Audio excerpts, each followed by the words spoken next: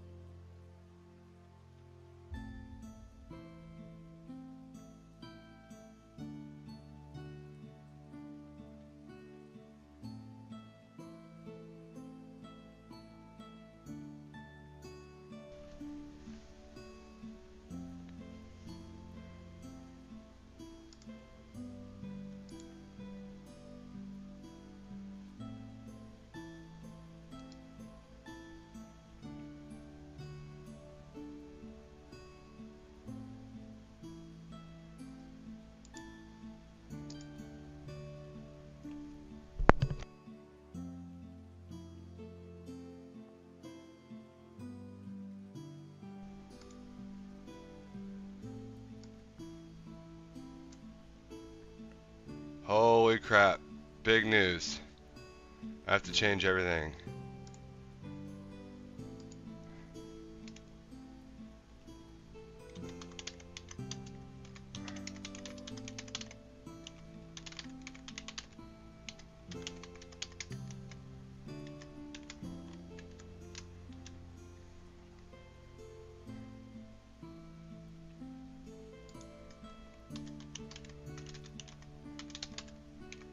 Yep, big change, guys.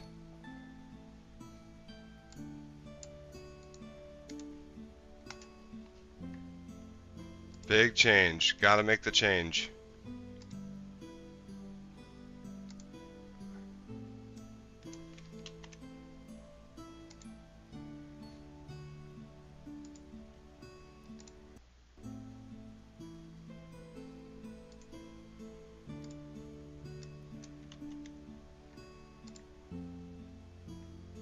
Holy cow. You actually extended the invitation. I think it might be the second, actually. I think we talked about doing it during A24 a few years ago, but you've talked a lot about live. They are live right now. You've extended the invitation to talk to me, and I think it'd be interesting for me to maybe clarify some positions and maybe get to know you a little better as well. So I'm looking forward to it. There is a belief that you have two personas. There's one that you roll out now for podcasts, and our fan and Daily Wire subscriber, or an avid consumer of all things Tucker Carlson. For several months now, there's been no avoiding the subject of Nick Fuentes. And let's be clear, the main reason you're hearing about him is because he's popular. A large number of people, especially young men, are interested in what he has to say. What that says about our society and our culture is the subject of ferocious debate. For many people, it's a grave indictment of an insidious immorality. For others, he's a product of a culture which has turned on its own and left many young people feeling listless and bitter. He's either a litmus test for right-wing hypocrisy on free speech or a walking, talking manifestation of where the lines should be drawn. And a frankly preposterous amount of airtime has been spent on debating everything from his ideology to his sexuality and whether anyone should actually talk to him at all. If I were writing a glossary entry on the Streisand effect, I wouldn't put a picture of her next to it. I would put a picture of Nick Fuentes. They have opted to not do so when it comes to Nazis like Nick Fuentes. Fuentes takes this guy apart brick by brick. It's a full takedown.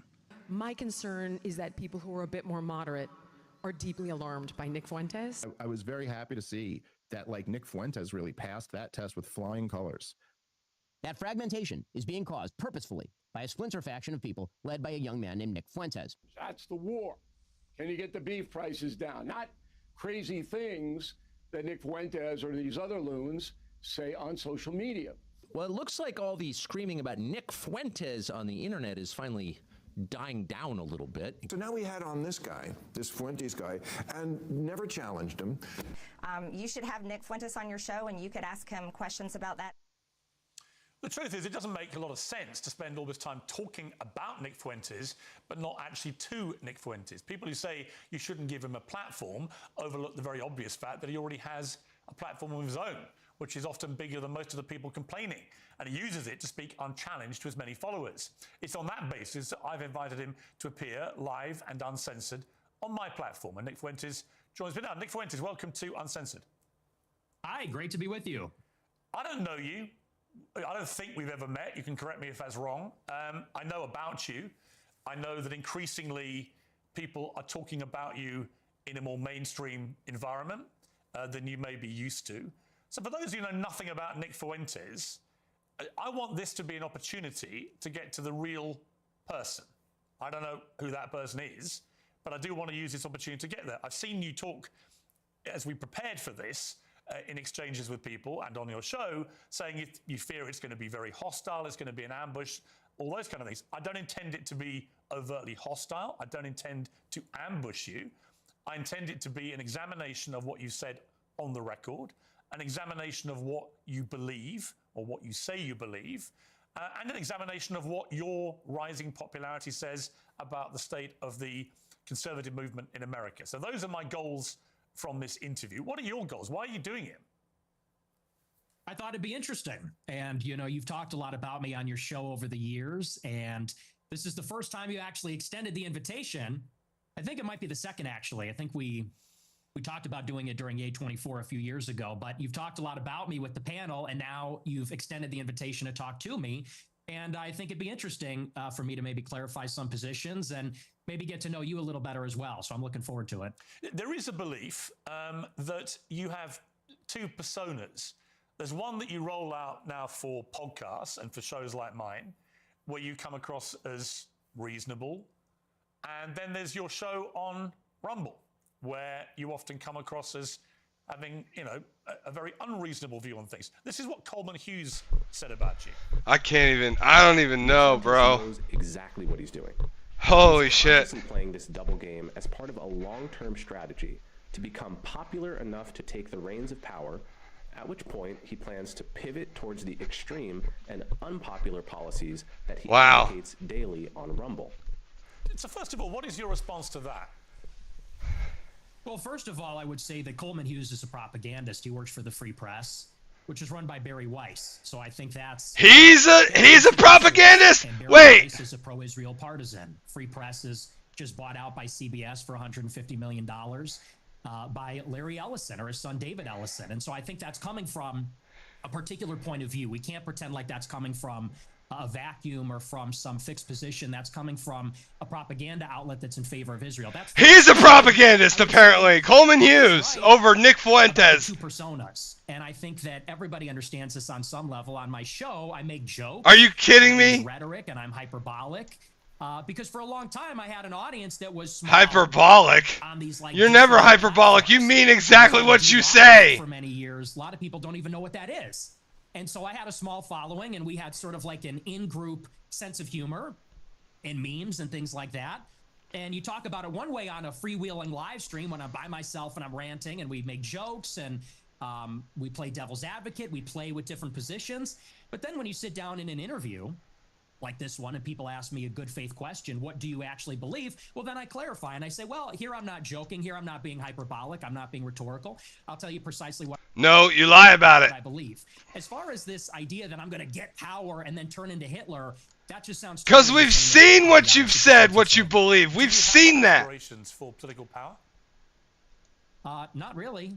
And mean it. If I wanted to run for office, I wouldn't say a lot of the things that I say. I don't know that a lot of people would vote for me. I tend to offend everybody, even a lot of people that like me.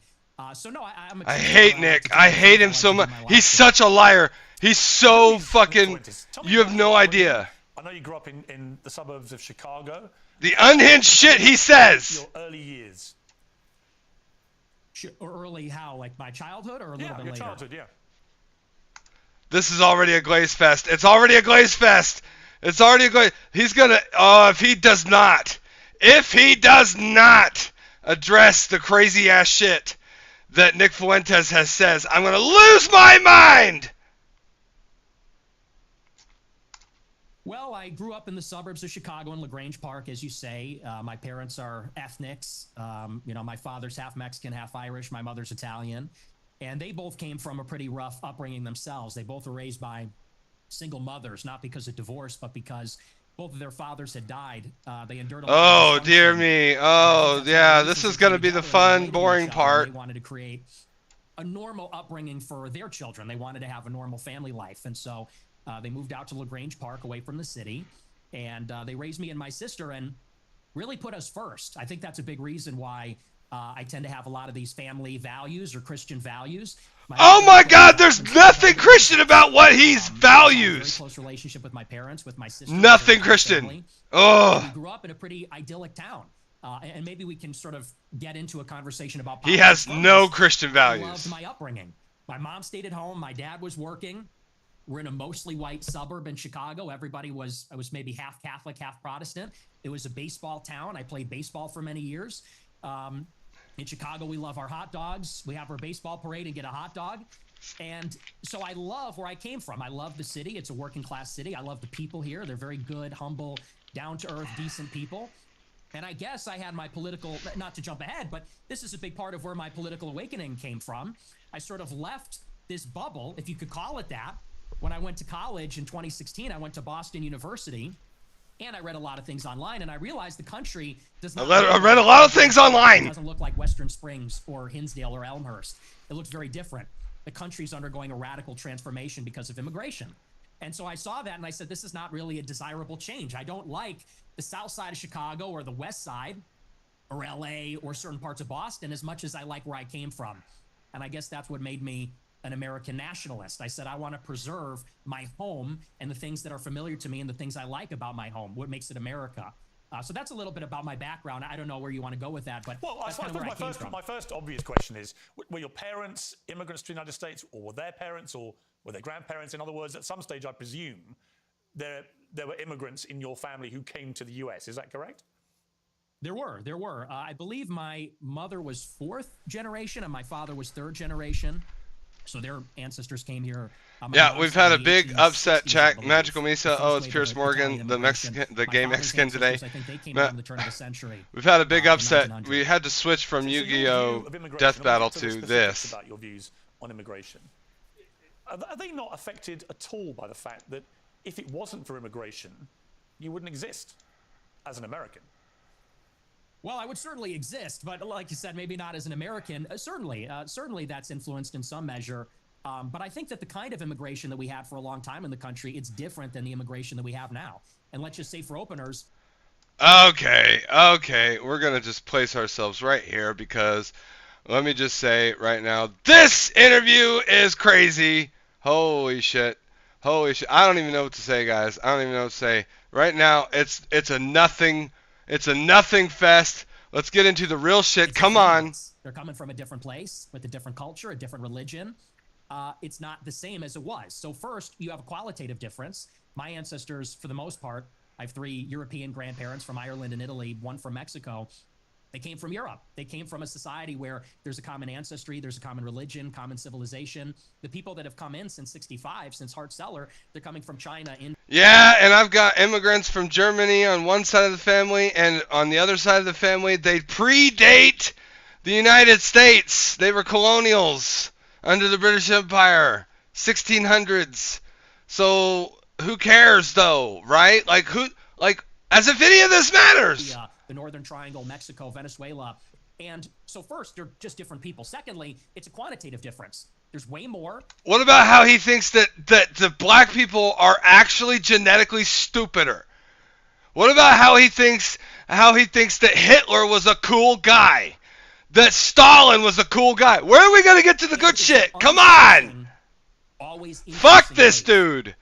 This is a glaze. I'm so upset. This better get good fast. And then it would stop. And then you'd have another wave, and then it would stop. This one, it just keeps going up for 35 years, and it's too many. So that's really where I would draw the distinction between maybe where I originate from. I would even just simply call that immigration. What this is an invasion. It's a completely different policy. But you mentioned an invasion? You mentioned Mexico in that list, and your father is half Mexican. So, yeah. I mean, by your criteria, part of the invasion would include your father, presumably. Wait, Immediate descendants who came from Mexico. Not really true, because oh yes it is. You're Mexican, boy. Get out of here. Get out. Deport. Immigrants that came from Mexico. I don't believe that we should have 0 immigrants forever, or even 0 immigrants from non-white countries. But you have to draw the distinction. My father's father, he was here in the 40s and 50s. It was his parents, or I believe either his parents or grandparents, that came here even earlier. Up until 1965, 90% of the immigrants were coming from Europe. I have no problem with that. If we have 10% of them coming from Mexico or Latin America, maybe that's reasonable, but that's not what it is now. Now you've got 10 million illegals in 4 years under Joe Biden, and you got millions more legal immigrants from China, India, Venezuela, El Salvador, and it's so many with no break for assimilation, and they're all from non-white countries. It's transforming what America is, and again, that's the distinction. Non-white has nothing to do with it. I agree. It's an actually insane thing that happened under the Biden administration with a flood of immigrants. It has nothing to do with their skin, has nothing to do with their ethnicity, has everything to do with their culture. Somali immigrants, where it's majority Muslim, where they believe it's okay to trade off your 9-year-old to sell to a 60-year-old, let them get married, and then raped by that 60-year-old. I think that is where, if that's the culture there, we shouldn't be importing that culture to America. And that's what makes it unacceptable. But it has nothing to do with skin color, you dumbass. I've interviewed thousands of people. I mean, maybe 3,000, 4,000, 5,000 people from all different walks of life. But the one common theme I would say is everyone's a product of their environment. And I was reading some stuff about you in the last few days.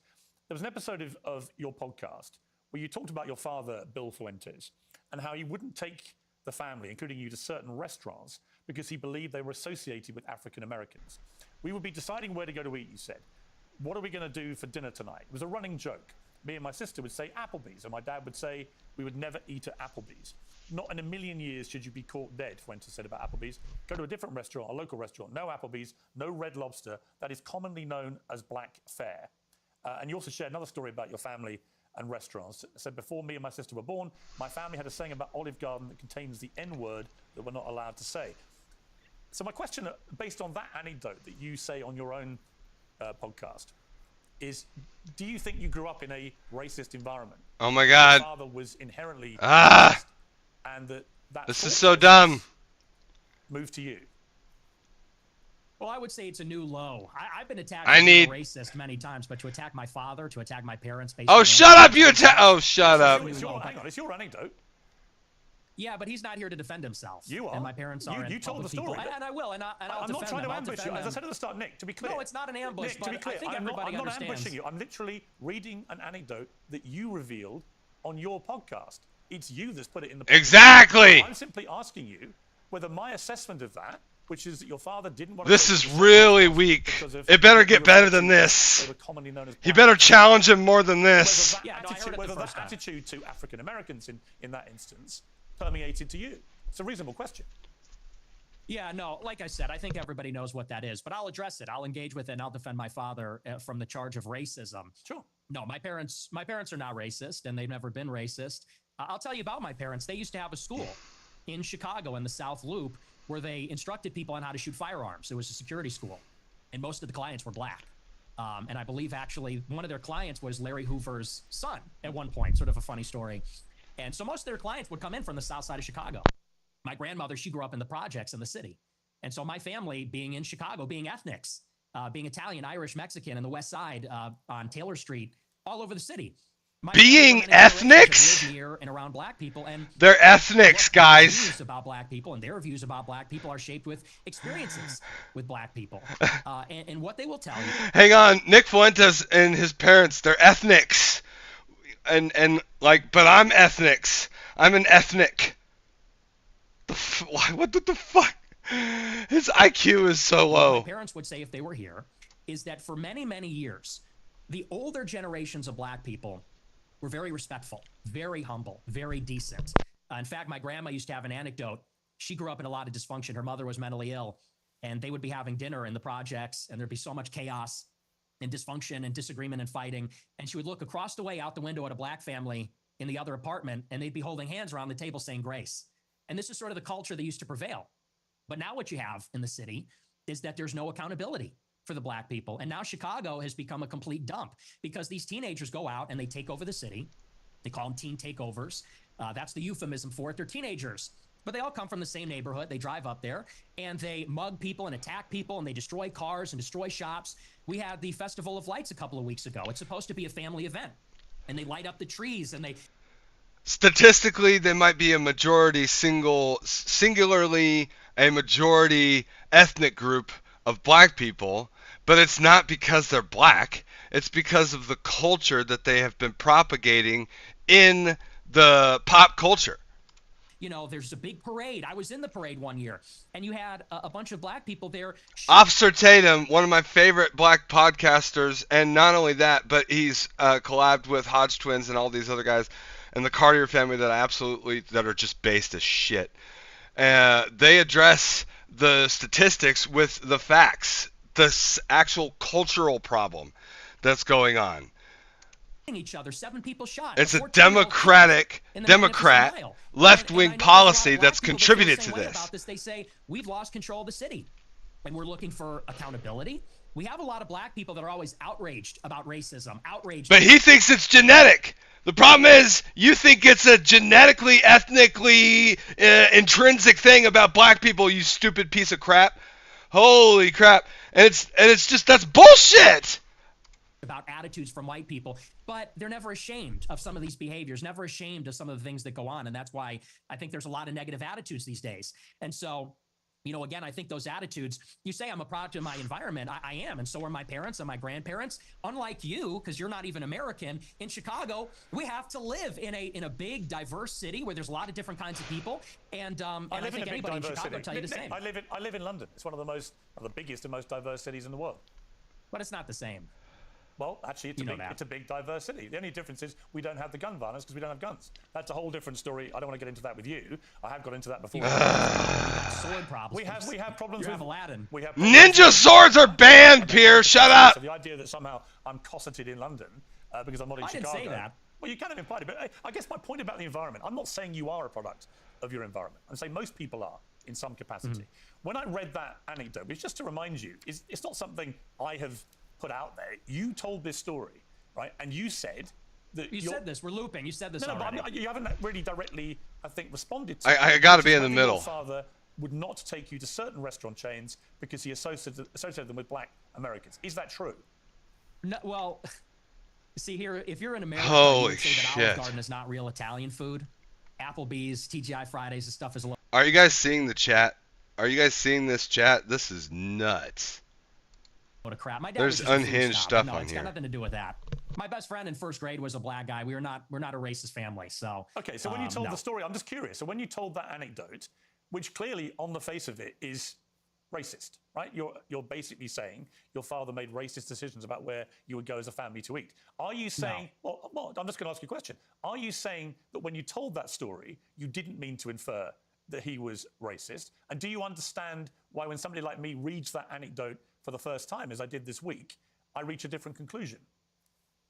Well, I understand what you're doing, which is a sort of making of a murderer. How did he become racist? Well, his father didn't eat an Olive Garden because he said that's not real Italian food. Hang on, can I? What's with the interruptions? Can I explain? I'm literally reminding you of something you said on your show, which led me to conclude a certain thing. If I'm wrong, tell me. Yeah, it was said in jest as a humorous anecdote, and now you're trying to spin it into a narrative, which is his parents are racist. He comes from a long line of racists. And I think everybody knows my parents are boomers. Mm-hmm. And these people come, well, you're a boomer, I guess, too.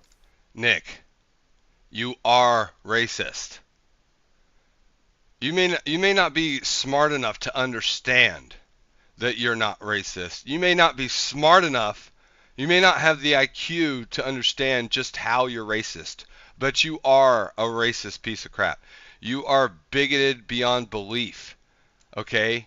You are the thing that they claim Donald Trump is. Which he's not. But you are that, Nick. You are straight up a Nazi apologist, a Stalin apologist, Mussolini, just... And in a way, 60. right? You were born in what, 19? Yeah. So how you're a can boomer you... Also. Or maybe you're a Gen Xer. I suppose it's sort of on the cusp. But it's a humorous anecdote. These are kind of the attitudes of baby boomers in society. But you're trying to spin it into a narrative, which is... You're a product of your environment. Your dad's racist because of this joke. Now you're a racist. And it's not a narrative. He's... People can make their own minds up. They can go back and listen to you say it. I mean, the beauty of what I'm going to talk to you about in this interview is that almost all of it is just going to be reminding you what you have said and asking you what you meant. Your position about... If that's spinning a narrative... Now, you might say, okay, but that's just like the cherry picking that the mainstream did to Donald Trump. Right? But it's not. It's not the same. It's not the same. It just isn't. Not even close. That story is that it was a joke, okay? I want to come to something else you said. This is where you talk about Jews, women, and blacks. Let's just take a listen. This is where it gets... Oh, my God. They're always coming up with, no, it's not the Jews. No, it's not women. No, it's not blacks. It's actually really complicated. No, it fucking isn't at all. Hey. Do you see yourself? Do you see yourself right here? This is you. Okay? I want you to know. Jews are running society. Women need to shut the fuck up. Blacks need to be imprisoned for the most part. And we would live in paradise. It's that simple. Okay. Would you like to clarify what you meant there? That's all true. That's 100% true. Everything I said in that clip is true. Including that blacks need to be imprisoned for the most part. Yeah. Yes. Well, all of them? No, for the most part. What does the most part mean? What percentage of American blacks would you like to see in prison? Whatever the percentages of the murderers. I think it's 1 in 20 black men will commit a murder in their lifetime. So maybe let's say that, 5%. Oh, so you're talking about black people who murder people? Yeah. Oh, absolutely, yeah. But you didn't say that. You just said blacks need to be imprisoned for the most part. You didn't clarify that you were talking about black murderers. Right. No, you're right. That's a good addition to that. That's a great point. Do you think it's funny or? I do. I think it's hilarious. I think it's totally true. Do you think a black American would find it funny? You think that blacks should be imprisoned for the most part? My biggest fans. I get high fives all the time. They say, Nick Fuentes, I love your show. They agree with me. And you want to know why? Here's the difference. Black people are the most victimized by other black people. You think black people want to live in the hood and the ghetto and get shot? That's a statistical truth, yes. Not all the time. That's what happens in the south side of Chicago. You should come here. I'll take you there. We could go to Garfield Park. My son went to Chicago University for a year, actually, several years ago.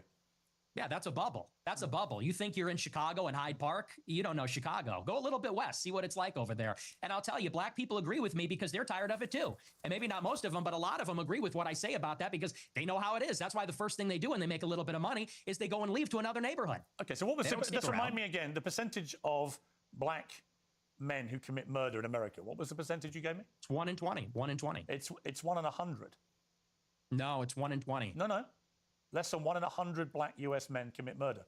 That's the most up-to-date crime statistics in America. That's not true. I've seen other statistics. They say 1 in 20 will eventually commit a murder. So your rate means that you're saying that 5 times as many black men. You mean to tell me, Nick, that you didn't come prepared to back up your claims, your statistics, bro? You didn't think that you maybe would probably that's probably a good that you might need to do that to come prepared, because you knew if you've been watching Piers Morgan that he was going to challenge you on your claims? Commit murder as the official crime statistics say. Yeah, there's a report, I believe, on X by Data Hazard. I'll have to go and double check that for you. But yes, there's some pretty shocking evidence that says that it's far more alarming than you would think. Okay, but you would accept that the official crime statistics are 1 in 100? Or you wouldn't accept that statistic? I don't know. I don't have it in front of me, but I've seen other evidence. Like I said, Data Bro! It said 1 in 20. But, I mean, whether it's 1 in 20 or 1 in 100, that's a lot of people, Piers. I mean, sure, this is a lot of white problem. people commit murder too. Well, they do, don't they? Okay, but it's about proportionality. I mean, white people are 65% of the population. Blacks are 13%. And I think anybody would tell you that more black people, proportionally, commit violent crime than white people. And people vote with their feet. People would rather that is property tax. That is a statistical truth overall, whether it's 1 in 100, 1 in 20. There's the fact is that is a statistical truth. And people like to blame poverty. But 16 million white people live under the poverty line versus 7 million black people. 16 million white people live under the poverty line, okay? More than double the number of black people that live under the poverty line. Oh, what's with the interruptions? I'm sorry. Thank you. I appreciate that. You know, you look at in Chicago, in New York, these neighborhoods are so stratified. People would rather pay a high tax rate. They'd rather pay a much higher property value to live in a less diverse, less black neighborhood because they don't want to live around the violence. And I think that when you look at even on the public transit, the subway, the blue line, you know, people don't want to go there because they know who occupies and menaces the public transit. It is these people like Daniel Penny had to deal with. It's people like Irina Zarutska had to deal with. And that's just the uncomfortable reality. You've also said you don't want to live... Just because he happens to address, name, or have generally factually true statements, even if he gets exact percentages or statistics off, maybe he's wrong a bit on this or that, but I care less about that and more that okay, he might say some true things about statistical racial truth about statistics and crime. Doesn't mean that he's also not racist, because he is. Yeah, black people. Let's take a listen to this clip. I'm a new generation of white person. I'm not living around blacks. Sorry. You know, I want white kids, and I don't want my white kids bringing home black people to marry. Wow. Tell me that's not racist. You're saying that if his daughter or son found a down-to-earth, Southern black church Christian person, male or female, whatever the case, right? That God-fearing, family-loving, value-based black person. I can think of Amir Odom, Officer Tatum, the Hodge twins, the Cartier family, Dave Chappelle, all kinds of black people that I know in mainstream media and podcasting and in my personal life that I won't name, that absolutely are wonderful, amazing people, okay?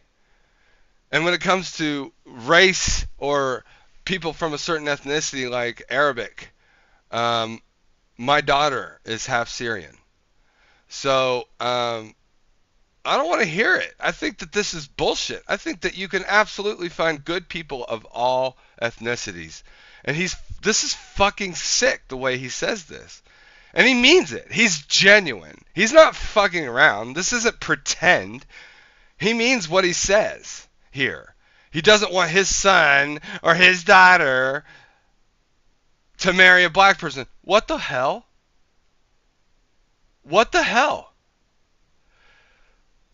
As if that there are no good people, no good valued people, like that there's no conservative or liberal or Democrat or Republican, like all spectrums of the political spectrum and the moral spectrum, and like that there aren't just good people of all ethnicities in those cases, in all those cases.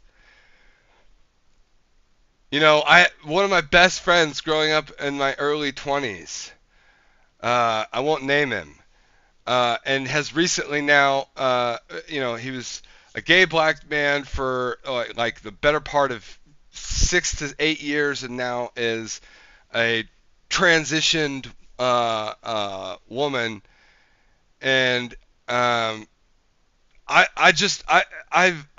always felt like she was a sibling. Like that's how close we were. We'd play fighting games all the time, Super Smash Brothers, all that stuff, and and just like, what a beautiful person. Never wishing harm on any, like and God calls you, if you're a Christian, Nick Fuentes, if you're a Christian, you are commanded by Christ to love all people, all sinners. You are commanded to love them. This is not this is not something that you can this is not voluntary. It's Christ's demand, his law. You must love even those who persecute you falsely for my sake, for yours is the kingdom in heaven. That is what Christ said on the Sermon on the Mount. So you can disagree with people. You can disagree with people, Nick Fuentes. But what you cannot do is simply say, oh, I would hate for my son or my daughter to bring home a black person and want to marry them.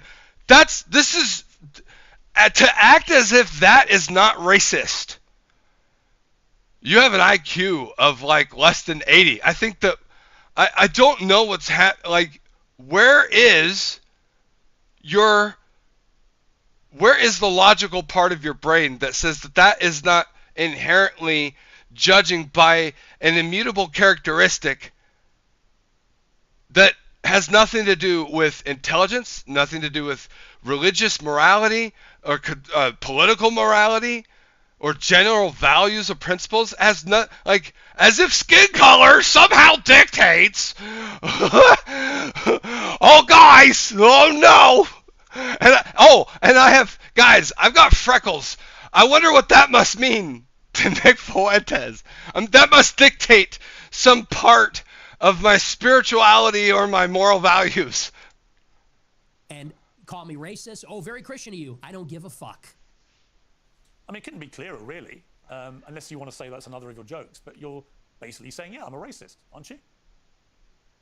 Yeah, I'm fine with that. You're fine with saying you're a racist?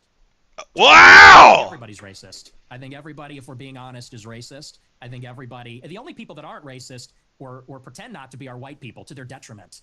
Everybody else is racist. Earlier in the interview, you really got aggrieved at the idea that your father was a racist.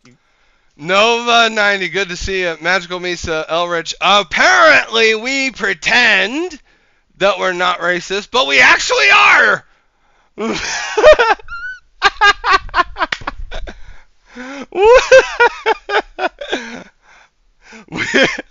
We're just pretending, guys. Nothing you can do about it. You wanted to make emphatically because sure my father's... He's not. Because my father doesn't share my same views on that. So he's the exception to everyone's a racist. Well, everybody's a little bit racist. You're right. So maybe everybody... The difference is you're attacking my father. You know, he could get fired from his job. I'm not attacking your father. You are. No, I'm not. I don't know your father. And to be clear, I have no knowledge about him at all. Well, then let's leave him out of it. Let's leave him out of it if you don't know him. Hang on, Nick. You put that story into the public domain on your show. I'm simply reminding you of what you told everybody, millions of people, about your father. If you now want to retract it... Can't hear anything on your end. Might be your phone acting up again. Check the video player, Nova 90. So the volume, like you would maybe see right here on the Kick player. You can also watch me live Magical Misa, you can hear fine. Okay, Nova, it's got to be something on your end. You can also watch me live on Twitch. Guys, I will go ahead and just right now, okay? We will right now give the links. Here we go. Okay? There is this one, and let's see. Let's go to copy link. And here we go. There is YouTube, and there is Twitch. I am live on all 3 platforms right now. We're going at it for realsies now. We're getting it done. Fine. If you want to say it was a joke, which is what your position was earlier, fine. But I'm allowed to put to you things you've said publicly. That's not unfair. That's not. Misa, arguably I wish I couldn't hear Nick Fuentes because holy shit! But I can hear. True! Based! Be targeting your father. You put that story about him out You know what you're doing. You know what you're doing. I'm asking you about a pretty shocking anecdote, which to me looked like you were saying your father made decisions about where you as a family would eat based on skin color of people who work. Aw, Nicky Poo, are you offended? Did somebody say a bad thing? Are you upset that the thing that the story, the anecdote you told about your daddy being racist, just being quoted back to you word for word, and you're upset about the thing you said? Tell me where this is logical. Tell me where this makes sense. Please, somebody help. Sanity check, chat, sanity check. He's upset about the anecdotal story he told being quoted back to him. Just somebody help me. Somebody give me a sanity check. This is not like, come on. Am I making sense? So like, how can he be upset? 39 IQ Magical Misa. Nova 90 says definitely a positive. At least my ears don't have to bleed. Nick's bullshit. Just haha. Yeah, it's oh man. Is it just quiet, Nova? Let me know if it's just quiet or if you can't hear it at all. At these places. If you say or use them, if you say that is not what you meant, that's fine. You can respond any way you like. But the idea I can't ask you about it without you saying I'm attacking your father is ridiculous. Well, you are, and you know what you're doing, and there's a political culture. Guys, this is why this matters. Magical Misa, you know me very well. We've had long personal conversations about this. El Rich, you know where I stand. Nova 90, I love to see you in the channel. However, we have been in long time communication outside of Kick, so you also know where I stand on these positions. You know for a fact where I stand on all of these things. And I think it's important, guys, because you know that I generally just am a middle ground, right down the middle. Lean Democratic or liberal on some things, lean conservative on other things. It just depends on what category we're talking about. Are we talking about economics? Are we talking about human rights? Are we talking about children's rights? Are we talking about, it depends. And I grab from various different perspectives here. It's right all down, pretty down the middle. But from all the people that know that of the conservative opinions that I might take, let's take that position for a second. Why is it important for me and others like me to call out Nick Fuentes? Because somehow he's pretending to represent conservatism, the right, and he doesn't. This is becoming a poster child for the left to demonize everybody on the right. And it's the same thing that you could do when you pull somebody like AOC or Hassan Abi to demonize everybody on the left. And it's just not the case that that people on either side are as extreme or have anything in common with those two figures. That's why it's important. America, where if you have the wrong views, you get fired from your job. And my father has a job, and if you go on here and say you charge him with racism or something, and I'm put in a position where I don't look like I'm sticking to my guns if I don't say my no father's worries, racist, Nova you're 90. putting him in jeopardy, and he's not here to defend himself or explain his views. And it's very low, and I think you know exactly what you're doing, and people can see what you're doing. I'll defend my views, and I think that, you know, so let's leave him out of it. Let's just not talk about my father, because my father isn't here. I'm here. Okay, well, then do you accept that you shouldn't talk? Okay, listen, that's fine. But then do you accept you shouldn't talk about your father on your show, and you shouldn't tell? Absolutely not. Absolutely not. So not. it's fine for you to put a story out there which would make most people listen to that story. Okay. I get what the question he's going to ask, and actually, he's tripping himself up here. Piers is actually getting an L right here. He's saying it's fine for you to talk about your dad, but I can't. And well, I would yeah. That kind of, duh. Or watched it at the time on your show, conclude that he was racist. It's fine for you to do that, but if I then ask you about it, I'm the one who's being unfair and I've crossed a line. Is that what you're saying? Yes. Okay. Yes, you're being malicious. Okay, that's fine. That's fine. Listen, people are watching this live. They can draw their own conclusions about whether what I just did. And they will. Yeah, and I'm sure afterwards, by the way, you'll say, he ambushed me with your own words. Whoa. With your own words. That's a little presumptuous. I'm not going to say it's an ambush, but I think that's a low blow. And I think you know what you're doing, and that's fine. You're a tabloid journalist. I expected that. I don't think it's an ambush because I knew it would be like this. And people will see what you're doing, and I think they'll say it's low. But as far as you want to talk about racism, I do. Let's talk about racism. Okay, let's leave my dad out of it. Look, you've admitted you're a racist, correct? Yes, 100%. Okay. Own it. Okay, that's fine. You're perfectly entitled in a free democratic society to stare down the barrel of his camera and tell me you're a racist. People can judge you accordingly. Many people who have assumed that you're racist will now have heard it from your own lips. That's fine. There you go. That's the point. The point of this interview is to go over the things you've said, which have led people to reach conclusions about you, and to ascertain whether those conclusions are fair and reasonable or not. That's it. So I want to play you another clip. This is what you talk about why white people are justified in being racist. Let's take a listen to this. First, white people are every single bit justified in being racist. Every single bit justified, to the extent that that means going out of your way to avoid black people when you see them. You stand by that? Absolutely. So people should go out of their way to avoid black people when they see them. Okay.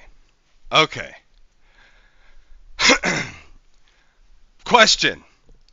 You are in a very crime-ridden city.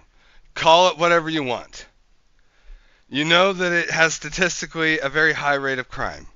You are also now in a very dangerous part of town where a lot of that crime happens.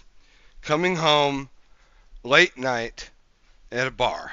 You are a young, hot 22-year-old something, and you are a woman. You were just at the club or the bar. You know, you're dressed nicely. You look pretty. You know, trying to meet somebody new or meet up with your friends, but now you're walking home or you're trying to catch a cab somewhere or you're doing whatever. And you see a group of people that are dressed however you think thugs dress, okay? Or gangbangers, or like they, you know, bling bling and lots of baggy clothes and just covered head, and it's, you know, it's cold, it's rainy, it's whatever. You know, they're huddled around. They're sitting on this sidewalk, and then they all get up. They're on the other side of the street. And they're looking at you about to cross that street. They're whistling at you or whatever. Or maybe they're not whistling. Maybe they're not saying anything. Maybe they're just waiting on the opposite side of that street. Are you a racist if that woman chooses to then go a different direction? No. Because the chances are the people I just described are going to be black. That is like a 99% chance. Maybe one of them is Asian or Mexican. But like, let's be honest. We know what kind of situation we're talking about. Like, you cannot pretend that gravity isn't real. Gravity is real. You cannot pretend the earth is flat. It is round.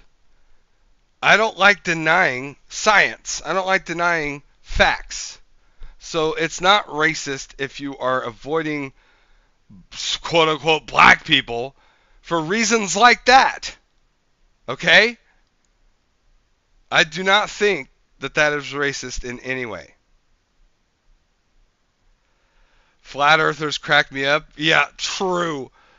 But you get what I'm saying. It is not racist in that context to just, choose a different direction. It kind of looks sketchy. You don't really know what you're getting into. And just to be on the safe side, you go a different direction. That's not racist. And I don't like denying reality in that way. I just don't. Absolutely. They would be wise. Why? Because it's a lose-lose. If you're going to a job fair and there's like a black guy that works for the local Charlie Bozarth, Ed Bozarth dealership, and he's a black guy in a suit, and he's wanting to hire you on as a mechanic or a salesman for the car dealership, and you avoid that job fair desk because he's a black guy. Well, then that's racist. Come on. I think that people can understand what he means here. The difference.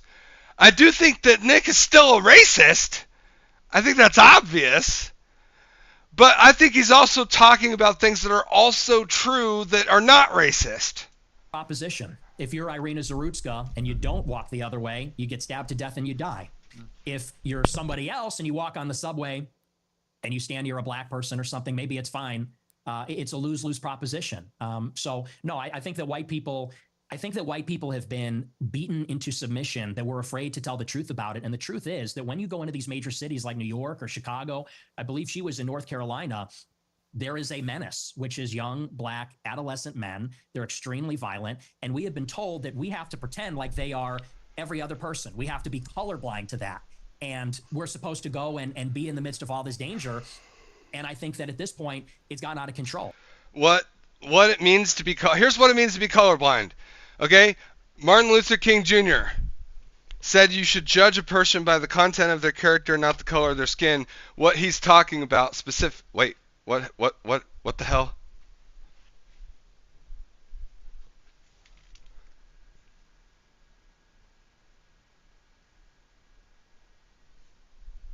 What the hell happened? You look at the BLM movement, they said that the reason that black people, are violent, and the Whoa. reason there's crime is because of police brutality, or redlining, or all these other things. That was weird. Okay, we're back. I don't know what the heck happened, but we're back. All right. So, Martin Luther King Jr. said to judge people by the content of their character, not the color of their skin. What he means is that in a generally normal situation, okay, where you're not looking at, potentially being in danger by, or being in a vulnerable position, if you're not in a, what you would consider a vulnerable position, right? And you're not by yourself, or maybe you are, but you're in a relatively secure area. You feel secure. You're not vulnerable.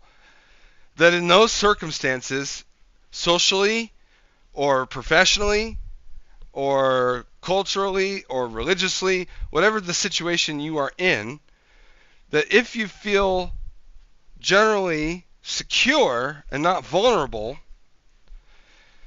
then you should only judge people by the content of their character, period. You should only be looking at people through that context. If you are in a vulnerable situation where you think that if a situation were to arise, you would be in danger, you would be at a very severe disadvantage physically, mentally, whatever, and you would be in danger. If you believe that you are in that position, then it is perfectly rational to use whatever means judgment necessary to make sure you are not in danger. That's what it means. Okay? That's what it means. If that means that you then have to make judgment calls about a group of boys on the opposite side of the street that are acting thuggish, and they happen to be black, and it's the middle of the night, and you're a woman walking alone by yourself, and you don't feel comfortable with putting yourself in the middle of a bunch of what appears to be, a bunch of thuggish looking rogues, like we had highwaymen in the Middle Ages. Like, generally speaking, maybe you just avoid that situation because you're in a vulnerable position. It matters. The context matters. Jeez, it's so easy. Things they said we need it's to get common the police, sense, we need to people. defund them. And a lot of cities did. A lot of cities like Chicago, for example, the police changed the rules of engagement. They don't chase them. It's not a felony if you steal a certain amount of merchandise. They won't chase them on foot. And now the city's totally up for grabs. And now whether you're in the Gold Coast or whether you're on the Mag Mile or you're in the worst neighborhoods in the city, you might get shot, you might get mugged, someone might run up on you. And I tell my followers, it is better to be perceived as racist or racist and walk the other way and maybe keep your life than to say, I'm a good anti-racist. I don't mind that this person's making me uncomfortable. Maybe he's looking a little froggy. I'm going to sit down because I'm a good person and get stabbed, mugged. Let me be clear. He's right. He's saying the same thing. But that doesn't mean he's not racist. This opinion is not racist, but he is. Okay? Let me be very clear. Whatever. And by the way, this is a strategy. They call it the... He has other opinions that are. And they do this in Chicago. They stand outside bars, black people. They approach strangers. It's a robbery crew. And they pretend to be a friendly stranger, and then they mug them. And stupid white people say, oh, hi, yeah, nice to meet you. They grin, they laugh, they put up with the nonsense, and then they get mugged. Or worse. Sometimes they get executed. And so as a white person... How do you feel about mass shootings at school? I think they're bad. Who do you think commits the vast majority of the mass shootings? I'm sure it's... I think they're bad. Yeah, imagine that. Post 2000s, you have massive emasculation and demonization of straight white men, and there is a rise and uptick in the early 2000s and the early, pre-2015 times of the century of school shootings or mass shootings by straight white men. Gee, I wonder why. You demonize them, you put DEI in there, and it goes even down at that point. Like, they get their shit together, they're getting upset, they start grouping together, realizing that no, this is not the way.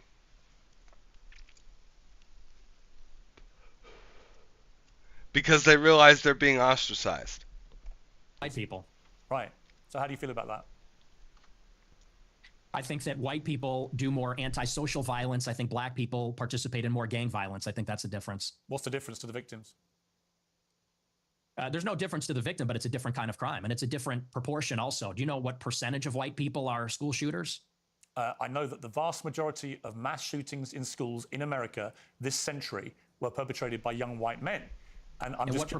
Gee, I wonder what the percentage is of white people in America that makes up 67% of the population.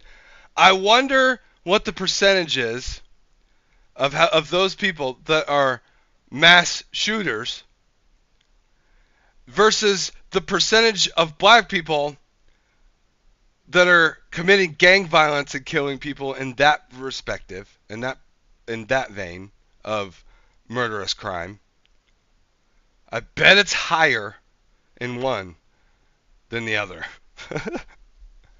That's a fact. I'm curious. I'm curious. What proportion? I'm curious whether your advice would be to people who have kids in Wait, these is my schools. mic working? What proportion? Should they avoid white people at school? Should people with the kids at school avoid young white men at school? No. Okay. Do you know what per capita means? Do you know proportionality? There are more black people proportionally that engage in violent crime or are involved in gangs, especially in these major cities, than there are white people that are school shooters. That is statistically compared true. To the entire white population, and everybody understands that. Two-thirds of mass shootings at school perpetrated by white people. But what proportion of white men commit school shootings? That's the question. I've just told you. It's no. 65% of school shootings by white people. You're telling me what proportion of school shootings are committed by white people. I'm saying what proportion of white people have committed school shootings. Are you playing dumb or are you just not that smart? What difference does that make to the children lying dead on the ground?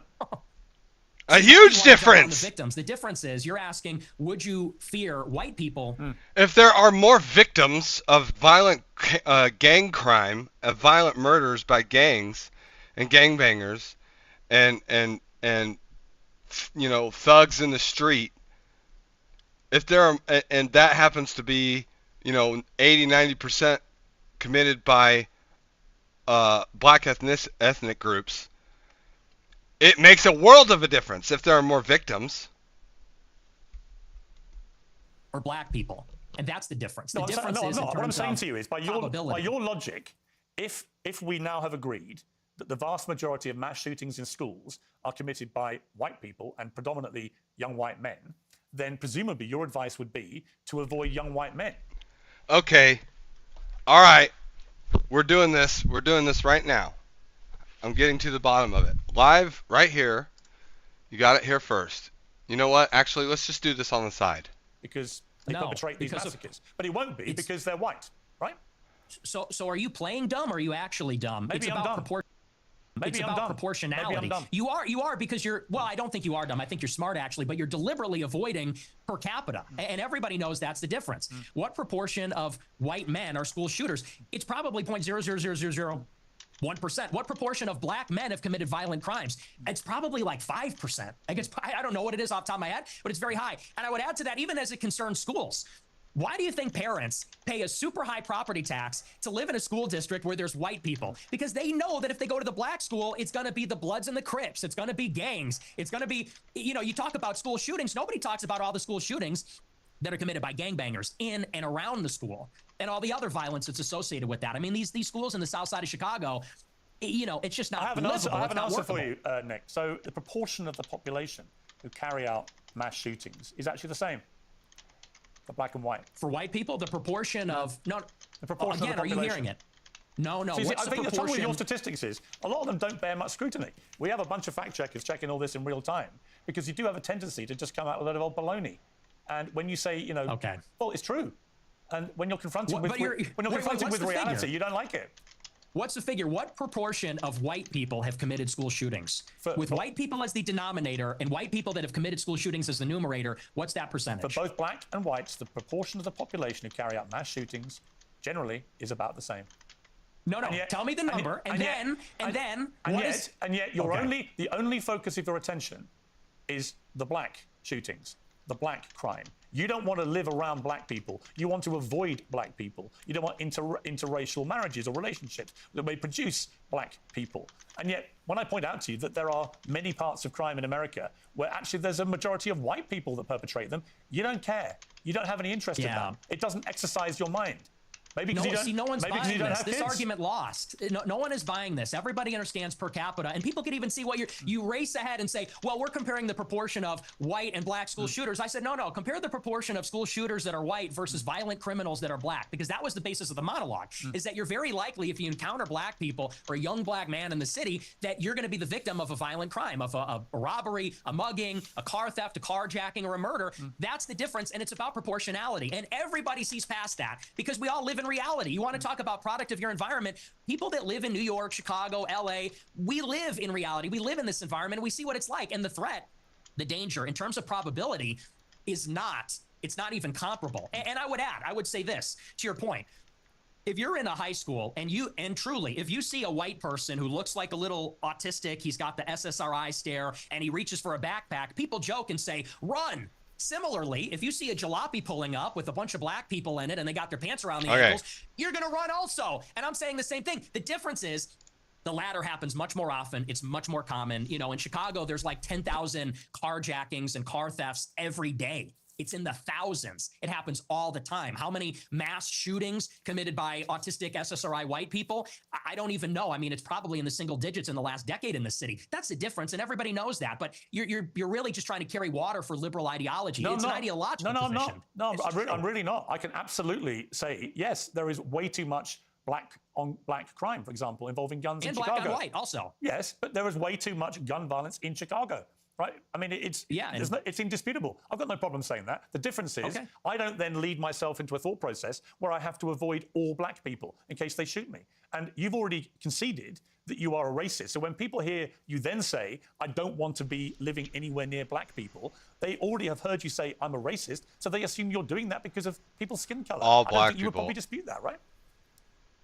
Well, you're separating two different things. The monologue when I said I don't want to live around black people, that was after Irina Zarutska got shot. And it's true. I mean, they are a largely in this city, in Chicago, the South Side, the West Side, huge criminal population. And I don't want to live anywhere near it. And I do. I want to live in a white neighborhood. I think. What do you mean, Tim Pool? He's okay, right? He's not dead. He didn't get killed, right?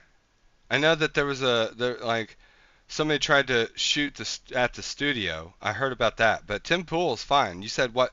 Magical Misa, Elridge 60, I bet there are more victims of gang crime than mass shootings. I bet there is. Magical Misa says, it's unfortunate what happened to Tim Pool, but all the same, why couldn't Nick Fuentes have been the target? Well, I mean, the difference here, Misa, and I get where you're coming from. I do. I understand how you feel. But it is counter to the point. Like if I'm going to stand up here and say it is fundamentally the work of pure evil and the devil to target and attack and kill a 31-year-old father and husband like Charlie Kirk, it should be the same. Even though he's a scummy lowlife, the whole point of debate and discussion is to have debate and discussion. The idea is that you avoid killing each other. Okay? So if we advocate or say that it's a shame he didn't get targeted, I think that defeats the purpose of free speech. The whole point is that we are able to then have conversations that are difficult without resorting to killing each other. Okay, so we have to be, yes, and you know, I don't mean to berate you. I'm certainly not, because I understand where you're coming from. I think he is a disgustingly horrible racist and, you know, just a bad person who tries to pretend that he's conservative and ends up just making conservatives and indeed Christians look bad. Genuinely. But I think that if we just start killing each other, you'll end up with the Civil War or something again. Yeah. In the heat of the moment. No, I get it. I don't think that that's what you were even advocating for. I don't think that's what you were even saying. So believe me, I get what you're saying. I know what you mean. But I just want to clarify for basically everybody else that I don't think that's what you meant. I think that what we're saying here is that it would be more understandable if Nick Fuentes, and by the way, he does get targeted by this stuff. And he shouldn't. I think everybody understands how and why he's targeted by this stuff. And that it would make more sense, like semantically, if he was targeted more by and was, you know, an event like what happened to Tim Pool happened to instead Nick Fuentes, that would make much more logical sense. If that's what you're saying, yes, I agree. But it's still wrong either way. Right. That's extremely desirable, and I think even black people. Again, Nick, you're perfectly entitled to that view. But when you have obviously prefaced all this by saying, I am a racist, unashamedly, then people will assume that all your thought processes about all of these issues are driven by an aversion to people based on their skin color, which is the purest personification of racism. Well, it's not It's not an aversion. I would say it's the opposite. I like my own people. My own people are familiar to me, and I think that's true across the board. I think that people seek out other people that are like themselves, and every other group does this, whether it's blacks, Hispanics, Asians. You know, I get a lot of attacks when I talk about that I'm against interracial marriage. And what's funny is that every other group is against interracial or interethnic marriage. Jews, Chinese. I can't wait till we get to the misogyny and the absolute disgusting behavior this guy has on women. There's only one person in chat, two people in chat that I know for a fact know my position on women. Nova90 and Elrich66. These two individuals know me personally for very many years, and they know my stance on women, and they know my stance on family as a father, and they know that the things he says about women, it's because he's single and he doesn't have kids. He says he's, you know, appreciates the family unit. Bullshit. You know, if he appreciated the family unit, he would get married and have kids. He's extremely misogynistic and hates all women. And I think he's no better than the radical Islamists and extremists of Islam that want women to be birds in cages. Okay. I want to get to that. I think that's much more relevant to today's world. The product of an interracial marriage than race. Yeah, I mean that's debatable. Not really. Because we need to heal the divide between men and women. I think that fundamentally our society is sick. Like there's an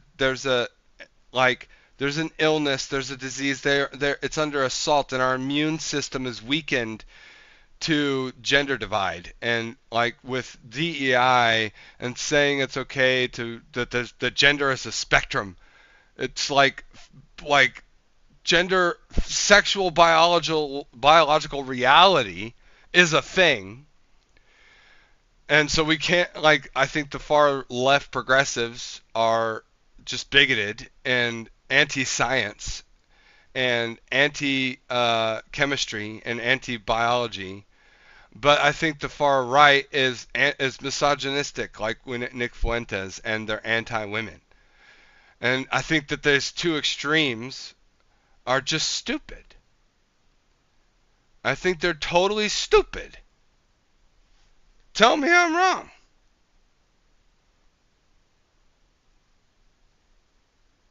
You know? What do you guys think? Elrich66, you are 100% right. Yeah. You're the product of an interracial marriage, and your father is half Mexican. You're literally, For the sake of argument, the very person you've just told me you want to avoid. What race? And I would say Magical Misa, you two know where I stand on the gender thing. Like, I don't actually care, right? Live and let live is the philosophy there. If the progressive liberals or like the sort of LGBT community, or then the additive, like there's Amir Odam who wants to separate the LGBT or the LGBT from the T. I don't care. You know, he's a gay black man on YouTube wanting to separate the T from the LGBT. I don't care. I so don't care. It's so not the thing I care about. It's so dumb that I don't give a shit. So I just don't think that it's helpful to have that conversation. Glooman, good to see you. I don't think it's helpful to have that conversation at all. The far left is wrong when it comes to women's rights and children's rights. But other than that, we should live and let live. Christ says to love all people, and if you're a Christian, like Nick Fuentes claims to be, then you gotta love it. Like your God commands you to love everybody, period. You're a sinner, Nick. You're disobeying your own faith by not loving all people, you idiot. You absolute dumbass. Is Hispanic. Is that a race? Well, what do you think it is? I'm asking you, what race is Hispanic? Hispanic, of course it's a race. It's called Hispanic. It's a mix between two races. It's a mix between indigenous Americans It's not and white, though, Europeans. is it? It's not white. Well, apparently you're more of a racial purist than me. You got like Not a really. You just keep saying you only want to live in a white neighborhood, but you're literally from a mixed race background yourself. You've literally got Mexican blood. I know, and I live in a non-white neighborhood too. I'm trying to get out of here though, but I'm trying to get out. But here's the thing. Do you have any non-white? Do you have any non-white friends? Genuine question. Most of my friends are non-white. Most of my friends are not, and non-white people love my show. How many are black? How many of your friends are black? Many of them, like at least a dozen. Wow. Ye being one who you know, Sneeko being another who you also know. Yeah. So how do they feel when you say you just want to be away from any black people, walk away from them? Well, you know what Ye told me? I'll tell you verbatim what he said. He said, so you use the N-word. I said, yeah. He goes, well, when niggas are being niggas. I said, so true. That's so true. Oh, wow. So they feel like they're in complete agreement with me. What does that mean? It means that even black people know how black people can behave. Even black people understand it. And they know that it doesn't come from a place of, and you use the word aversion. That's the first thing. The crazy thing is, if you guys know Amir Odam, he's a very popular YouTuber, hundreds of thousands of views every video, millions of subscribers, millions of views for a lot of his videos. He's a gay black man, and I happen to disagree with some of the things he says because he happens to agree with a lot of the things Nick says. Mostly it's about statistical realism, but anyway. The world is much more complicated than people would like to believe, but man, we got... dispute. Just because Nick Fuentes says some things that are true statistically doesn't mean that he isn't also himself actually just hateful and bigoted in certain ways or misogynistic in certain ways. Like just because he says some things that I might agree with in some circumstances doesn't mean that he is not, you know, he might address a thing that is and say a thing that is not racist and actually is true. But he still is racist. He's co-opting a lot of bullshit here.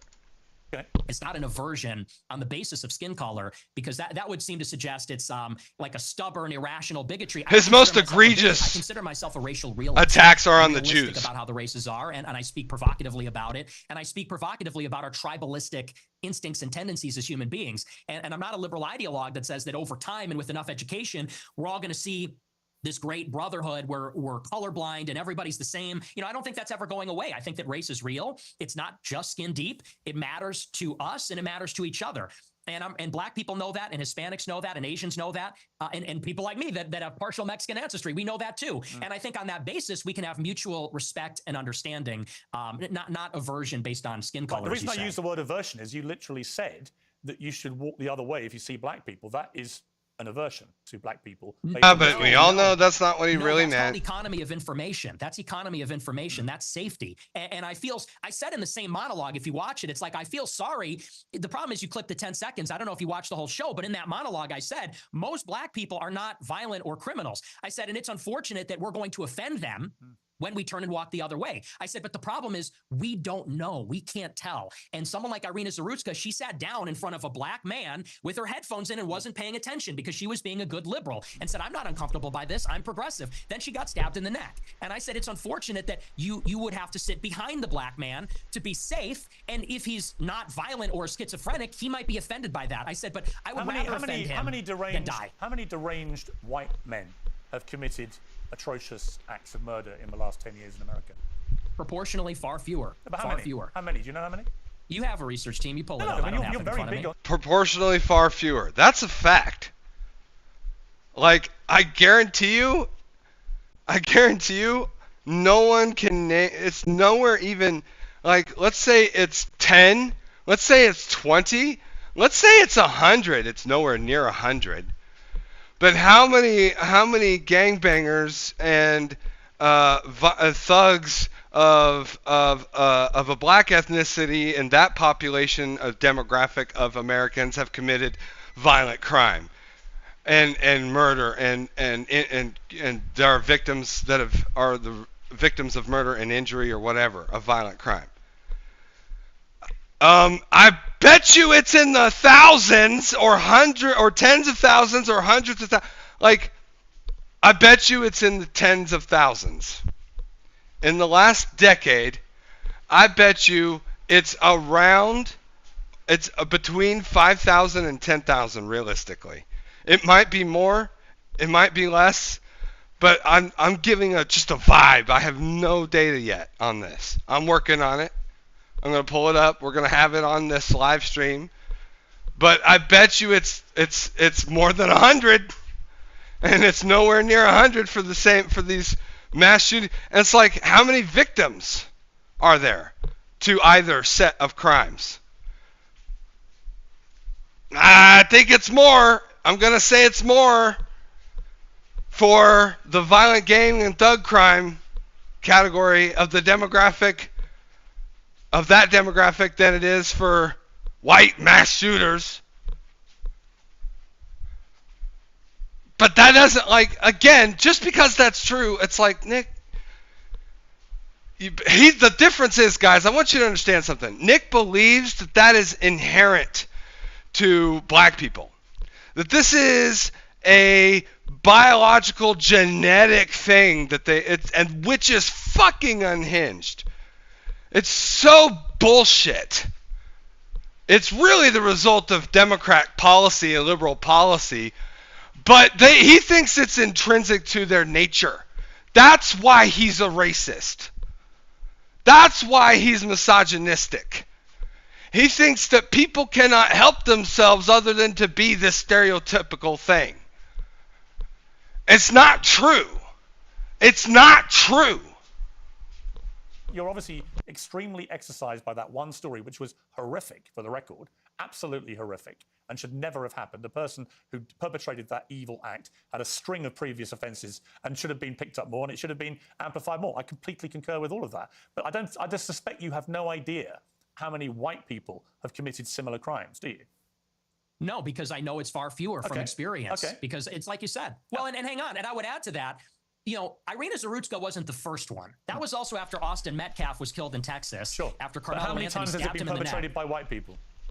Well, hang on, let me finish my point. But you're implying that white people don't do this, and my point to you is, of course, he didn't say that. He never said that. He never said that. Either know, you neither. Okay, you have to have intellectual honesty, Pierce. He actually didn't say that. If you're gonna rail him, and I want you to rail him, you have to do it with truth and facts and being honest. And he didn't say that at all.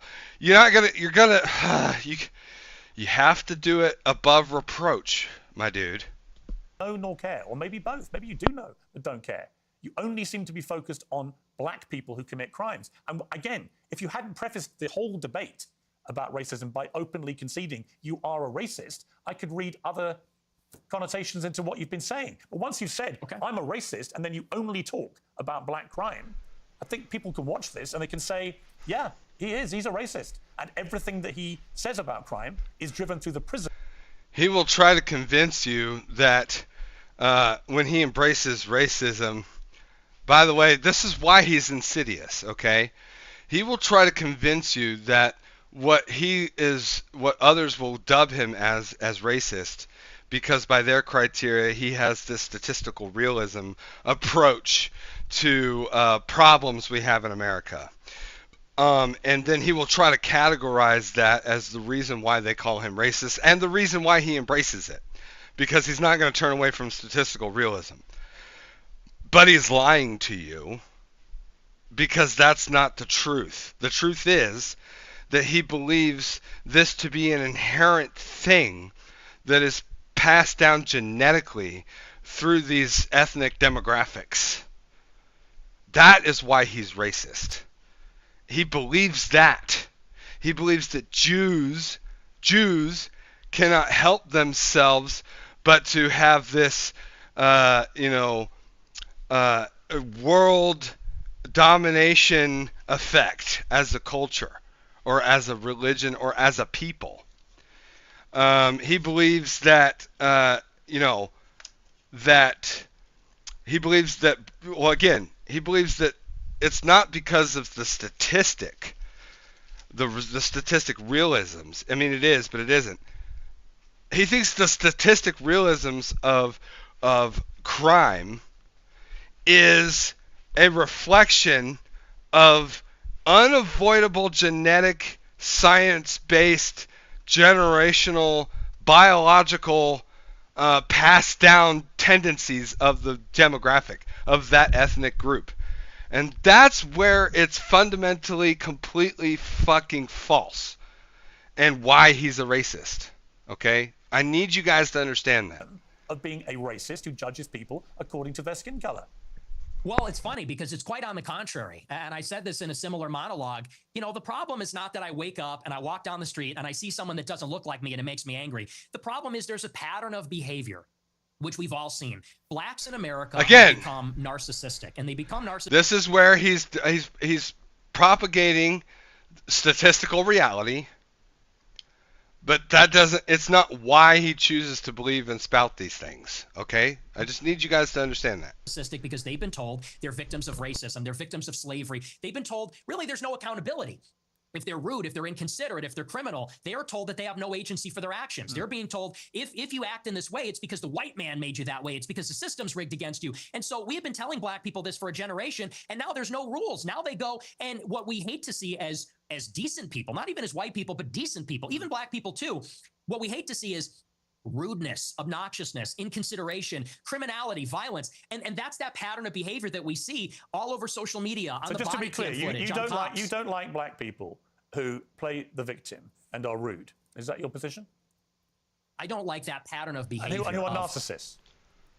I see where this is going. Yeah, you're ahead of me. Turn this around on me. You're ahead of me, aren't you? Because when I said, what black friends have you got? You said, I am kind of black, aren't I? No, not that. You said, I'm not saying you. I'm just saying your choice of black friend is Ye, who is arguably the #1 black victimhood narcissist in America. Do you understand the problem? So he's your friend. He's one of the very few black people you want to be associated with, but he's the epitome of what you just said you abhor about narcissistic black people. I disagree. I disagree with you, and I'll tell you why.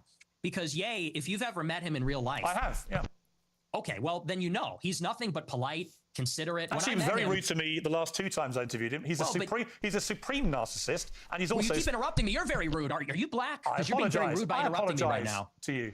I'm giving you a hard time, but I do want to finish my point. Are you black? I do want to finish my point about Ye. Like, what the fuck? He's a guy who, when I was with him, wanted to make sure that everybody was heard. Everybody felt included. He's actually a very soft-spoken guy, very polite, and by the way, not violent. When you look at all the rappers that are in the music game, many of them, especially from Chicago, drill rap, they're talking about killing people, shooting people, they gangbang. He notably, if you know about him, he got his start because he was a nerd. He wore a backpack and a polo, and he wasn't a gangbanger. He rapped about his feelings and girls and his dreams and his ambitions. So no, and by the way, he would tell me all the time, he doesn't even feel black. They make him feel not black because he doesn't do those things, because he's soft-spoken, because he's artistic, because he's a bit of a nerd or likes fashion. So I would disagree. He's actually not like that at all. Okay. He's also a Hitler-loving anti-Semite. And we're going to take a little commercial break here, and we're going to come back and talk about anti-Semitism. Yeah, so is Nick Fuentes. And indeed what Ye said about the same subject matter. Angels left Fuentes. Let's just turn to Okay, back with Nick Fuentes. Let's just turn to anti-Semitism. In your interview with Stephen Crowder last week, you answered emphatically that you don't hate all Jews. Is that correct? That's your position? Yes. Okay. So I want to play you this clip. Well, I don't hate any Jews. Let me just amend that. I don't hate any Jews. Okay. Let's play this clip. The reason I've had it is because my opposition to world Jewry and Israel is rooted in absolute, uncontestable fact. We have the truth on our side. That's why we're winning, because we are telling the truth about the historical antagonism between Jews and Europeans, between Jews and Christians. The theological, historical, racial, cultural, and political antagonisms between that's a Catholic thing. And the Christians. Organized Jewry. Let me be clear. That is a Catholic bias, and he's raised Catholic. It's real. It's true. I can. So is Tucker. I can show you. I can name the names. It's the Catholics that are the problem, people. Trail, the money. That is why we're winning. That is why all of this is raising the consciousness. Opposition to world Jewry. I mean, it's one thing to criticize, for example, the Israeli government over what it's been doing in Gaza. I've done that myself. When you talk about world Jewry, I presume you're talking about the 15 million Jews in the world, and you are opposed to them. How does that square with your position that you don't hate any Jews? Well, do you take issue with my use of the term world Jewry? Well, what do you mean by that? Or do you take issue with it? Do you have a problem with that? Clarify what you mean by it. Well, it's funny you bring that up. The gaslighting's crazy because I use that expression on my show all the time. I say organized Jewry, world Jewry. And do you know that for like 30 years, the World Jewish Congress has an annual keynote called the State of World Jewry? Barry Weiss has given it. You can look it up. It's on YouTube. She gives the State of World Jewry address. But Nick, what do you mean by it? I mean, you have to talk about, there's a concept of Jewish peoplehood. It's the sense that they are part of a common nationality, a common tribe, a common people. And so where they reside in Israel, the United States or Europe or elsewhere, they see each other above or maybe on a different level alongside their nationality, their state, wherever they reside. If they're in Germany, France, the United States, they see themselves as part of a transnational nation, of an international nation. The Jews in America, the Jews in Israel, they identify as Israeli or American, but they also have something in common. They identify as part of a common nation, which you mean there's a brotherhood to and a sisterhood to being to belonging to a faith? You're kidding me! No way! No way! There's no way! Say there's a world Jewish population, it's world Jewry. And world Jewry has representatives. There is such a thing as the World Jewish Congress, where they actually elect, it's democratic, all the local Jewish organizations elect representatives to represent proportionally the Jewish population in their area at the World Jewish Congress. And it's sort of like Davos. It's like the World Economic Forum, but it's exclusively for members of the Jewish nation that exists across. You mean having shared values and principles, cultivates bonds? No! No! No! That can't... No way! That's not right! Give me a break. Across the world. And so... that's a real thing. There's more values and principles that Judeo-Christians have together than any other group in the world, you moron. And I didn't make that up, and that didn't come from 4chan. It's like any other religious group, anyway. I read their books. I watch these speeches. I watch a speech from Barry Weiss. I pay very close attention. So that's what I mean by that. There is such a thing as it's a nation that exists across borders on a global scale. They're organized, and they have a national self-interest as that nation, as that tribe. So if you don't hate any Jews, what do you like about them?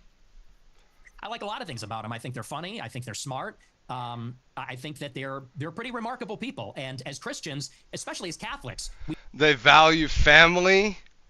They value community. They value the family unit, raising children with a mother and a father. They fundamentally have the 10 Commandments as a baseline. They don't believe in slavery like other religions do. They don't believe in selling off your 9-year-old to be married and raped by a 60-year-old like some religions do. Say they're remarkable. And this has been adjudicated in Catholic doctrine for thousands of years. We say that they're a witness people. And so we actually, there's provisions inside of Catholic doctrine that says we need to give them special protections because they were a witness to Christ's passion. So, this is why you can't clip the show. You have to watch the whole thing. I say this repeatedly in interviews. I do think they're remarkable. By definition, they're exceptional people. It's just that there is a sort of natural opposition between them and Christians because of the theology. We believe that Christ is a Messiah. They don't. They have been a minority. Just a reminder, thank you guys for the follows. Thank you for the likes. Thank you for the comments in the chat. Glooman, I appreciate your follow. F. Fuentes, emoji angry. Yeah, true. In Christian lands for thousands of years, and they have been pushed around. True and real. And they've been persecuted and segregated, and that's why there's a lot of paranoia. There's a lot of distrust. There's maybe some sense of chauvinism among Jewish people. So there is, like I said in that clip, there is an historical antagonism between these two peoples, between Christendom and Jewry, and that has always been the case in Europe. But I don't hate them, and I think I actually sort of understand them in a weird way. I think that because I've studied a lot of their politics, I think I really kind of know them in a way, and it doesn't come from a place of hatred. Do you have any Jewish friends? I do. I have many, yes. But that's weird because you said this. Jews and Christians have never been friends, ever. Not since Jesus Christ fought with the Pharisees. Oh my God! Not since Caught! was leading the charge persecuting the Christians. Of course, it is a bit out of context because he's saying that's the same thing as saying that he doesn't have any personal Jewish friends, Jews and Christians. Like, obviously he's wrong and it's bullshit and it's fake and it's like he's fucking propagandizing. But it isn't the same thing. It's not true. He's like comparing the two here. But it also isn't true, so like I don't care. Since the Roman Empire, not since the Middle Ages. Never. We've never been friends. We've never been allies. We've always been set against each other, actually. And even here in the United States, it was communist Jews who were the architects of both communism and the civil rights laws that are dispossessing white Christians of their land and civilization. The Jews and Christians have never been friends ever, except for you and your Jewish friends. Yeah, so easy. As peoples, as nations. Got it. Not saying every individual Christian, and of course there have been Christians. Obviously, that's what he meant. To Judaism, Jewish converts, Christian. You're nodding your head, but you're asking this. I'm saying as peoples, they've No, never I hear been you. aligned. I'm a Catholic like you, and I have many Jewish friends. I'm just trying to compute what you're trying to say, which is Jews and Christians have never been friends ever. And I'm like, well, you have Jewish friends, I have Jewish friends, we're both Catholics, therefore we're Christians. So it doesn't really quite add up. Well, like I said, as peoples, there has been an historical antagonism as peoples. And you could even say the same about blacks in the United States. Of course, there were black and white people that were friendly with each other, but in many ways, they were set against each other as groups. And I think that's easy enough to understand. The reason that many people think you're anti-Semitic is that you have regularly downplayed the Holocaust, and in particular, the number of Jewish people who were murdered by the Nazis. It's been said that you believe no more than several 100,000 have been killed. And I'm going to play you this clip. People talk about, well, you know, what about the gas chambers? Well, to the extent that that's real, I find that hard to believe, but to the extent that's real, there have been atrocities committed and genocides committed in all times and all places. Let's acknowledge why Hitler casts the long shadow. Because that confers a political benefit upon Jews. That's why. It doesn't really sound correct to me. Wait a second. It takes 1 hour to cook a batch of cookies, and you have 15 ovens, probably in 4 different kitchens, right? Doing 24 hours a day, every day for 5 years. How long would it take you to make 6 million? I don't know. It certainly wouldn't be 5 years, right? The math doesn't seem to add up there. You think that's funny? It's funny. It's amusing what you're doing because, you know, that one was a joke. But do you want to talk seriously about the Holocaust? Yeah, I do. That one was a joke. But do you want to talk seriously about the Holocaust? Yeah, I do, actually. I mean, I do, because I just find it extraordinary that you would think the Holocaust could ever be something that we could joke about. Why, too soon? Oh. Too soon to make jokes? Oh, damn. Do you think died in the Holocaust? How many Jewish people? I don't know. I'm thinking maybe 7 million. What's the number? 7, 6 million, something like that? So 8 million? You concede that 6 million Jews died in the Holocaust? Possibly more. Possibly, you know, we're discovering all the time. So it could maybe even be more than that. So why have you doubted the numbers in the past? I'll tell you why. I really think that every death is a tragedy, however many Jewish people died in the Holocaust. And I'm not a World War II historian, so I'm actually open to believing the official narrative, and I've read some of the conspiracy theories, and to tell you the truth, it's a rigorous debate. But you know what's interesting about this is in many countries, it's not even legal to talk about it. And that's really where my interest in the Holocaust begins and sort of ends, to tell you the truth, is that if you wanted to question the number, you would be put in jail in about, 17 or 18 European countries. And I think that's really the more interesting conversation, which is that this is almost like a religious dogma in the West. No other genocide, no other atrocity is treated like this. Could you imagine if in the United States they said the number of Palestinians killed in Gaza is 100,000, and if you don't say that, you're going to jail, you're banned on X, you can't have a job? That's the part that's totally insane. And a lot of people, they can't even make up their minds. I think it's actually done a disservice. If your goal, and I'm not saying you as Piers Morgan, but if your goal, if you're an advocate for awareness about this, if your goal is to convince everybody that this is the way the Holocaust happened, I think the last thing you'd want to do is say that everyone that disagrees is in jail and is banned and you're not allowed to say it. So there's really been no open debate about the subject since the scholarship started to be produced about 60 years ago. But there is no debate to be had about the number of people who were murdered. Even the Nazis in the trials after the war confirmed the numbers. The amount of documentation that was recovered, notwithstanding the attempts by the Nazis to destroy it, the amount of documentation that was saved and preserved and used for trials and for historical record is unprecedented in the history of mass slaughter of human beings. So we have a very clear idea of how many people were gassed to death in the gas chambers. We have a very clear idea of how many were starved to death, were kept in ghettos, died of disease, of forced labor, of death marches. We know how many Jews were slaughtered. It's at least 6 million. What's interesting to me is that you appear to now concede that, which may be news to a lot of your regular viewers who have constantly heard you quibble with the number of Jews who died in the Holocaust. And for the record, just to confirm what I think you told me, you do now accept that at least 6 million Jews were killed in the Holocaust. Well, no, I said it could even be higher than well, that. it could be higher. That is I true. think it's at least. But you accept right. at least. It is at least. Oh, it's at least 6 million. But Okay. it could be 100 times people more are than gonna that. be, okay, the people are going to be... Let me respond to the rest of your question. Sure.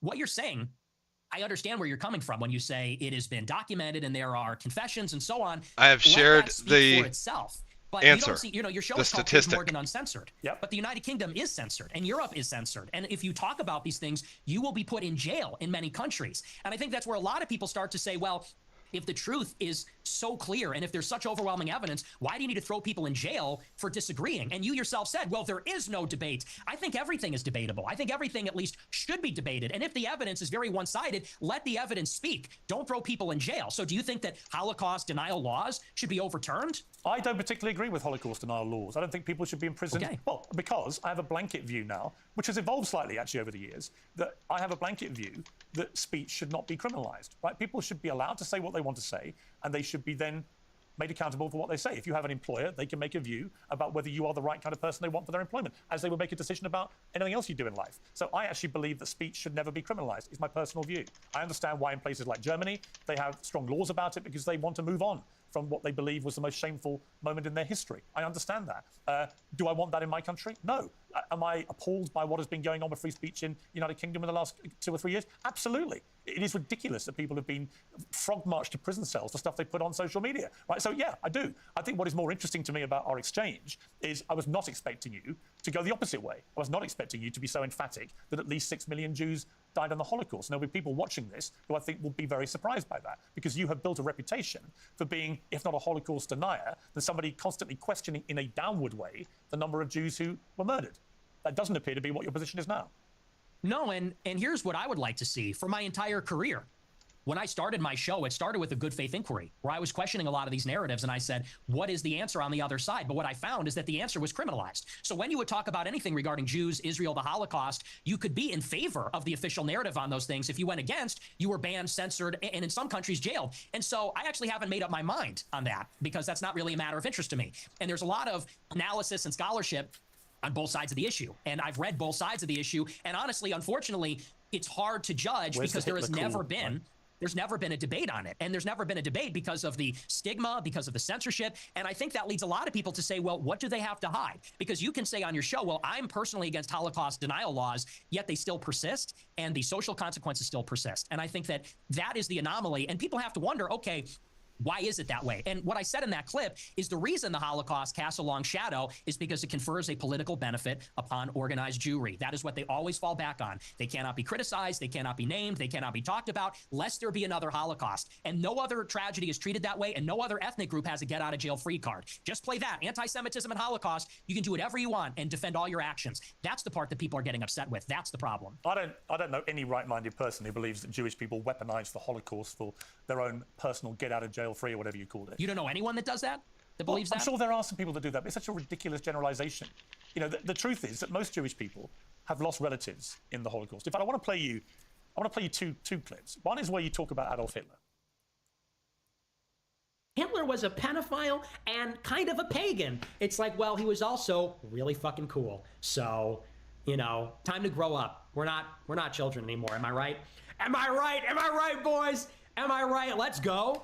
He was also really fucking cool. That's so regret saying fucking...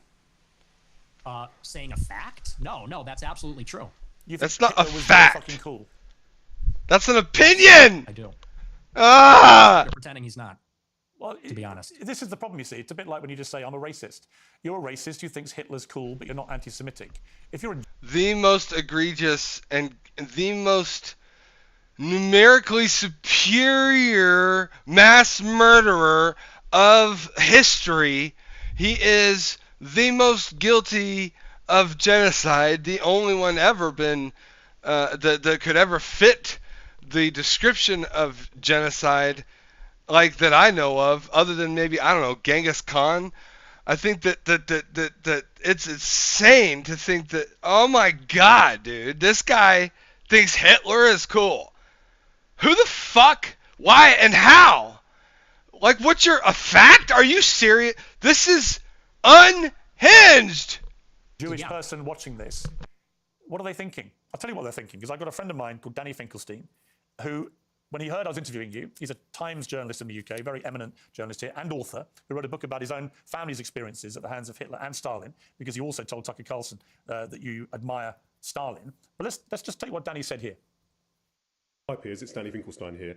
As you're interviewing Nick Fuentes, you might try suggesting to him that he reads my book, Hitler, Stalin, Mum and Dad. It's called Two Roads Home in the United States. Since he says he's on Team Hitler, you might like to ask him about the fact that Hitler arrested my mum, tried to starve my mum to death, did starve my grandmother to death, sent my great aunt to the gas chamber, my great uncle, my cousin. My grandmother on my father's side ended up being and Nick thinks that's cool. 7 children, the only one that survived the war. So you might ask him whether he wouldn't rather be on Team Mum rather than Team Hitler. And as for celebrating Stalin's birthday, well, Stalin took my father, sent him to a state collective farm, sent my grandmother and to a state collective farm, sent my grandfather to the Gulag. You might try asking why he doesn't celebrate Dad's birthday rather than Stalin's. It may all be a big joke to him, but he complains that he was 18 when someone tried to cancel him. Well, Stalin and Hitler arrested my mum and my dad when they were 10 years old. So perhaps he might like to reconsider his joke.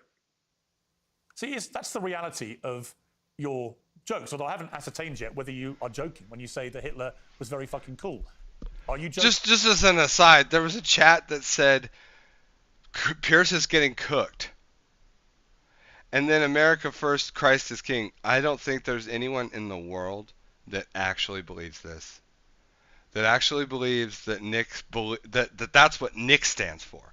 Saying Hitler's cool, that somehow that's any way related to Nick fucking Fuentes is fucking unhinged. Or do you actually think he was very fucking cool? It's a liberal plot. It's gotta be. Monster of the last 150 years. Yeah, the thing is, my generation, we're just done with the pearl clutching. You know, you might be, but then your generation. I officially no longer believe that Nick is genuinely authentic. I think he's a plant. There's no way in hell anyone could really think that it's okay and cool to just, especially any Christian. There's absolutely no fucking way that believes that anything Hitler did was cool. It's impossible. It's antithetical to everything that's in the Bible. Everything. It's antithetical to being Christian. It's antithetical to being to anything conservative. It's antithetical to everything that anyone and guys, again, I have liberal opinions. I have liberal leaning views, and I pick and choose my policies. Right down the middle, but for the most part. But this guy, there's no way that's it's too insane, too illogical, too irrational, too non-common sense to be conservatism. And it isn't. It's a fucking plant. The whole thing is a scam. It's a scam and a lie, and it's got to be funded by left-wing radical terrorists who want to make America think that being conservative means you're Nick Fuentes or Groyper, and they're doing it to try to damage the left. I think that is the difference is that the left has authentically evil shit, and the right has an actor, a plant, Nick Fuentes. I now am convinced everything he's ever done and said, okay, is because they believed that there were racists or there were statistical realists out there who genuinely have a bias or a racist opinion against other peoples like Jews and black people, that because they believed that and are certain that they do exist, and then there was the upset of actual racist DEI policy, okay, because I do believe that it was racist, that it ostracized and demonized anybody who was a straight white male. They were told that they were evil and toxic and they were actual victims of this insane, bigoted horseshit from the left. So what they did to try to combat this was invent Nick Fuentes to try to justify their racism. It's insane. I think that there's one side that's authentic, saying that we need DEI to actually fix real racism because people like Nick Fuentes exist, and that only serves to help them. That only serves to help the liberal DEI fucking insane people, the woke people. It only serves them to have Nick Fuentes out here on this platform. Right? Because it then justifies the insanity from the left. Or they think it does. It doesn't. It only makes it worse. But yeah. I no longer believe Nick is real. Yeah. Like, maybe the pearl clutching he's a persona. The families whose family members Oh my were gosh, murdered. yeah, we got all that. Me mum. Like I don't even know who this person is. Why is this person talking to me? This old British guy is saying me mum got killed by Hitler. Because and he doesn't me dad find got it killed funny by... when you say Hitler's very fucking I don't cool. care. He finds I don't care. I know you don't care. That's fine. You don't have to care. But he does care. Does that guy care about America? Does that guy care about me and my country and my family? No. He cares what you, a prominent conservative in Neither do you, Nick. has to say about Adolf Hitler. And what do you mean by Hitler is very fucking cool? Because I think he's very fucking a monster. Okay. And that's a clip. I think he's very fucking a monster. Do you hear yourself? Yeah, I mean, do. can we all grow up? I do. Can we all grow He up? murdered That 12 is just million childish. people. He murdered 12 million people. What is very fucking cool about that? Tell me. The edits, it's just cool. The uniforms, the parades, it's cool as a guy. You look at World War II, and it's fascinating, and it's interesting, and it's compelling, and it's cool. And we're just tired of saying these kinds of things. We want to talk like real people and give our honest opinions. And the then uniforms we are cool. Get What, Jewish guy from England who's going to say, what? "Oh, that's not very funny, mate. Me mom," and it's like, shut up. Like, no one is in favor of genocide. So let's just get that out of the way. We're not in favor of a Holocaust or genocide. Do you think if So, like, let's talk about the swastika and see if this is cool. It's like a stick figure gone demonized and warped. Like, it's red, the color of blood, which, it's not in the sacrificial blood like America's red or the British red, which is like to honor soldiers who gave their lives for the country. No. It's more blood as in like murder everything. And it's white supremacy in the background of a black stick figure that is like warped and twisted. It's this weird fucking stick thing, this shape. Like, I don't see anything cool about Nazi uniform. Like, what's cool? You want to know what's cool? Is knights. Medieval knights look cool. Jedis and Darth Vader, even, you might say, looks cool. Like, it's this cool outfit. Like, what is cool about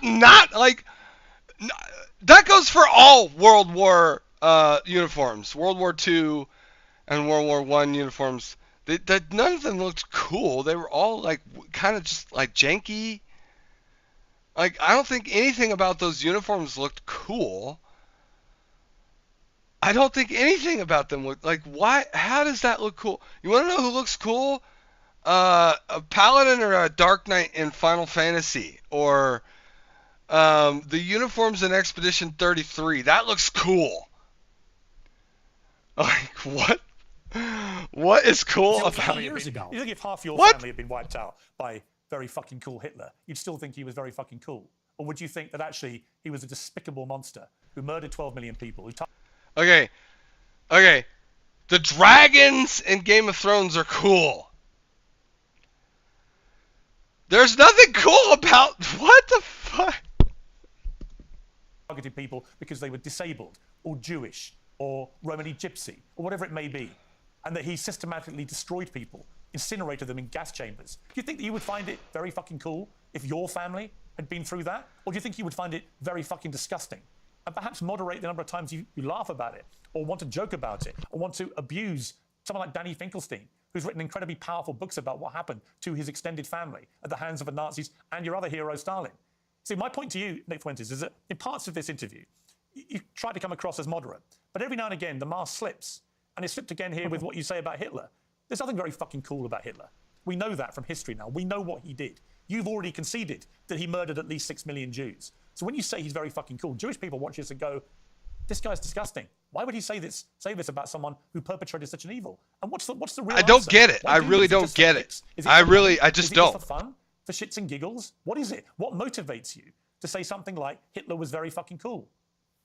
It's for this. It's for all of this. And the lack of self-awareness is amazing. You're a boomer. You're a 60-year-old boomer. And we've spent maybe 3 minutes on you saying, he's a really fucking monster. He incinerated people. This. And I'm sitting here saying it's not that serious. It's not that deep. And Not that what serious. I'm getting at. Not that serious. Do you want to say more about Well, he's a monster? You're not a kid yourself anymore. You're not a teenager. I know. Right? I know. You're nearly 30, to be clear. How can you say it's not that serious when you talk about the most serious criminal in history? And how can you say like that doesn't have, like, as if you're unaware that such a thing is consequential? Are you just stupid? I think he's stupid and not real. Like, I think this whole thing is an act. There's nobody that's stupid. Yeah, okay? You're a fully formed adult who has a brain, right? And at some stage, that brain has taken you off these rabbit Is this an warrens. interview or is this a lecture? Can I respond to what you're saying? I want you to explain why you think it's fine to say how fucking cool Hitler is and to dismiss the very powerful. What do you mean? From a British journalist who like, lost a lot of family members to the justify that you say Hitler was cool. Justify that. Let's hear it. I'm dying to know. In such a callous, dismissive manner. I don't think it's powerful. I think we've been hearing that our entire lives. Okay, the Schindler's List. Let's just be honest. The propaganda is over the top. We have been in America. What about and the Schindler's everywhere. List? Hey, Tell me about the Schindler's List. Well, tell me about the Schindler's List. I'll tell you about it. We have been browbeaten as a people, as Americans, as Westerners, for our entire lives. And do you know what this has done? It has taken away any sense of pride, any sense of love for our own civilization. We have been made the villain in our own story. We have been made because, well, let's just be clear. It doesn't begin and end with Hitler is a monster. We? Who's we? Who's we? I don't understand. No one thinks we when they're talking about Hitler, other than maybe Nick Fuentes, I guess. I don't know. But, like, huh? What? Explain, please. This has been the political narrative, which is why we have thrown open the borders. This is a political narrative, which is why we can't be a conservative society as a whole anymore, why we can't be proud of Europeans, why we can't be proud of being Christian, because they've told us. It's not just the moral grounds that Nick is wrong here about Hitler being cool. He's wrong because Hitler was not just morally despicable and evil. He was also politically despicable and evil because his party was the Socialist Party of Germany. He was a socialist. That like the most evil political regime of communism and socialism, that is Hitler. In every way, he's antithetical to conservatism or anything remotely right-wing. He's left-wing evil. He was a socialist. That's left-wing. I can't believe that anybody would compare Hitler to the right wing. He's left-wing. If you're too white and too proud and too... So Nick Fuentes is both left and right-wing evil. Christian, it's going to lead to a Holocaust. And so my generation, our what a entire crock lives... of shit, See, wait, honestly, no, Nick it's true. Fuentes, And that's why people like me. That's why I'm popular, because this is bullshit. Shit. Honestly. Yeah, it's a crock of shit. We don't want to hear any more about me mom and me dad. That's a crock of shit. No, what a crock of shit. We have thrown open the borders. This is a political narrative. Been made the villain in our own story. We have been made because, well, let's just be clear. It doesn't begin and end with Hitler is a monster. This has been the political narrative, which is why we have thrown open the borders. This is a political narrative, which is why we can't be a conservative society as a whole anymore, why we can't be proud of Europeans, why we can't be proud of being Christian, because they've told us if you're too white and too proud and too Christian, it's going to lead to a Holocaust. And so my generation, our entire lives... Shit, wait. Actually, that's true. That is the line of the left. That is the globalist left right there. That is true. But that doesn't mean that Hitler is cool. No. And he wasn't Christian in his actions or beliefs in any shape or form. It's true, and that's why people like me. That's why I'm popular, because this is bullshit. Honestly, yeah, it's a crock of shit. We don't want to hear any more about me mom and me dad. That's a crock of shit. No, listen. What you just said is a crock of shit. and you it's know true. it. It's And called the open society. In your gut, you know it is. You weaponize this stuff. You weaponize this stuff for money, but you know when you say something like what you just said. I'm banned from banking. I'm banned from banking and credit cards. You know who you're talking to? I do it for money. by the way, how much money you and by make? the Your way, company's that worth $100 million. Your company's worth $100 million. I was banned from Bank of America. And you shouldn't I'm banned have been. from processing credit cards. And you shouldn't have been. But I am. So don't tell me I'm doing it for money. Well, ask me my opinion about that. I'll tell you shouldn't have been. Right? I don't agree with that. What happened to you? Then don't say I'm doing it for money, because you know that full well, and you say it's a How grift. much money? How much if money I wanted are to be you? a grifter, I'd be like you, How and much I would money go are, and say, how much money are you making? I'm making a lot of money now. Yeah. Now that I'm the #1 live streamer in America, because people agree with me more than they agree with you. We're tired of hearing about No, we slavery don't. and the Holocaust and Jim Crow. Nobody We're done does. hearing about that. You guys I'm not done hearing about that. Okay, well, you know, your generation's on the way out, and Generation Z is coming up, and we're finished with that. We're ready to take our country back. I've got 3 we're not sons. listening to crying minorities anymore. I've got 3 sons, and they don't share your views about slavery and about the Holocaust. They can have decency and compassion and humanity about some of the worst things that have happened in the last 150 years or more. They can do that, and they can also have concerned views about issues like immigration and other issues. The two things are not mutually incompatible. You can have different views about different things. It's your lack of humanity and compassion for people about things like the Holocaust, about slavery. It's that people find so contemptible. And I don't understand why you need to do that. True. Again, I just ask you, is your motivation financial? Is your motivation for fun? What is the motivation for saying these outlandish things, which you don't need to say, and which I suspect, I don't know, I suspect a lot of it is performative. So what is the motivation? I'm an iconoclast. The Holocaust is not my religion, and it is treated like a religion. It is treated like a religion with dogma, with blasphemy laws, and that secular religion says, and you say that's a crock of shit. It's intentional. It's called the Open Society by Karl Popper. It's by these architects of the liberal order after World War II. They got together and they said, how can we make sure that Hitler never happens? How can we make sure that totalitarianism never happens again? And they came up with the consensus, which is that we need to take down nations, religions, fathers, the authoritarian personality. This is all and true. Altruistic. We need to be diverse and pluralistic. And that experiment isn't working. But it doesn't. And I'll tell you the like truth right now, and you can laugh at this, you can scoff. That's all true, and yet it doesn't justify saying Hitler is cool. Like, he's still wrong. He's still a racist. He's still a bigot. He's still a moron. He's still an idiot. He's still an agent for the left that's trying to justify that very thing. At this, our people are being genocided in our country. 50% of the live births in the United Kingdom and in the United States are non-white. In 100 years, my ancestors, your kids who are so empathetic and compassionate, they're going to be a minority. They're going to be a minority in maybe a Muslim country, an Indian country, an Hispanic country. And these Jewish people that are 100 years old talking about my grandparents and the Holocaust, they don't care about that. Actually, they like to see it. At the SPLC, they're literally counting down the days until whites are a minority in America. So forgive me if I don't believe them when they talk about compassion. There's a genocide going on right now. It's not against the Jews. How many Christians are there? Gaza, it's against How many whites. Christians are there in the world? Like me, 1 point some billion, Yeah, 2 billion. How many Jews are there? 15 million. Okay. So with a straight face, you're going to tell me the world is being overrun by the Jewry, by 15 million people, when there are over 1 billion Christians. There is a genocide of Christians like poor old Nick Fuentes going on at the hands of these 15 million Jews. Really? See, this attitude. See, it's got no justification. Stay tuned for part 2 on the YouTube side. I'm going to stop and start the recording again for the YouTube video. So stay tuned for part 2 of this interview on the YouTube side if you're on the VOD squad, and see what Nick's answer is going to be to that question. All right, guys, we're still live. We're going to keep going here, and we're going to be starting the recording again for part 2 so I can upload the videos separately, because the first part was getting so long I had to cut it off, and I'm going to start the recording again. Here we go. Okay, this is part 2 of the Piers Morgan versus Nick Fuentes interview. I got to say, it's not going well for Nick Fuentes.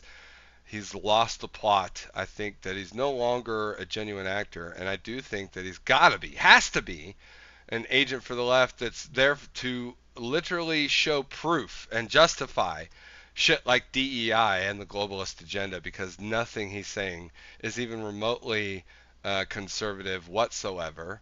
But they want to pretend, and they will be able to go on and say in the media that this is the right, and it's all fucking, it's not. It's complete horseshit.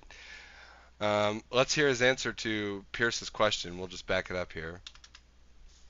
Dude, is why. Face, you're going to tell me the world. How many Jews are there? 15 million. Okay. So with a straight face, you're going to tell me the world is being overrun by the Jewry, by 15 million people, when there are over 1 billion Christians. There is a genocide of Christians like poor old Nick Fuentes going on at the hands of these 15 million Jews. Really? Bullshit. See, this attitude is why you're losing. When you say, who am I losing? No, Piers is right. He's right. You're wrong, Nick. You're wrong. White people. Who am I losing to? White people. Who am I losing to? You're seeing it. Mass migration. Oh, you're losing to me. We are losing as a civilization of mass migration. And here's the difference. In Israel, they have my politics. In Israel, they want to maintain a Jewish majority. If they had it their way, it would only be Jewish people. They're fighting like hell so that Jewish people can have as much territory, a Jewish state. They can be proudly Jewish in their own land. Whereas in America, we are being besieged by 10 million illegal immigrants in 4 years. And then whites and Christians are going to be the minority. And that's true in Canada, Australia, all the countries in Europe. So you could say there's 2 billion. There's only one threat demographically to like Christians becoming a minority, and it's not Judaism. Okay? Everybody knows what demographic that is, and it's not Jews. People, but what's the proportionality? What is the percentage of people being born wrong. that are white? Where's the arrow pointing? Where are we going to be in 50 years? Jews are essentially white or Arabic or whatever. They're multicultural, but so are Christians. I mean, just ask the Christians in Somalia and Sudan.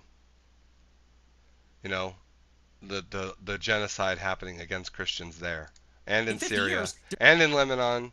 There might be in Israel. In 50 years, there isn't going to be a white Christendom. You don't believe people should get married, right? I think people should get married. I'm a Christian. But you're basically anti-marriage, really. You've talked about this. You've talked about. Are we done talking about white genocide? Well, no, I'm coming to the same part because you seem very resistant to the idea of marriage. You've never got married. You've talked very scathingly about henpecked husbands. Just take a look.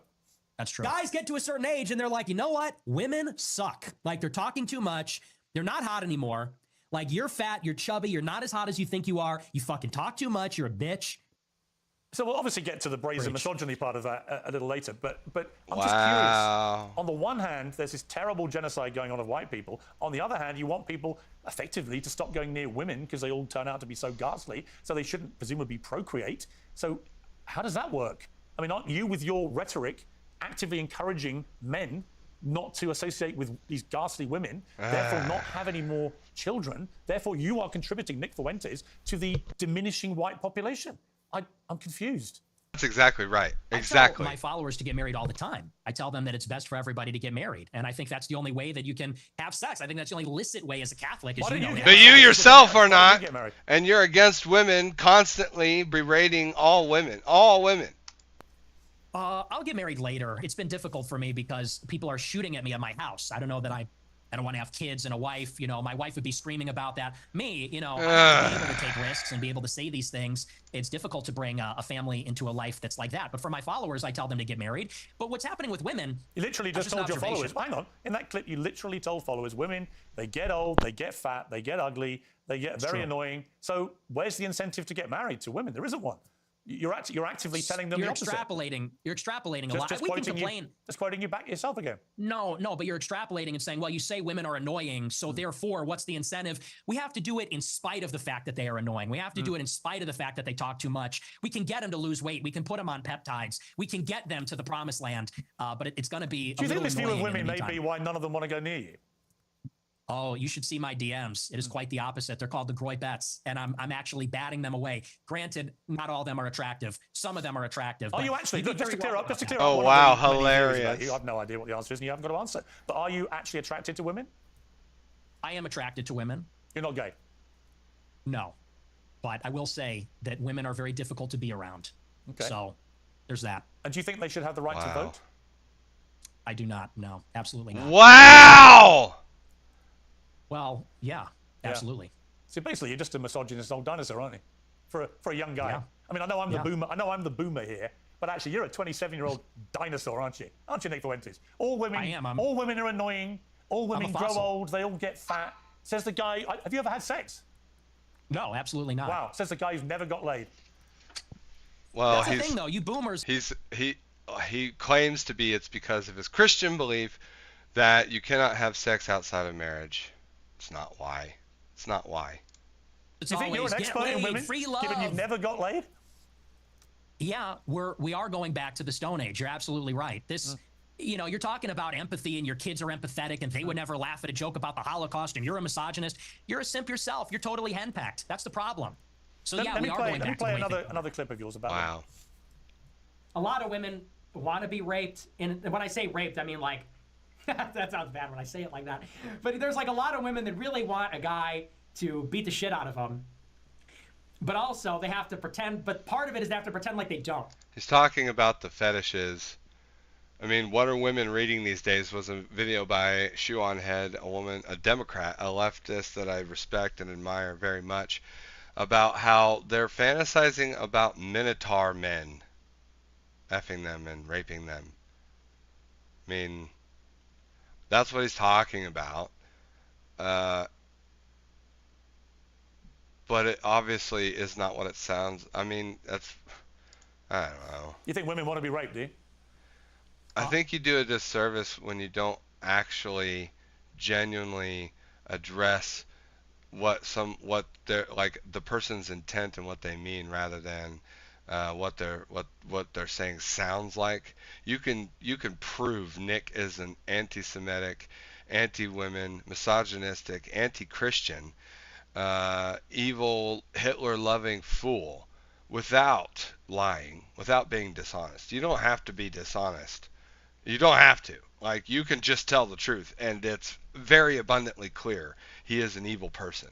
That's what the studies show, Piers. That is what these statistics say. But that's what you believe, they have is it? fantasies. They have fantasies about it. I don't think that they want to actually get raped, but there's a study out there. Get ready for this. It says 62% of women have rape fantasies. And if you read anything that they're reading, if you watched what they're watching, what do you think 50 Shades of Grey is about? What do you think Twilight is about? I mean, that's just true. You think women want to have the shit beaten out of them, as you said? Yeah, and it's very disturbing, but it's true. Do you think your views on women might change if you actually ever had a relationship with one, or had sex and actually had a proper relationship? I mean, people say the reason you're so angry about women is you're basically an incel. Well, I'm not angry about it. You sound very angry. You sound very, very angry about women. They get I'm passionate. It's an issue you're I'm not passionate about. You're sounding very bitter about women, as if women have done a terrible disservice to you. But when? You don't have relationships, you don't have sex. When are they doing these terrible things to you that's made you so hateful towards women? I'm really curious. Was that? I don't think that was a hateful clip. I think I was laughing. I said they want men to beat the shit out of them. And that's just true. I mean, when you look at the state of modern women, all they do is lay in their bed, doom scroll, they're chilling out. They're getting they're getting a little fat. It is what it is. I don't know what the average weight is. Come on, bro. Any guy that is playing the field these days will tell you that. I mean, and I know a lot of the Chads. I am an incel. I'm friends with a lot of Chads like Bradley Martin, Clavicular. They agree with me. You know, there's sort of like this alliance between the guys that don't have sex and the guys that get the most sex. He's insufferable. He's a plant. Nobody's this. Guys like you in the nobody believes this stuff. That say she's amazing. You're a misogynistic pig, because I don't know what that is. I guess. Well, come on. Let me explain to you what. The worst of the shit that he said. Nobody actually believes. Nobody. It's complete fucking fantasy. Never had a meaningful relationship with a woman. Says that women shouldn't be allowed to vote. They should stay at home. That all they do is fantasize about being raped and being beaten up. That's what they want. That they're annoying, that they get fat, that they get ugly. That's a misogynist. Now, you may not understand it because your knowledge of women is so incredibly tiny, but actually, you are the embodiment of a misogynist. It couldn't be clearer. And if I was in a way, you have the deep-rooted misogyny of some of the actual boomers I know. Yet here you are, 27 years old. And most of the current studies show that a lot of men are really disenfranchised from society, no longer have physical relationships with women if they've ever had them, never associate with women, and build up instinctively misogynist views about women. And I fear you're in that position. You're just a bit of a lonely guy who wants to get laid and can't for whatever reason. And it's made you bitter about women. And I don't know where that's come from, but it's fascinating. No, see, here's the thing. First of all, you're very caught up in the labels. It's always, you're a racist, you're a misogynist. You said you were a racist. Mean nothing to me. Well, you gave yourself, can I respond? You gave yourself the label. What is this? You said, I am a racist. I didn't give you the label. Okay. You said, Nick Fuentes, I am a racist. Calm down. Calm down. Did you or didn't you? It's okay. Did you?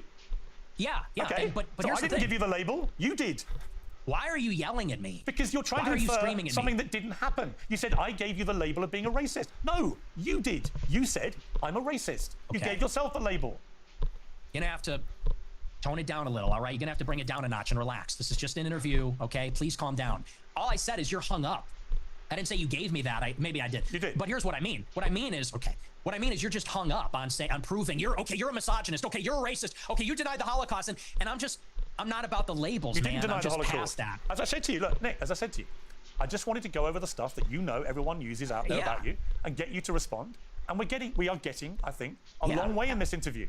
Right? Okay. You didn't deny the Holocaust. You accepted there's been a Holocaust of at least 6 million Jews. I'm a maximalist. I'm a Holocaust. That is significant. You I think it's more. You did admit you're a racist, and you have spelled That's out true. a thought process about women, which is the purest definition of misogyny that I've ever seen. And you said you're not gay. So we're getting somewhere. Yeah. Well, look, and I own the labels, okay? But I just don't care that much about them. That's fine. I feel like the whole. I'm not saying this is like a weird. I'm not saying you have to ahead. care, Nick. You don't have to care about any of it. I promise you. Right? That's not why I got you on the show. I wanted to give you a fair crack, which I think I have. We've gone over a lot of stuff. We've got a bit more to go on. I genuinely don't think I've ambushed you with anything you couldn't have been expecting. No. I don't think I've been overtly hostile. In fact, when you've asked me to calm down, I've calmed down. I don't want to have a hostile, angry, shouty match with you. I simply want you to spell out exactly what you've meant about all these things. I think that's true, but he's also being a bit disingenuous sometimes. Donald Trump, Tucker Carlson. But then so is Nick. Nick is the worst offender here on being disingenuous. Christmas is peak time for online shopping sprees, but that also means it's peak All right, sorry. I don't have a choice. We got to get caught up to the live here. yen.com/Piers. Here we go. Okay, back with Nick Fuentes. You began your show in 2017, the same year as Trump was inaugurated for his first term in office. You supported him at that time, but you've grown increasingly disillusioned, I think it'd be fair to say. Let's play a recent clip from you about Trump. We played this game in the first term. We're 10 years in. And you still have these people, I hate to say it, but they're just like in denial. And they're like, okay, everybody, let's all go on Twitter and let's tell Trump, don't screw over your voters. Okay. Hey, Trump, don't hire John Radcliffe in the CIA. Like, what are we doing? We lost. It's over. The time to make demands was during the election when he needed the votes. He's a lame duck president. He doesn't need anything from us. He's not even on Twitter. He's on Truth Social. So what are you talking about? We're going to all rally? This is how you know he's not conservative. This is how you know he doesn't represent conservative. And this is how you know that he is no ally of conservatism. And he's, in fact, a Hitler-loving socialist. And tell him, don't hire yet another neocon? He's a leftist. Over the weekend, you posted this on X. You said performative cruelty is the perfect phrase to characterize the Trump admin. This is why the left loses, because they try people like Nick Fuentes to promote socialism through Hitler. And the mood of the MAGA movement. In order to compensate for his compromises Socialist and failures, Party. Trump has to fall back on mean-spiritedness to appeal to the basest instincts of its followers. It's really sad. I mean, do you think you're the best person, Nick Fuentes, to lecture people about performative cruelty? Why? Are you accusing me of being cruel? Is that what that is? Yeah. How am I cruel? You're cruel about black people. You're cruel about women. I mean, you're cruel about a lot of people. And you're very performative. Okay. I don't think I'm performative. If anything, everyone else is performative. I'm authentic. You know, whatever you want to say about me, it's real. It's from the gut. But yes, I do think it's performative. And what I mean by that is, you know, when they're doing the deportations, they know the deportations are not where the base wants them to be. They deported, the figures are disputed, but from my data, it's 300,000 in the year, which is not a massive deportation. They know the base is unhappy with that. So what do? The deportations that... Well, this is why the Nazis were the far left that the far left has become today. They're different in some ways, but the far left is still just as bigoted and racist as they've always been. That is the far left. The Socialist Party of Germany was the Nazi. Like the Nazi, translate Nazi, it means Socialist Party or whatever. Like it's socialism. It's in the title. They are carrying out, they do a big spectacle and they arrest everybody and they film it and they put a hype at it and there's a meanness in there. They played that song, I think from Sabrina Carpenter or something, and they make it. It was also the Democrats that enslaved black people in America, and Abraham Lincoln, a Republican, is the one who freed them. They've always been racist. They've always been bigoted. They've always been about demographics and identity politics. It's just that they switched from one extreme to the next, right? That is the left. They make it glib, and they do that because they're not delivering on the promise, so they compensate by doing it meaner, edgier, more... Now they have Nick Fuentes in so there. So that the base will overlook the fact that it's not happening, and I think that's by definition... Now they have Nick Fuentes, an anti-conservative, anti-Trump, racist, bigoted, Hitler-loving fool, you know, out there basically on the left saying all these, evil, dystopian, racist bullshit. I mean, he's clearly a leftist plant. It's obvious. Like, he represents everything that's ever been evil about the left. The Democrats that enslaved black people, the Nazi Socialist Party of Germany that killed 6 million, 12 million Jews in total, with the Holocaust accounting for half of that, right? And it's obvious that he loves all of those things about the left. Formative cruelty. You can call me a hypocrite, but it's definitely true about what they're doing in the administration. You went to see Trump at Mar-a-Lago with Ye for dinner. What was that like? It was very interesting. They're my two heroes. Ye is my hero. Trump is my hero.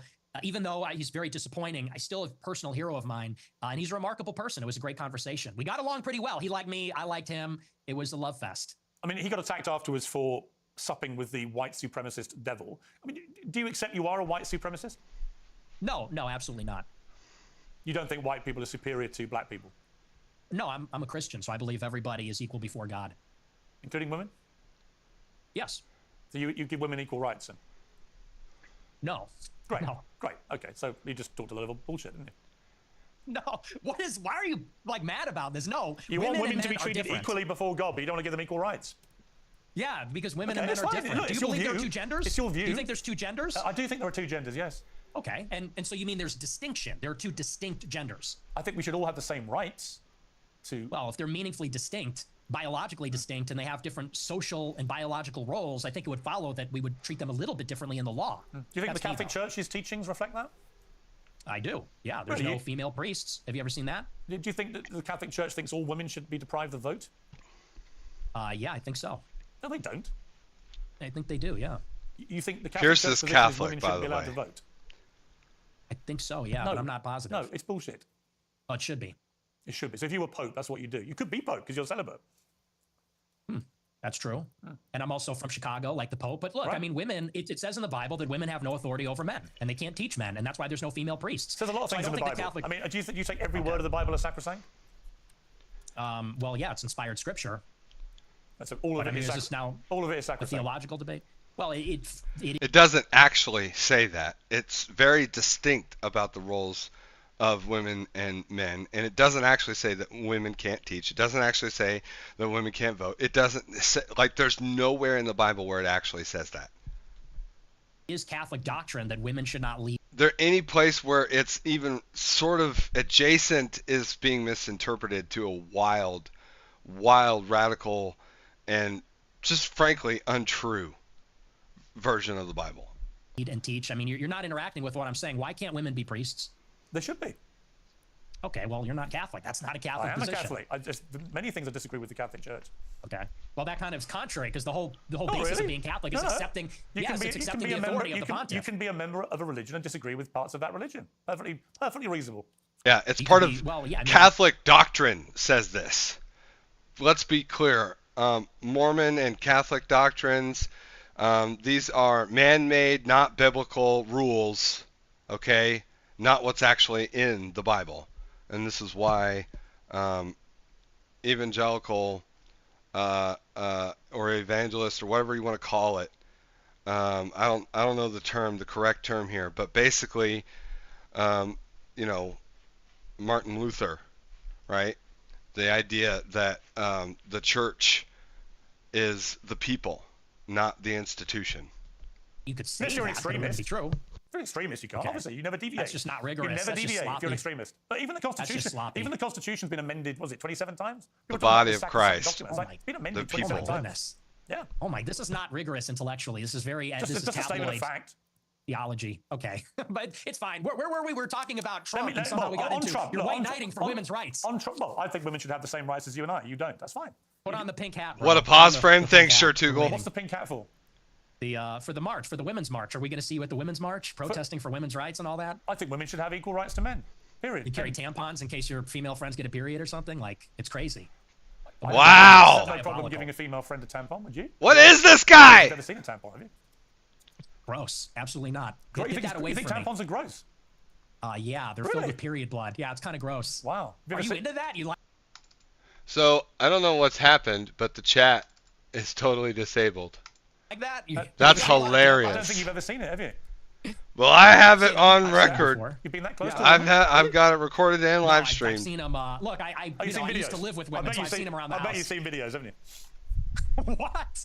What are we doing here, Piers? I'm not sure. You really hate that. I'm not sure. You're more impressed that I'm a misogynist than you are about anything. It's not very really. revealing. I'm so much for Piers Morgan Uncensored. Blatant, self-admitted racism. Although I'm about. I see. This is pretty impressive. This is pretty impressive. Twitch has been acting up since yesterday. Yeah, I bet. But the misogyny runs a close second. Let me ask you about Tucker Carlson, because you had a long sit down with. Nobody dares chat in my Twitch about it. I've got 11 viewers. I can see them in my chat and afterwards, on he was more Twitch. critical. And then you said this. No one dares say a word. He's a handler. He handles people. That's what he does. He's a fucking liar and a handler. He goes around telling people, I don't know anything. I don't know. Oh, I know nothing. I don't even have a phone. I am just a clueless tourist. I just travel to all these countries and, you know, I don't trust him. And I don't care, you know, maybe that alienates me from people in the conservative movement. I don't care. I'm not going to be a part of it. Not part of the conservative movement. You're clearly a leftist. It is. I'm not going to be a part of it. So being a fan, for example, of freaking Hitler, and we gotta change this to like this or something. You know, now that I've heard enough from Tucker, the Socialist Nazi Party of Germany. I've seen enough. This guy's not who he says he is. Not an ally. Stay the Actually, you know what? I think it looks better. You're weird. To have the distinction that Chad is disabled. Well, when I was sitting opposite him at the dinner and in the interview, he was nothing but I think it looks better. He was very nice to me and very cordial, and he didn't call me an anti-Semite, and he didn't even press me on it at all. And I thought he would, and I almost wanted him to. He was nothing but nice, and we had a great time. We had a really great dinner, really great interview, and I felt really good about it. And the next week on my show, I said, he really surprised me. He's great. And then every interview he's done since, all he does is call me an anti-Semite. He goes, well, I hate his anti-Semitism, and, you know, I wonder why people like him. And so I just think that's two-faced. So after that experience... Well, Tucker Carlson is anti-Semitic. I didn't like that, but he's going to do what he's going to do. He's still a nice guy, but I think he's two-faced. What about Candace Owens? You had a sit-down with her. She called you out on a few of your more incendiary Okay, Candace, here we go, guys. Recently. Oh, boy. What's going on there? Well, you know, it's me and her. We're so complicated. We're on and off. It's very passionate on both sides. You know, I think there's this intense desire to be friends, but a frustration where we disagree with each other. There's a rivalry. But I thought we were going to have a friendly conversation, and then she kind of did the same thing. We're going to go on a show during the war with Iran. We're literally in the middle of a war. And she texted me the day before the United States bombed Fort O. War! She said, would you like to come on my show? I said, absolutely. We had a 12-hour destruction of a nuclear facility that was trying to create enough helium-3 to produce nuclear weaponry, and we destroyed it. What war are you talking? It's over. Pack it up, boys. Time to go home. War's over. What fucking war, you moron? Absolutely. I said, is this going to be about Iran? She goes, I don't do setups. I said, yeah, let's do it. I come on the show, and then she's like got this weird hostile demeanor. She's doing the clip thing. Then she puts it behind a paywall. It was ridiculous. So that really was not nice. And then I think this whole Charlie Kirk thing, I think she's gone insane. I think she's absolutely lost her mind. She is insane, yes. So she has lost her mind about Charlie Kirk. What did you feel when Charlie Kirk was assassinated? Where were you when you heard about it? I was at my house, and a friend of mine who was actually at the event texted me and said, Charlie got shot. I said, who? He said, very passionate on both sides. This guy only thinks in politics. No, he thinks in propagandist terms. Okay, I think that this guy is a genuinely... like he's obviously thinks Hitler is cool and everything. Like, he's just a lover of racism, and everything about him screams the left of the past. The Socialist Party of Germany is the Nazi. That's what it means, Nazi Party. He is pro, he's racist against black people, thinking that it was better under segregation. And, you know, that's just antithetical to, and pro-Democrat, because it was the Democrats who wanted to keep their slaves in the South, and Abraham Lincoln, a Republican, freed them. He's clearly a leftist plant. He's extremely moronic and stupid. And then the left tries to paint him as part of the far right so that they can then justify the equally racist DEI programs of the world and equally bigoted bullshit of, like, it's all, there's no way that this guy is authentic. He's a plant for somebody. He's an actor for somebody. They've plucked him out of the system. And there's no way he is as, like, nobody genuinely believes. That's too stupid. It's too lacking of intelligence and common sense to be a real thing. There's just no way. There's no way. Charlie Kirk, I said, oh my gosh, that's terrible. And honestly, it was devastating. I didn't like Charlie Kirk at all. I realize that people can be stupid, but when I say stupid, I mean ignorant. And when I mean ignorant, I mean that they're lied to by legacy mainstream propagandist media, like NBC, ABC, CNN, New York Times. They lie by omission. They biasly report. They don't report on anything that they would support or think is good that their opposition does in politics, right? So they hide that, and they only show you what they want to see. They're propagandists, and I think that this world is full of propagandists, and he's one of them. I think that there's nothing authentic about him whatsoever. The only difference is that he pretends to be transparent about how he is opinionated. But it's all still an act. Like, it's still not something he genuinely believes because it's too stupid. And I don't mean ignorant, as in he lacks information. I mean he's genuinely stupid, right? Because he gives takes and opinions that are, he says are rooted in statistical realism, right? But there's nothing statistical real about his bias and hatred of Jews. There's only the opposite. There's nothing statistical real about his bias and hatred of Trump. There's nothing statistical real about his bias and hatred of women. He misrepresents Christianity, falsifies the Bible. He equates doctrine of the Catholic Church to being the same as what's written in the Bible. It's not. So he's a propagandist, just like Hassan Abi, right? Just as racist, just as bigoted. You know, he props up the terrorists essentially by demonizing Israel and their fight against terrorism, right? Like, he's just as racist, but just for, like, he's basically an ally of Hassan Abi in every way. We had an intense rivalry, and he hated me. But honest to God, I was devastated. I was emotionally affected by it. I didn't even do a show that night. Because I was beside myself. So it was rough. I mean, it was hard to watch. When you say you were beside yourself, I mean, you hated him. I don't hate anybody. I didn't hate him, but I really didn't like him. I intensely disliked him, and I didn't agree with him. He called you vermin, didn't he?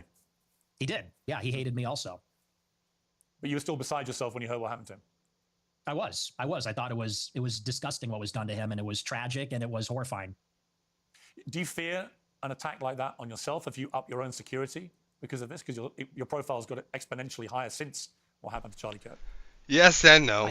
I have increased my security, and but you know, something similar like that happened. He's funded by the left. With a gun about a year ago, almost. He's funded by Larry Fink. He's funded by these massively rich, wealthy media corporations on the left, and probably Hassan Abi, right? Because it benefits them to be able to point to the villain who they can say is representative of the right. It only benefits them.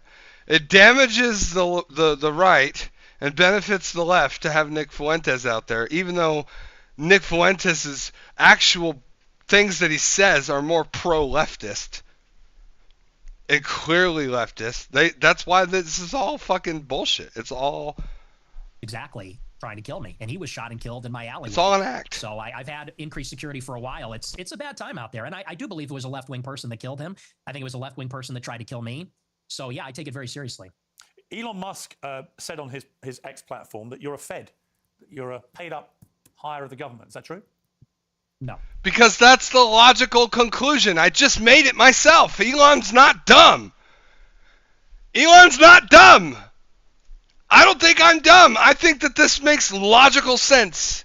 Who benefits from the Nick Fuentes rhetoric out there in the world, out there online? Who benefits? The left. The left benefits. Right? He's a pro-socialist Nazi lover, like the Socialist Party of Germany. He's a Hitler lover. The socialists that they were. He's pro-racism, pro-segregation, that the leftists, the Democrats were. The Democrats were the slavers. Abraham Lincoln, the Republican who freed them.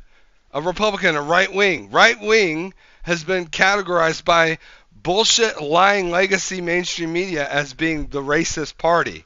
But it's the left. It's the left that has contributed to the dystopian economic reality of racial divide and economic divide.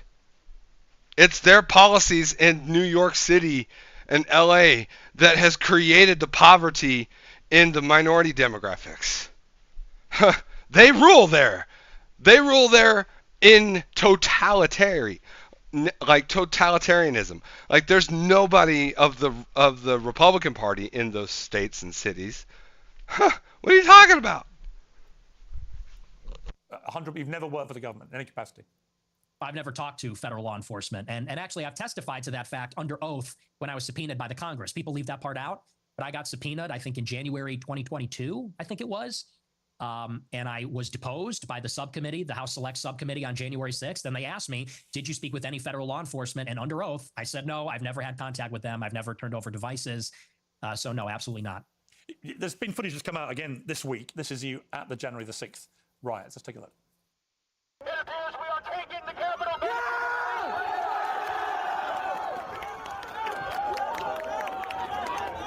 Keep marching and don't relax, never relax. Break down the barriers and disregard the police. This Capitol belongs to us. The police are evacuating the Capitol. That guy. I told you he's a Fed. I told you. Guilty of inciting violence. There, shouting down your loud hailer, break down the barriers and disregard the police. The Capitol belongs to us now. I've always said it was plants in the crowd that drove them and drove them and drove them to cross over into the barriers there. I've always said that.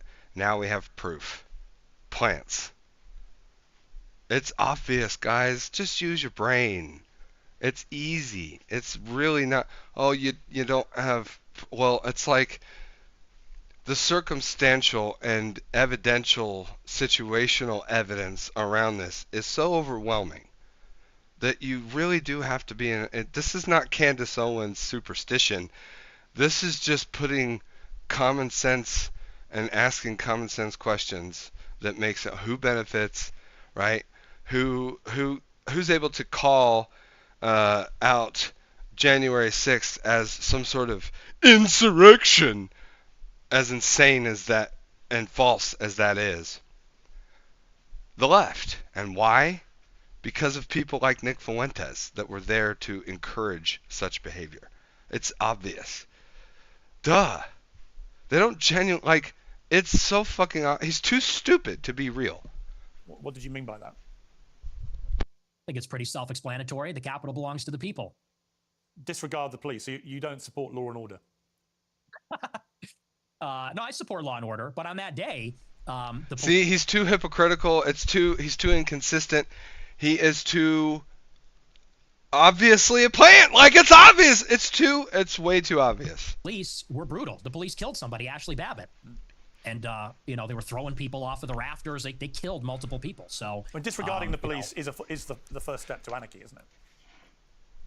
Well, I think the first step to anarchy is when the government rigs the election, which is what happened. That is when the government loses its legitimacy, and its enforcers, consequently, do also. Well, that's exactly what happened in 2020. There's no evidence the government rigged the election. You know that.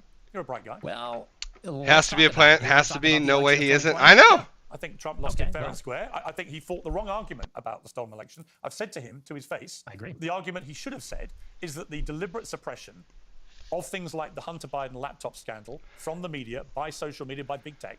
That's what he meant. That's the same thing. That's what Trump meant. That's a much better argument because it's undeniable. When the New York Post that had that exclusive were basically shadow banned off all social media for the 2 weeks before the election, that was an absolute disgrace. And if I was Donald Trump, I would focus on that as being my main argument that election was slanted against him. The media saying that there was widespread rigging. The media is guilty of that kind of of that kind of election interference. It's obvious that's the case. That's what he meant by fraudulent election. Okay, period. And voter systems were wrong. We've litigated all this now through various court cases. Various Republican judges have ruled there was no rigging of that kind. In fact, the American election system is accepted by most people around the world as being one of the best in the world, one of the most reliable. So I just think he fought the wrong argument. If he said the deliberate suppression of damaging stories to the Bidens, which could have swung the election, was outrageous and unacceptable, I'm 100% behind him. But by building this spurious argument that it was all rigged through voting systems and so on, he lost me. Well, I agree about the voting systems, but, you know, when they went into the machines, I think that was ridiculous. However, what has to be accounted for is that in 2016, 35% of the votes were cast by mail. By 2020, it was 70% because of the pandemic. So you doubled the amount of votes that happened by mail. They called it in-person early voting. They called it a variety of different... Let's not forget the fact that importing immigrants and migrants into your cities and states drives up the population and therefore drives up the amount of electoral points, college points, that your state is worth. And they did that to the leftist states. Luckily for us, a whole bunch of people were leaving California and New York because of the insanity that was going on there, that it didn't make that much of a blip. In fact, California went down a point or two, I think, if I remember correctly. We'll have to verify that, but... different things. And the other thing that they changed is they solicited the mail-in ballots. So they sent ballots to people's houses. And once you do that, I mean, you have absentee balloting normally, but it's a process. You got to give your social security number, your ID. They send it to you. There's regulations in place. This is an election where they double the amount of mail-in votes, and they sent ballots to people's houses. And when you do that, you break the chain of custody. So they send the ballot out, and then they tell people return it at a 24-hour ballot drop site that's unsupervised. There's thousands of them, and they're going to hope that all the ballots that find their way into these drop boxes were filled out by the person that the ballot was intended for. And I know that didn't happen. I'll tell you why. My uncle has been dead for 26 years. He got a ballot in 2020. It was mailed to my parents' house. And you know that was happening in nursing homes. You know that was happening in apartment buildings. But you also know that every independent body that has looked at this has concluded there was no widespread rigging, that it was a free and fair election, and Trump lost. And the bottom line is, you should stop going on about it anyway, because he won back the White House in 2024. By your, I mean, well, as you have been so keen to tell me, move on, right? No one wants to look back too far. That's a separate argument. I mean, you can say that he should stop talking about it, but whether it was rigged or not is actually relevant to what happened on January 6th, because what happened on J6 is people were outraged about it. People were furious that, by the way, there's never been an independent ballot audit in all the states where there was alleged to be rigging. That has not happened. And certainly it did not happen up until January 6th. And people said, this is ridiculous. They're stealing it. You know, no, if people, honestly, if either you or Donald Trump or anybody else wants to show me, I said this to him when I interviewed him last, you know, if you show me the actual hardcore, incontrovertible evidence, then great. I've never seen it. Joe Rogan asked him. He didn't produce it with Joe Rogan. It's just never been produced. But look, I don't want to labour the point on that. So I suppose the more interesting question now, as your influence rises in the conservative movement in America, and there's a lot of splits going on amongst MAGA over a number of issues, and about you, and you know this, is your split with Trump irrevocable? Do you feel now, as we head towards the year of the midterms, that it's time to now look to who his successor will be, and who do you think that person should be? Well, it's not irrevocable, but I am very pessimistic about this administration. And succession is something that I've been interested in for as long as I've been doing this show. And I think it's very clear that they are grooming J.D. Vance to be that successor. And by they, I mean Elon Musk, Tucker Carlson, Peter Thiel. There seems to be an organization that was put in place roughly around 2022 when Peter Thiel was very active. He's anti-J.D. Vance. I think over $30 million, $15 million for Vance, $15 million for Masters. Spent a lot of money in a lot of other congressional races, trying to unseat the Republicans that voted for impeachment in 21, and also building out a media market, building out a patronage network, funding things like Passage Press, Sovereign House, a number of other projects to create sort of like a self-contained media ecosystem. And Vance is clearly the selected nominee. That is who the interests want. And they've been pushing for him very strongly. So I think he's the heir apparent right now. There's a forceful push. I've heard good things about him. I've heard bad things about him too. And where I think it needs to go is I think we need to return to the message from 2016, what Trump said in the first election, which is we need to drain the swamp. We need to get the money out of politics, the super PACs, the special interests, put America first in foreign policy and the wars, close the border and deport the illegals, and reindustrialize America, bring back manufacturing, bring back jobs. Yeah, I agree with the super PACs. The insane, I agree. I I really do. We're in this Cold War with China. We need America to have productive capacity again. We need America to have wealth. So I think whoever is going to... Even Hassan Piker and his racist terrorist supporting Uncle Cenk Uygur agree with me on that. Every citizen agrees we need to get rid of the super PACs, the money out of politics. Bring us back to that. That's who I'm going to support, and I haven't seen enough from Vance yet. You called J.D. Vance's wife a Jeet. What does that mean? It's a slur for Indians. Why would you use that? Well, you want the honest answer? Because you're a racist? No. There's actually a different reason. The reason why I said that, if you watched the whole show, did you watch that whole show, by the way? No, but you've admitted you use that slur. I'm just curious why you would use that about a woman with her heritage. I'll tell you, there's a really important reason why, and this is why context matters. If you look online at the people that are supporting J.D. Vance the most, they are racist. They're racist also, let's say. And they look at someone like myself. I don't support J.D. Vance. And they say, you're brown. You're a third worldist. They are gleefully participating in the cruelty. You could say the performative cruelty of the Trump administration. They say, you're going back. You have 100 days until you're being deported. You're going into crystal. And then they tell us to vote for J.D. Vance. And so all I did on the show is I said, you have basically racist chuds that post memes about Indians all day on Twitter, memes about third worldists and Palestinians even. But then they want to turn around and support a guy who has said on Twitter, how dare you say I'm racist? I have non-white kids and I'm in an interracial marriage. And all I said is I just said that's a little ironic. I said that's hypocritical. And Vance is going to have to explain to all of his supporters who have gassed him up as the real mass deportation candidate. He's going to have to explain to them what's going on with that. What is with the contradiction? Because and you don't feel any accountability for the millions of young people that will hear you use that slur and think it's fine to use it? There's no contradiction. It's pretty obvious. No, I think that's ridiculous. Okay. Let's take a final break and come back with a little kind of summary of how you think this interview has gone for you.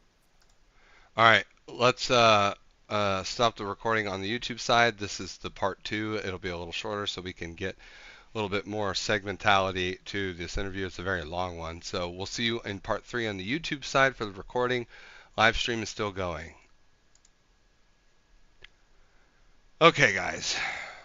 We're at a crossroads. This is, oh, man. It's an exhausting one. There's so much to address here. It's hard to address.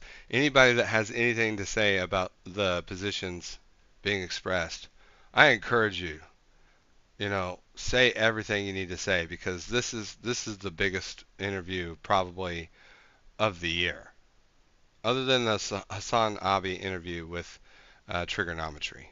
Okay. If you're a fan of Rise of Quality, landing on the 2 full episode right now, premieres on January the 22nd. Oh wait. Rise of Christianity. It's so good, it will cycle. Rise of the Merlin is the Daily Wire's new 7. You think this interview has gone? That's some good news for you. The Pendragon cycle, Rise of the Merlin, is the Daily Wire's new 7-part cinematic series, and it's so good it will shock you. Top quality reimagining of the King Arthur legend, which follows a young Merlin in a Britain torn apart by warring factions and standing on the brink of a new era. Guys, definitely, this is going to be a huge show. Definitely subscribe. The first 2 full episodes on Christmas Day. Not a teaser, not a sneak peek. It's going to be huge. It's going to be amazing. A full month before anybody else. So if you want to go ahead with the story, now's the time to join. And with the sale happening right now, you can get 50% off memberships, including the all-access plan.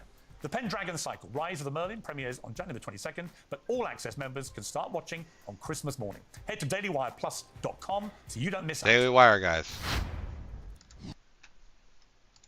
Okay, welcome to part 3 of the Nick Fuentes versus Piers Morgan interview on Piers Morgan Uncensored. Let's just jump right in. Okay, Nick Fuentes, we've been talking for nearly 2 hours. What is your view of how the interview has gone? I think it was great. Honestly, I think it was a tough interview. You're a tough interviewer. But I don't think there were surprises. I will not say it was an ambush, because it wasn't. I sort of anticipated that you would make some choices about how you wanted it to go, and I was fine with it. So I thought it was terrific. As a Catholic, you're probably aware the Jerusalem Post has recently called on the Pope to openly condemn you. Would it matter to you if the Pope did? He's an American Pope, obviously. It would be very disheartening, yes. Why? Because he's our spiritual leader. He's the head of the church. He's the vicar of Christ. So if he condemned me, that would be very disheartening. And it would depend upon what he would say exactly. But yeah, I wouldn't like that. I wouldn't like that at all. If he condemned you because you've openly admitted to being a racist on this show? Oh, this racist, I would be disappointed if he said that, because I think that word racist, it means something different to everybody. And So I think that's just silly. I think that's just semantic. Have you ever been in love in your life? No, like romantically, no. Yeah, never. No. Do you think that's part of the problem? What's the problem? Why you are the way you are. Oh, and what's the way I am? Shocker. What are you trying to say? I've given people 2 hours of the way you are. You're unashamed about a lot of it. I don't think I have a problem. I think I'm cheerful. Oh, I boisterous. think you have a problem. Unlike but you, I'm willing. It isn't authentic because he doesn't actually hold these views authentically. That's the problem. The problem is he's a plant. It's obvious he's a plant. There's only one group of people that benefit from a Nick Fuentes character out there, and it's not the right, it's the left. He's pro-Hitler socialist, and he's pro-segregation Democrat, right? It's obvious that he's racist against Jews, doesn't want to fight terrorism.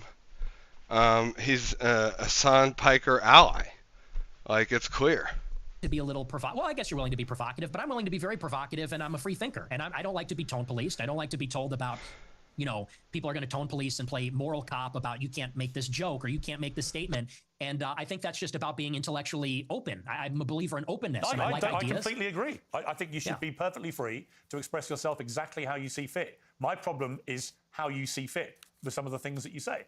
And we've been through a lot of them, and I think people who don't know you very well will have been shocked in parts and surprised in other parts. But in totality, they can see you for what you are. I think we've got a lot nearer to what the real Nick Fuentes is in the last 2 hours than we probably have seen from your other recent interviews. Would you agree? No, I mean, the clip thing, we've done the clip thing. We've all seen the clip show. Everyone's seen the clips. You think you're the first one to do the ADL rap sheet. So here you said this, and then here you said that. I've been playing that game for 10 years. So this is honestly more of the same, to tell you the truth. Nick Fuentes, I appreciate you coming on Uncensored. Thank you very much. Thank you for having me. Wow. Well, my thanks to Nick Fuentes, and my thanks to the hundreds of thousands of you watching this special live episode of Piers Morgan Uncensored. As I said during the interview, I think it was firm but fair, but you can all make up your own minds. If you like what you do, please like and subscribe the channel so that we can keep doing it. I'm back tomorrow. Until then, whatever you're up to, keep it uncensored. Okay. Do what you want with the like and subscribe here. Oh my God, no way. Anna Kasparian on, of course. Wow. Yeah, guys, that was the interview. Tell me what you think down below on comments and sections on the VOD Squad on the YouTube side. Like and subscribe, and we're live on kick.com, twitch.tv, and youtube.com. Links are in the description, and we'll see you next time. Wow, guys. Does it show the chat replay? It does. It shows the chat replay. Holy shit. Well, at least it does that. Wow. Holy crap. What'd you guys think?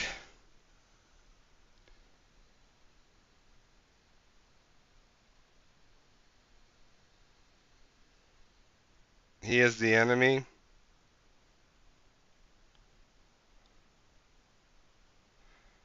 Hassan Piker ally. True. So true. So true, guys. Okay. You know what? We're just going to jump right into the next one here, guys. Okay? I got a lot of editing to do for that, for those videos on the YouTube side. So we're going to jump right into the death battle. Definitely give this a like. And it is Ash versus Yugi, Pokemon versus Yu-Gi-Oh! Death Battle. Here we go. Let's get the recording here. Okay, guys, we're jumping right into the biz here with Ash versus Yugi, Death Battle. Let's see what we've got here. Let me just move this to the side. A little bit more. There we go. All right. let's start this. Right, Pikachu? Don't get ahead of yourself. Fly! Ash Ketchum versus Yugi Moto. The biggest question from the playground. Pokemon or Yu-Gi-Oh? He's Wiz and I'm Boomstick. And honestly, guys, this is going to boil down to whether or not the monsters in Yu-Gi-Oh have like a real effect on actual physics and reality, or if they're just holograms. That's what it's going to boil down to, okay? Because in a actual, the way they do that death battle, right?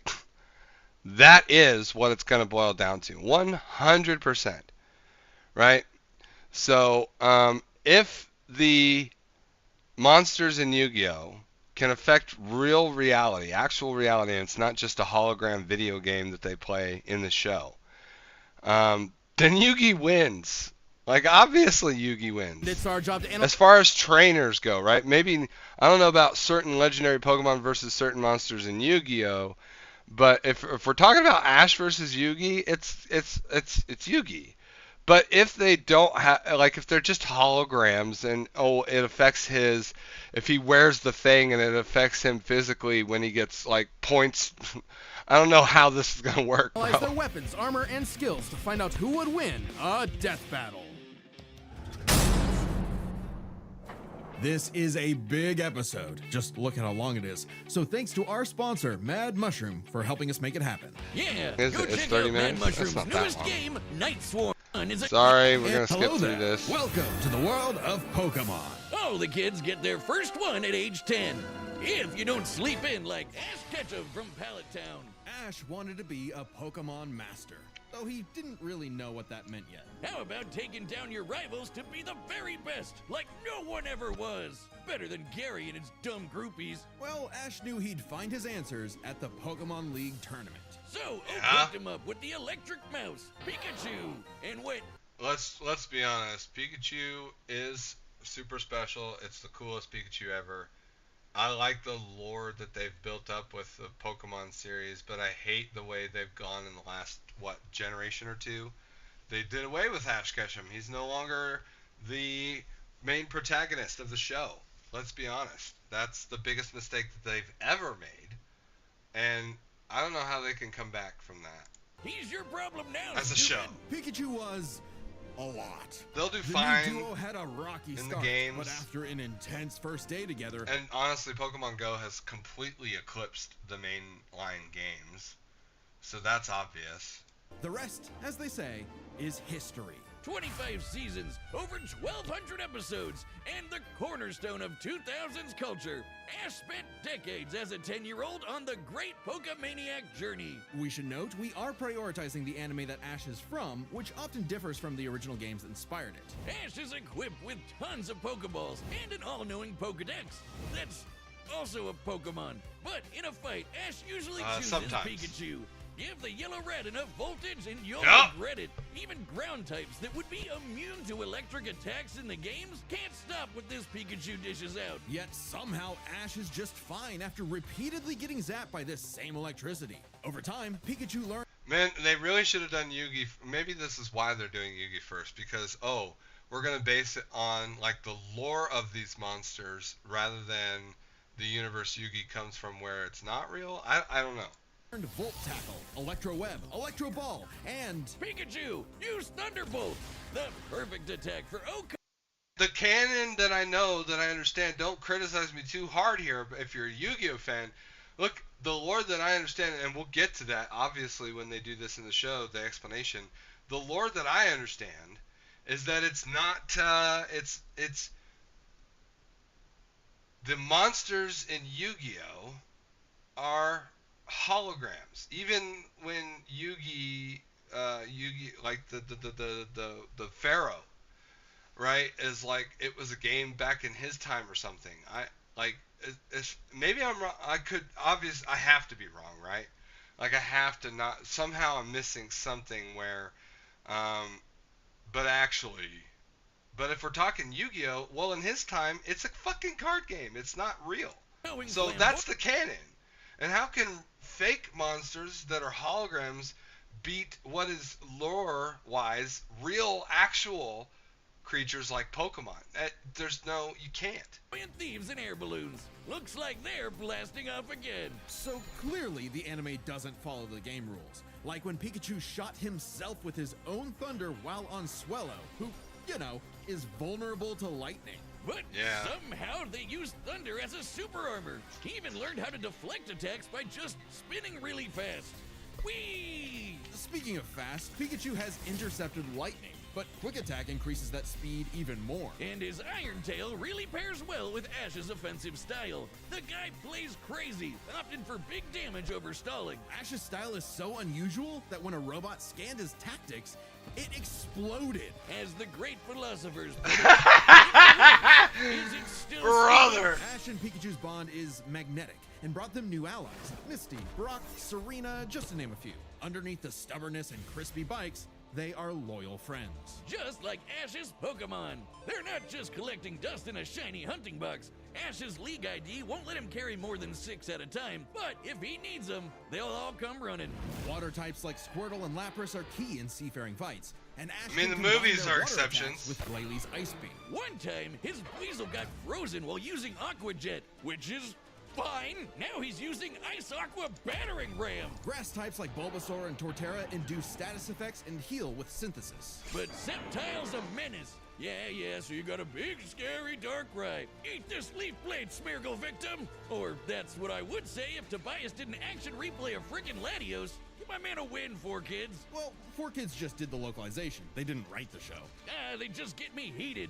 Almost as much as Infernape's Flare Blitz. Then I'll set my Inferno to overdrive, get my revenge, and Incineroar.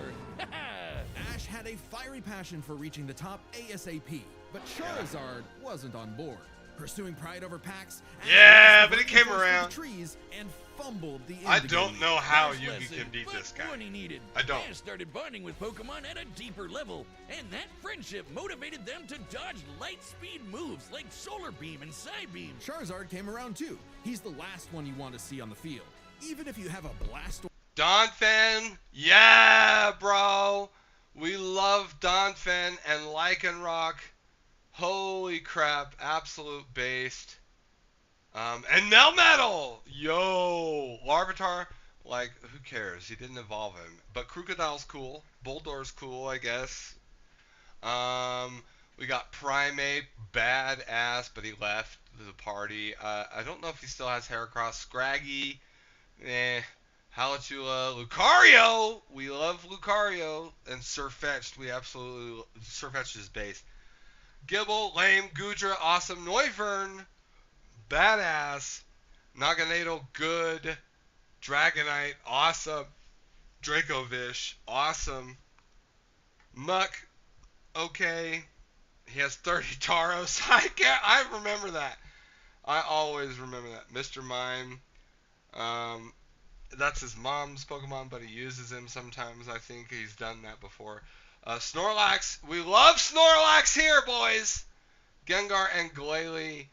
Wow, what a lineup. Boys like Gare came around. Motivated them to die. Let's see. We got Bulbasaur, Lane. Bulbasaur's okay.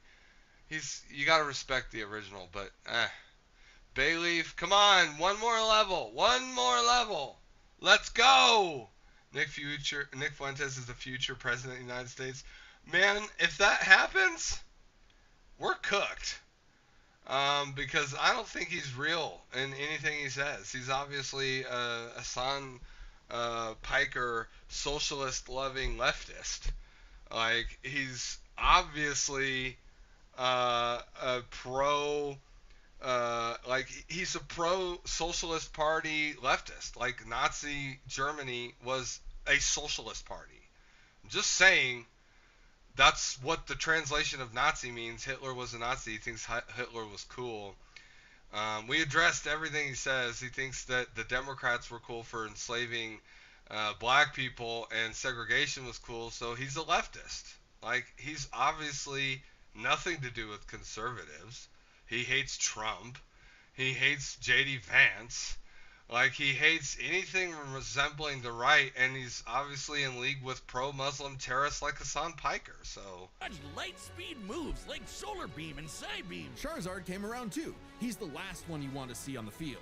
even if you have a Blastoise like Yeah, because that's all about Christianity, even though Christ commands you, disobedient one who doesn't believe in the God of Christ, commands you to love anyone, even those who persecute you falsely for my sake, because yours is the kingdom in heaven. Yeah, that's Christianity, by the way. So sorry about that. Christian wins every time. You sound gay and Jewish? Go ahead, man. Do what you gotta do. I mean, you can love terrorists all you want, but we ain't about Ash it. will call for the Not most here. unexpected You can say what you want, signature move. Seismic toss. I won't ban The you. people's Not elbow of once. Pokemon. I love Charizard's when people so challenge strong, my his ideas. flamethrower melts Absolutely. boulders. The But Pokemon let's, world is wide. we can talk about it later. Ash's Pokedex spells it We, out. we already did the causes Nick blizzards, Fuentes interview. magical- We did that. You can go back and watch the VOD on YouTube if you want. We'll talk about it after this if you want. But right now, we're talking about what's crazy about this video. Harp leaps over mountains and into space. Dusknoir pulls souls into And by the way, spirit- there's no fucking universe where you, like, correct me if I'm wrong here, but, like, Yugi's, they're holograms. We gotta get to the part where they're talking about Yu-Gi-Oh! Because I don't understand. How the fuck? You can't, it's like when they do this Goku versus Super, Goku obviously wins, but they infinity. Yeah, like there's no such thing as hyperbole in a comic book. And it's clearly used that way. But, like, Goku, he easily beats fucking anything and tops anything Superman's ever done. I don't know. It's we'll see. We'll see where we go with this. Wide as an island. Gotta catch I respect your opinion, Tony, by the way. I really do. And I want to hear With new what you regions mean. soar new Right? flying We'll types talk like about the Pidgeot. nitty-gritty of it. On land, Ash has physical offense like Melmetal and Crocodile, and Gibble will drop Draco Meteors on anyone, but mainly Piplup. You want physical? Look at Ash. This twerp somehow carried around a Cosmoem, which canonically weighs over a ton. Oh, and this huge log that's basically a whole What the tree, fuck? He chucked it like it was nothing. Like, bro, what? So Ash is actually, wait, hold on. So Ash actually could win a strongman competition? Like he's a national champion? That's a huge ass tree. Like, what are we? Oh my god. This is the bare Bro. HMO1 cut it in the tall grass. Humans and Pokemon must protect and enrich each other's lives. Like Mimey, the Mr. Mime back home who mind boggles you with reflect. I don't know how cards are gonna beat fucking Charizard, but let's figure this out, boys. I mean, come on. Light screen and psychic. We got fucking... That Mr. Mime, the stepdad who help me out here, and people. brought home. Oh, so that's how it works. Ash figured out new ways to bond with his pals with Aura. It's a life force. Yeah, that interacts Aura's with pretty souls and crazy. links Ash with Lucario. This jackal excels at CQC and shoots steel beams and aura spheres. And with Mega Evolution, Lucario's power surges enough to defeat champion Cynthia's Garchomp. A Mega would have been handy at the Safari Zone when Ash accidentally caught 30 Tauros. And he keeps hugging them. Ash, they're bulls. Ash genuinely loves his little guys, but boy does it suck to see him lose the Pokemon League over and over again. Kid, just How the hell turn the could- hat backwards and Elrich, lock I in. promise. Battle theory, but We his will nerves have are the. bonds. We He gotta knows do Pokemon this heals better video. than I anyone. promised With everybody Greninja, we would do Ash this learned one. to synchronize their senses of We'll movement, get there. We'll come back to transforming it. him into I Ash hear Ninja. you. It comes with a I hear huge Tony power too. increase. We're gonna have There's a that. catch. We're gonna hash it Ash out. shares I Greninja's promise. pain. A small price to pay for the ultimate water shuriken. Ash Greninja ran the ones with champion. I'm here Ash's for it. Mega Gardevoir. And just a normal Gardevoir. Yo, can what? cause black holes. Ash's Pokemon and teamwork get along like rice balls and jelly-filled donuts. They saved the world from Lysander, who tried to kill all life. They fought the giants, the Reggie kind, not the New York ones, who halted Regigigas, who can tow entire regions. Ash's team battled Steven Stone and Alon, who fought the terraforming primal forms of Groudon and Kyogre. Yeah, don't get me started on Alon. Ash did everything right, but no, Greninja still lost to his Charizard after only getting hit 3 times. How does Blastburn beat Water Shuriken? Get your type charts right, poor kids. Boomstick, 4 kids weren't even around anymore when this aired. Regardless, after his loss at Kalos, Ash traveled to Alola and beyond to train. And thanks to some really delicious soup, his new Gengar Gigantamaxed. Hide you, Gengar! He haunts foes with G-Max Terror, or even swallows them up. I bet it smells nasty in there. Ash and Pikachu also scored a buff with their Z move. All they need is a Power Ring, some JoJo poses, and Thunderbolt will evolve into 10 million volt Thunderbolts! This rainbow light. This is so ridiculous. Okay, hold on. 10 million volts. Somebody in chat. How much is 10 million volts? What the fuck are we talking? Like, wouldn't that fry the circuitry in the card game that Yugi plays? What the fuck? Coming, you're cooked. Absorb electricity, cooked. Fused with an Ultra Beast, cooked. Ash journeyed so much that monsters from another dimension are nothing to him. But let's be honest. The 10 million volt Thunderbolt is gay. It is 100% gay. It's rainbow Thunderbolt. Like, what kind of lightning is rainbow colored? I don't think so. Ooh, sorry. Like, what? It's so dumb. So dumb. Aganotl is a poisonous sniper, and Solgaleo is basically the sun god, a legendary Pokemon whose Sunsteel Strike lights up the universe. Ash got a god in his bag for just being a nice dude. Smell you later, Gary. In fact, when Ash and friends band together, they can halt Dialga's Roar of Time, and Dialga literally controls the concept of time. Is there a legendary Pokemon he hasn't befriended? But it all started with Pikachu, so it was gonna end with Pikachu. In the Tournament of Champions, and Alon, Ash faced the #1 trainer. Finally, after 3,000 years, we're free! 4 kids, let my boy win! Yes! Sure. Ash did his best, and he had no regrets. Now free to hand over his torch to new bright-eyed trainers. Ash realized that, to him, a Pokemon Master was someone who was The gayest and dumbest thing that Pokemon's ever done is get rid of Ash Ketchum. No longer the main protagonist. It's the dumbest, stupidest decision, corporately, and for the show they could have ever made. It is absolutely... They only did it because they want the protagonist to be a kid, and Ash is reportedly 10 years old always, never aging in any of the series, officially. Like, that's so stupid. That is so dumb. friends with every Pokemon. So he and Pikachu threw a stick in the air and walked the way it landed, because in the world of Pokemon, the journey continues. Yeah. If you want to travel the world like Ash or look as rad as Yugi, then we've got the thread. Okay. Sorry, not about it. Okay. The mystery of ancient. What do you think the explanation is going to be behind how Yugi has even a chance in hell? The Pharaoh even has a chance of hell in hell with his holograms to beat Ash. Like, let's hear it. Egypt. What was the comment below? To such a glorious civilization? Time travel? The divine hand? Aliens? Nah, they were gamers. Egyptians played games with sorcery. These magical ceremonies punished dark hearts with swift death. The Shadow Game. No, Wiz. They were banished to the Shadow Realm. Wink. Sadly, the way of the Shadow Games was lost across time and the pieces of the Millennium Puzzle. It's said the one who solves the puzzle would pass judgment on evil. And in the modern day, Yugi Muto reassembled it and wished for a friend. Yu-Gi-Oh! Turn that jam up! Yugi was a shy kid that helped run his grandpop's game shop. But little did he know that completing the puzzle would link his spirit to an ancient pharaoh. Yeah. Always willing to lend Yugi a hand, and always on demon time while doing so. He's anime Jigsaw. Yami wants to play a Shadow Game. Whether it's Griddle Air Hockey, Mario Party with Chloroform, or the game that would take his world and ours by storm, Duel Monsters. It's a summoner's war. Time to send monsters to the graveyard and take your foe down to 0 life points. When Yugi's grandpa was kidnapped by the deranged CEO Seto Kaiba, Yugi knew it was time to knock him down the only way he knows how. Playing a children's card game. Anti-CEO, anti-corporate, socialism bullshit. Oh my god. And for his L, Kaiba was given a penalty game. Lose or cheat against Yami at your own peril. With the puzzle, Yami can punish you in some seriously messed up ways. Illusions of being set on fire, swapping your soul, or the infamous Mind Crush. The Millennium Puzzle does far more than force hallucinations. It brings monsters to reality, forms barriers, manipulates probability, and seals away spirits. You can't buy this. It and 6 other Millennium items are juiced up by ghosts. Despite Yami's retribution, Yugi wasn't aware of this darker half.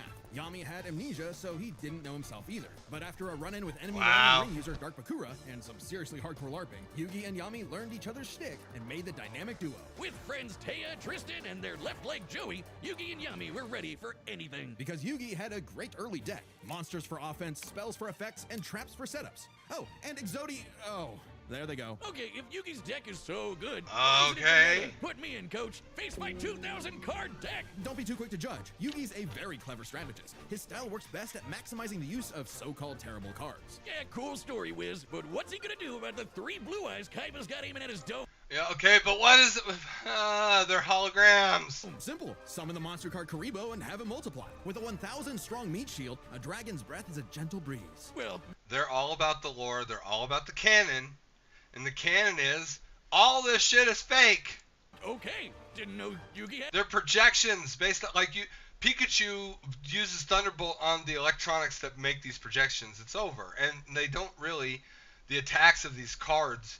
of these holograms don't actually physically affect people in the real world, do they? I mean, unless they point something like that out. Celtic Guardian, our sick, nasty Come soldier. on! Summon Skull shoots bolts of lightning, and the giant soldier of stone can destroy moons. Time Wizard's better. It's a living clock that Stay with fast-forwards me, or Tony. rewinds a local area of time, turning monsters to infants or wizards. We'll circle back. Speaking I of promise. wizardry, you can't have a It's Yugi important. deck without his right hand, Dark Magician, and his apprentice, Dark Magician Girl. Both are masters of dark magic, and Yugi often pairs them with the damage redirecting magic cylinder. Now that's thinking with portals. There's support monsters too. But- Catapult Turtle is a bot with a cannon that literally launches other monsters. And when Yugi comboed it with Gaia and Swords of Revealing Light, which immobilizes monsters, they brought down an entire fortress. Wait, that's not how the card game works. Is he cheating? Well, we're prioritizing the manga and anime over anything else, which can differ from the real-world card game. Yugi also has tons of spell cards. Monster Reborn resurrects a fallen friend. Turn Jump is a time skip. And Pot of Greed lets Yugi draw 2 more cards, like Pot of Greed, which lets him draw 2 more cards, like... If things get dicey, he has more trap cards to level the field, like Dimension Sphinx, which reflects damage directly back at the opponent's life points. And if his monsters and life points get wiped, he can just press Control-Z with Mirage Ruler to get them all back. Control-C, what the These fuck? cards with Yugi and Yami's teamwork, and nothing Bro. could stand in their way. Not even the game's own creator, Pegasus. Get this, Pegasus can read minds. So in their duel, Yugi and Yami kept swapping souls Freaky Friday style, trusting each other to pick up on the strategies they left behind. And the mind reader was stumped. Yeah, they cheated. No, Pegasus was reading their minds. Regardless, Yugi and Yami are an excellent dueling pair. Yami trusts Yugi to improve on his plans, while Yugi expects Yami to be his bolder half. But the elephant in the room is their holograms! To dodge lasers, resist getting their souls ripped out, and survive attacks from duel monsters. Even the most common duel monster can cause tsunamis, rain down meteors, and wreck cities. And all of this power culminated in Battle City, hosted by Kaiba Corp. Because Kaiba really wanted that salty run back against his rival. Salt only surpassed by Yami's biggest hater, Merrick, who wanted the 3 Egyptian god cards to take him out. These cards were... I understand there's a canonical realism to, like, okay, souls, and a pharaoh possesses Yugi. There's like a magical canonical realism in that world about that, but not, as far as I can tell, not about the card. Like, it's still, they're just cards, and they're holograms.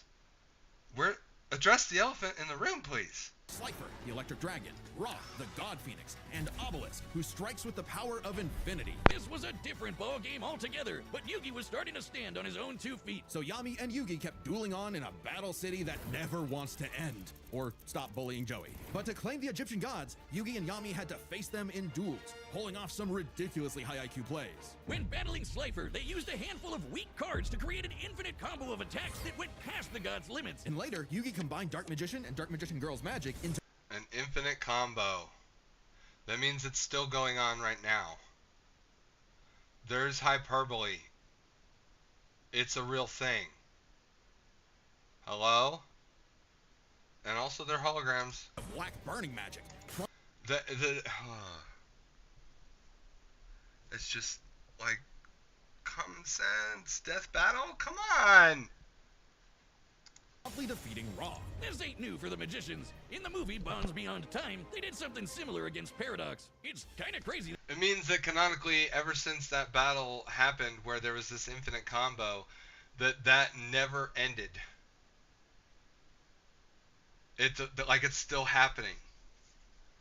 The turn cannot end for that card battle.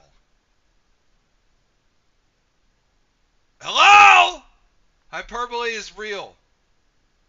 Together, the magicians can It proves Superman is also hyperbole. defeat the 10-star gods, which are way stronger than mid-tier monsters that are 5 to 9 stars. Mid-tier cards aren't pushovers. Darkhold Dragon is a sentient black hole, planet alignment moves solar systems, and Jaden's Glow Neos destroyed a relativity field that spawned an entire universe. But at the top would be the great evil god Zork, who showed up to plunge existence into the realm of darkness.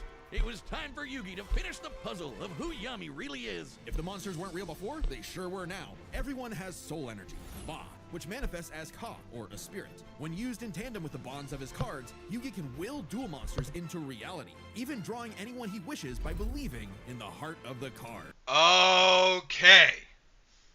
Let's get that clip one more time. Now things have changed. I'm here for it. Okay, if this is canon, we're here for it. Let's hear this part again. Manifests as Ka, or a spirit. When used in tandem. Hang on.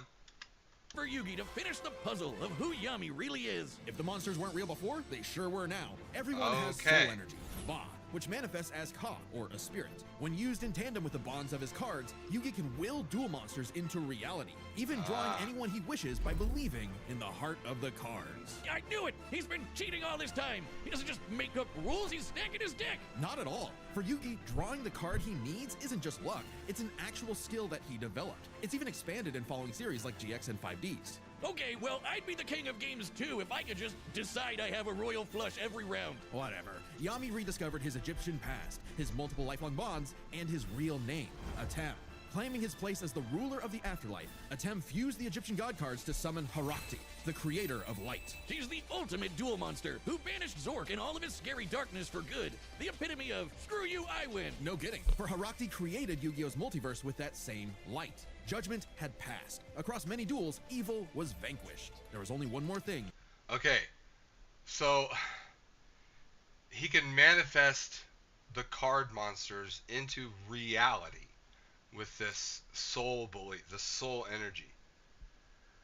But does that only happen if he's playing the card game that's manifested by holograms, or when he's actually left to do? A post-game boss duel between Yugi and Atem. Their farewell was both climactic and bittersweet. Yugi had look, it boils down to this. If they suddenly have a battle between Ash and Yugi, and he gets his pharaoh on, whatever, and then it's pretty obvious that Yugi wins if he can manifest the monsters into reality. However, that's only if that when he does so, they retain their canonical real power. Had grown as in a the duelist real world, and a person. in that His canonical. victory proved that he no longer needed Atem's help to be his bolder half. Even when Atem was an entire dimension away or busy slapping the end of existence, he and Yugi would always be bros. Yeah, okay. the battle boils down to that right there, 100%. Should have been me, not him. I'm sorry I called you a cheater. I was jealous. You're so cool. Yugi moved on to a career in game design and passed the torch to future duelists. He would be remembered as the greatest duelist there ever was. Except to Kaiba, who tried to ascend to the afterlife to wow. rematch Atem. Goes to show you that money can't buy you happiness, but it sure can buy you a sweet rocket ship. There will always be another story, another duel, another game, and you won't find yourself a better opponent than the king of games. The Battle of the Millennium is about to start, but we wouldn't. Okay, we gotta skip through this. Hang on. Nope, sorry guys, can't do it. I'm not sponsored Before we by start, them. let's lay some ground rules. We're treating this as a real-time fight. Okay, hang on. Ground rules, here we go. Here we go. Right, the combatants are set, and we've run the data through all possibilities. Before we start, let's lay some ground rules. We're treating this as a real-time fight, much like typical battles in the Pokemon anime and duels later on in the Yu-Gi-Oh anime. And given that the rules of Pokemon and duel monsters are clearly incompatible, we'll allow them to summon anything that's reasonably available to them. It's time to death battle!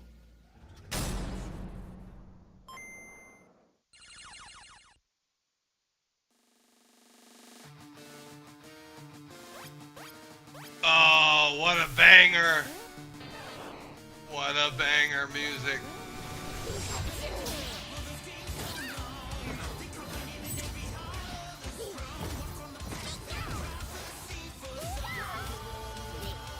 You okay, Pikachu? we're on 4 is tricky. Hang in there! You have Spirit, but I have Lightning Blade and Excalibur to boost my attack. And I set 1 card face down to end my turn. Whoa. Okay, guys, Bro. it's our turn now. Pikachu, throw him up with quick attack. Everyone else, back him up. What is happening? Great job. Now, Thunderbolt. Don't get ahead of yourself. You forgot about my face down card. Rise, Dimension Space. Okay, so they're going on the premise, and I don't want to interrupt too much. They're going on the premise that Yugi, the Pharaoh, whatever, his spiritual energy is manifesting the cards into reality for realsies. And that was established by canon, okay? So, I think Yugi's winning this. There's no shot. Ash has a chance in hell. The power scaling is off the charts with Yu-Gi-Oh! Canonical monster lore. So, if he can manifest those lore, those canonical lores into canonical reality, then he wins. He wins. Here we go. Bro. Look at the animation. This is amazing. Crocodile. Yo. Ouch. Oh, I get it. Good thing we brought them all, right, Pikachu? Brought them all? Yo! Yo! Tauros! Charizard! I choose you! Yeah, baby! He's still gonna lose. Yeah, we gotta remember, Yugi takes direct damage. If he's manifesting this spiritually, canonically, then he's also manifesting the reality of the damage he's taking into, like, to his soul, to his energy, or to his quote-unquote life points, I think. What? What was that? Incineroar. Yo, let's do this! Mega Evolution!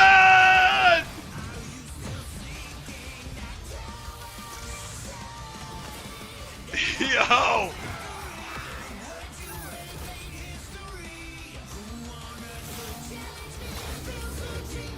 Ooh! Solgaleo!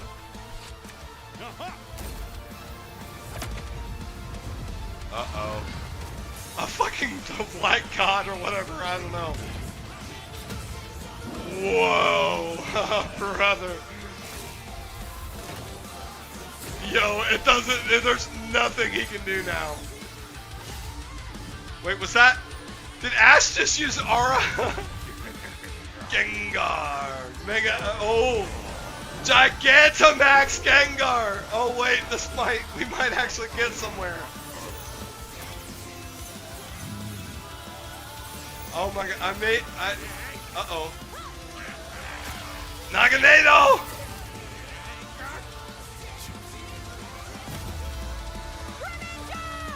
Yo, Ash Greninja! No! I'm sorry, partner. Don't worry, it's my turn now.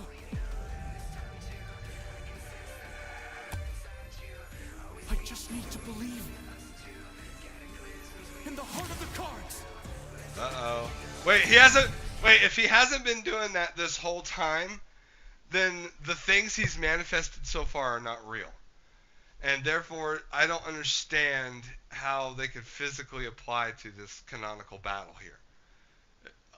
I was assuming that he was manifesting them canonically with the spiritual energy or whatever the whole time, but he apparently hasn't. I'm lost. Comment below. Explain. Somebody. That Pokemon! Haruxi! Goddess of Light! This is it! Magicians! Flash burning magic! Haruxi! Joser! The Light Goddess! Solgaleo.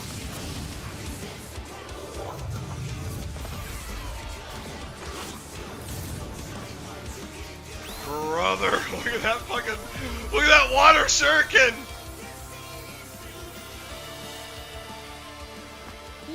Pikachu, let's finish this. 10 million volt Thunderbolt! Rainbow Thunderbolt, here we go. Yo, they hyped this up so good. I don't even care that it's rainbows now. You activated my trap card. Oh, bullshit! With it, I'll send your Thunderbolt back to attack your life points directly. Yeah. I mean, if he's manifesting here, I knew. We all knew. Ash doesn't stand a chance. Yep. That was an awesome duel, Ash. Yeah, of course. I called it. I called it. KO! Oh, my childhood. Whiz, quick! I need your tears. We can save him. There's a lot to this, so let's break it down by experience, strategy, and monsters. Starting with experience. Both Ash and Yugi have risen to the top, beating the best of the best, and traveled all over the world. But Ash traveled more, was in more tourneys, and saved the world way more often. And despite what people say, he wins a lot. Even Atem's stint as the Pharaoh doesn't tip the scale, since he wasn't in charge for very long. Plus, Pokemon evolve over time, literally and figuratively. While Yugi's deck is obviously adjustable, the cards are unchanging, unable to That's grow true. like Ash's Pokemon. So Ash wins in experience, but when it comes to strategy, he's a wild card. He's still organization and using the environment to win. Even machines cannot comprehend his tactics. But the same goes for Yugi.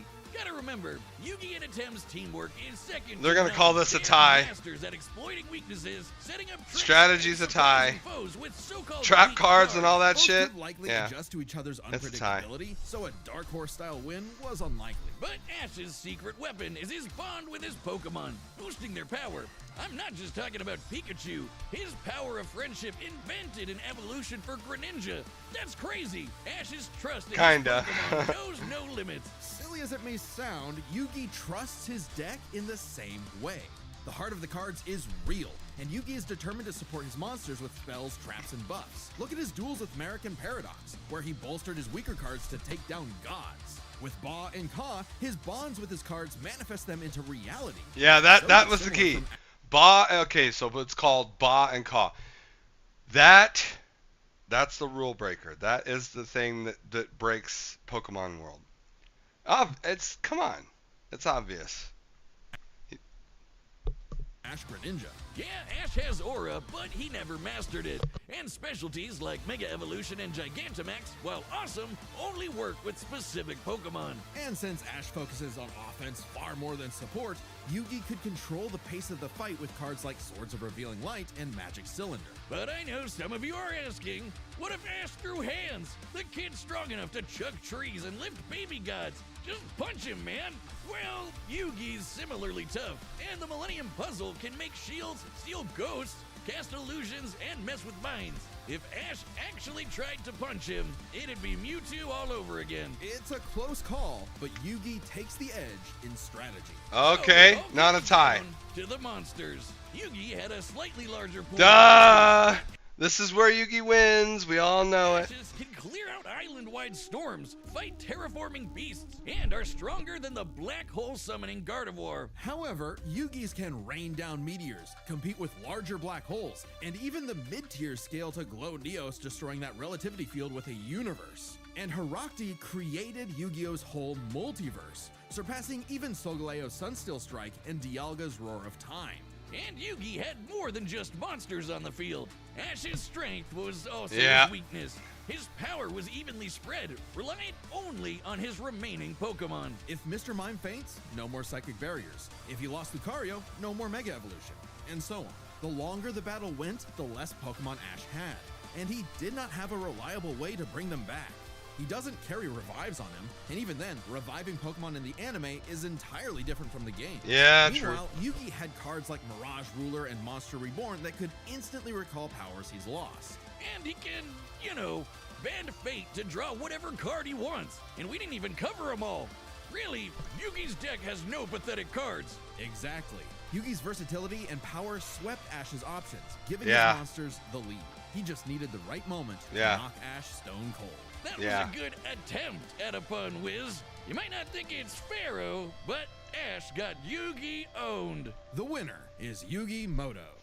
Yeah. Yeah, we all knew that that was going to happen. Everybody knew that was going to happen. There was no way that was not going to. If, and again, I've clarified very, very obviously that if Yugi could manifest the canonical monsters into canonical reality, and they proved that he could do that, then Ash didn't stand a chance.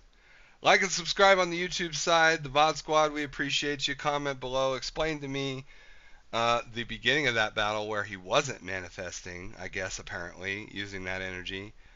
But again, overall, it doesn't really matter because if he can, he would or could or whatever. And, I guess if Yugi can, the Pharaoh can. So we'll see you guys all in the next one. All right, Tony, we're here. We're back with you. We have the Piers Morgan interview right here. Okay. Let's pull this up. If you're still here and you're not chickening out, let's do this. Let's break it down. Let me know if you're still here. I'll give you a couple minutes. Maybe you're got a wireless headset. Anybody else who wants to contribute to the conversation is more than welcome to as well. So just establish if you're here and you want to talk about it.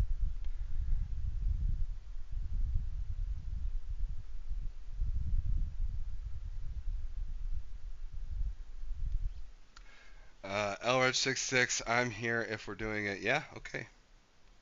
Tony, where are you at?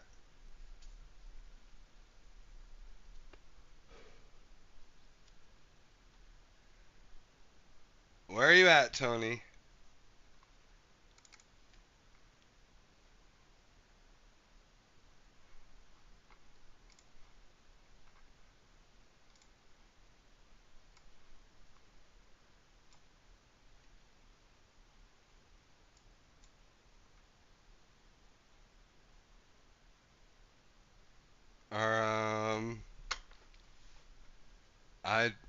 I guess.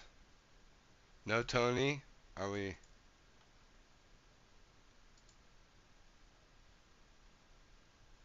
No? Nothing to, you didn't stick around? You couldn't wait?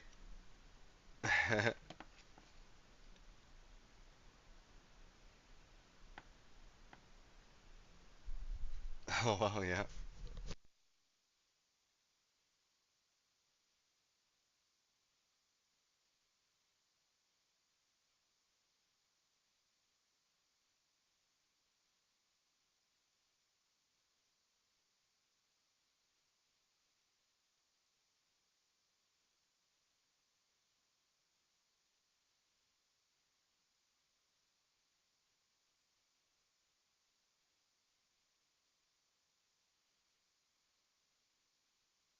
Okay, I waited. He's not here. He left. He got mad. He's not banned. He can come anytime to address the Nick Fuentes crap.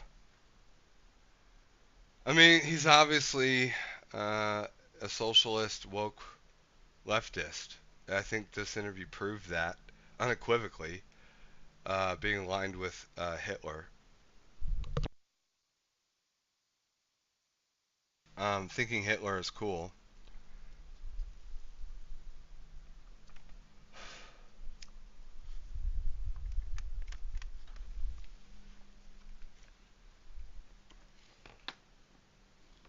Yep, he's not here for it. Alrighty then. We are moving on. Welcome to come back anytime.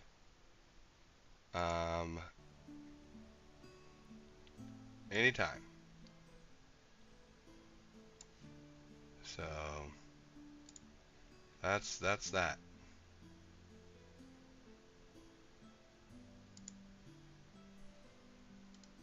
All right.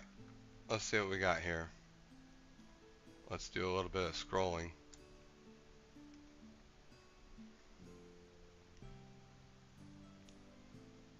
Current state of Square Enix. Oh wow, this will be a big one.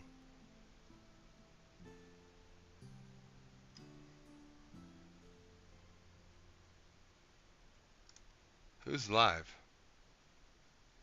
Oh wow.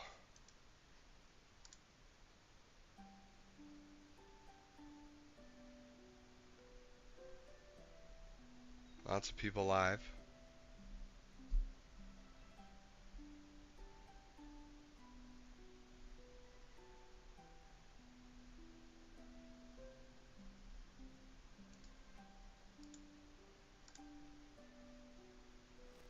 Let's get into this. It's pretty relevant to a chatter we had. Yeah, well, yeah, I think we're gonna cut. We're pretty much in agreement on cutting the raw food. Like the benefits are like the small poops are real.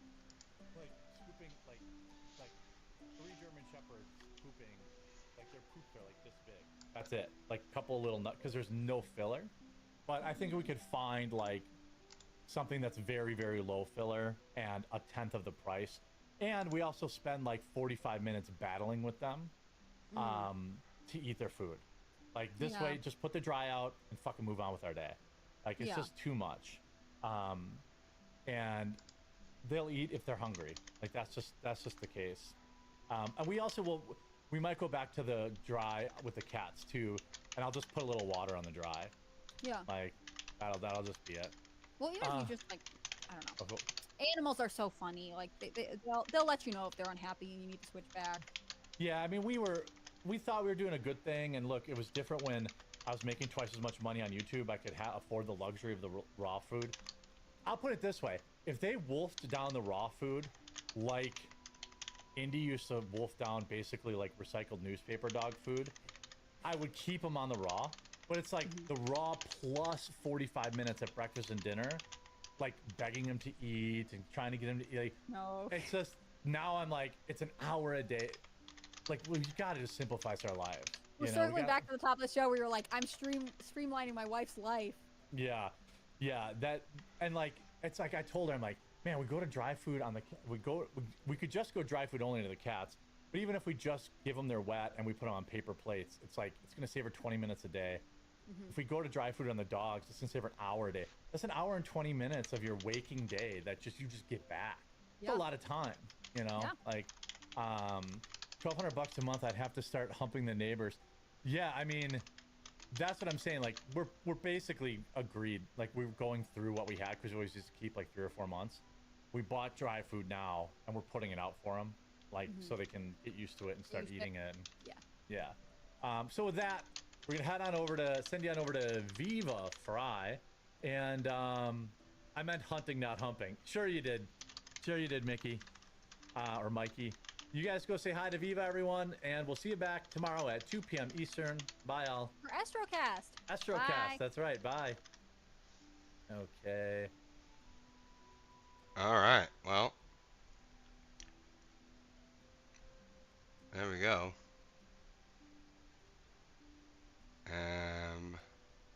They're gone. You know what? Let's pull that up one more time.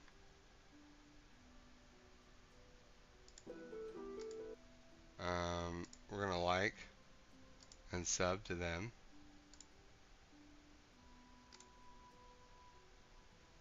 And they're no longer alive. Okay.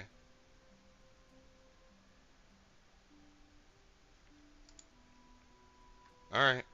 Is what it is.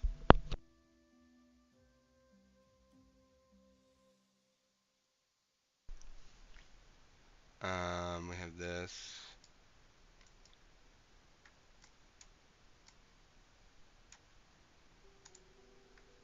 This can't continue. This can't continue. You can't look across the pond at a place like the UK, which is admittedly insane right now, and say, how could you guys let this happen, and then let this happen here? We cannot continue this way.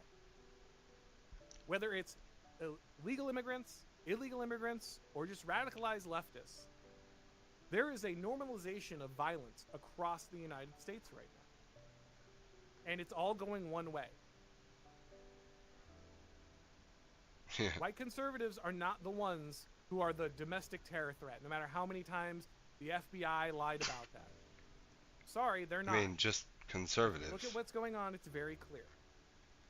There's just open season on conservatives and, in many cases, white Americans in the United States. Well, yeah. Because there are special political privileges That's true. gifted to certain races and certain political persuasions inside this country. And we cannot continue to fool ourselves. This has to change. It has to change. And so Crystal over at Cinnabon has also got a GoFundMe, and I believe it's at least or whatever the website is, and it's reached $100,000. Probably give Sin Go. Now, I'm not encouraging one way or another, but I'm just saying I get why these people are able to raise funds, because people are tired of this. So disturbed, dude. The kind of fantasies that women have online with these fictional animal characters. Bro. Okay? Women are degenerate today. And they're so much worse than men. Now, I'm not saying that men are bad. Men are bad too today. But. True. Oh my goodness. The amount of fantasies they have with animals. Again, that Minotaur book, which is the #1 best-selling book right now, from like for women and feminists. Dude, there's a lot of Christian women who are insulated from this, which is fine. That's good. You should be. But the amount there are, I'm telling you, millions of women who love this stuff. Okay. Who wrote Twilight? Who wrote 50 Shades of Grey? Who wrote all of these erotica novels? These fantasies of women being, you know, choked and all that stuff. Like, it's awful. It's terrible. Who's writing it? Who's consuming it? Who's reading it? It's woman. It's woman.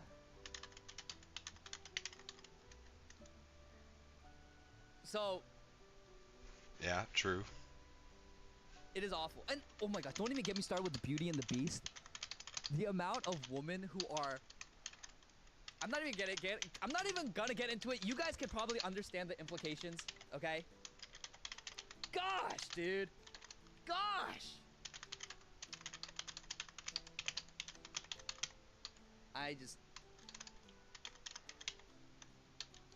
Women, literally, like, it's just woman, okay? That's the statement. Woman. Why are women like this? I mean, that's just. But we're problematic for joking about it. It's true. You think women want to have the shit being out, as you said? Yeah, and it's very disturbing, but it's true. Do you think your views on women might change if you actually ever had a relationship with one or had sex and actually had a proper relationship? I mean, people say the reason you don't have to have sex with a woman to understand women, okay? what's so angry about women is you're basically. You only have to have sex with your wife to understand your wife, okay? That's all you need to have sex with, okay? Your wife. Bro. True. I'm not angry about it. You sound very angry. You sound very, very angry about women.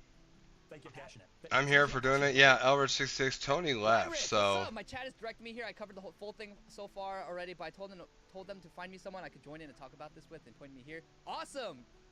Hey, thanks for being here, man. Appreciate you. Or girl. I don't know if I misgendered you. Nerf, what's going on? How's it going? Actually, you're sounding very bitter about women. As if women have done a terrible disservice to you. But when? You don't have relationships, you don't have sex. When are they doing these terrible things to you that's made you so hateful towards women? I'm really curious. Was that? I don't think that was a hateful clip. I think I was laughing. I said they want men to beat the shit out of them, and that's just true. I mean, when you look at the state of modern women, all they do is lay in their bed, doom scroll. They're chilling out. They're getting a little. Look, they're getting a little fat. It is what it is. I don't know what the average weight is, but they're getting a little heavy. And any guy that is, I think the average weight of the American woman is like 170, 180 or something. Playing the field these days? Yeah, Zootopia's out. A lot of people in America haven't gone to watch it, but internationally it's done really well. I recommend it. It was a good movie. It was a fun movie. I found myself laughing a lot and almost teared up. It was pretty good. We'll tell you that. I mean, and I know a lot of the chads. I am an incel. I'm friends with a lot of chads, like Bradley Martin, Clavicular. They agree with me. You know, there's sort of like this alliance between the guys that don't have sex and the guys that get the most sex. We know what women are about. It's the guys in the middle. Guys like you in the middle. It's the beta male orbiters that say, she's amazing, you're a misogynistic pig. Bro, what? I don't know what that is. I guess let me explain to you what I think it is.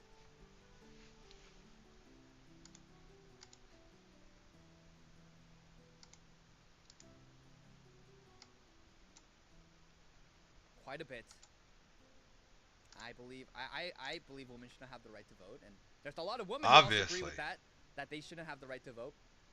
That they're annoying, that they get fat, that they get ugly. That's a misogynist. Now you may not understand it.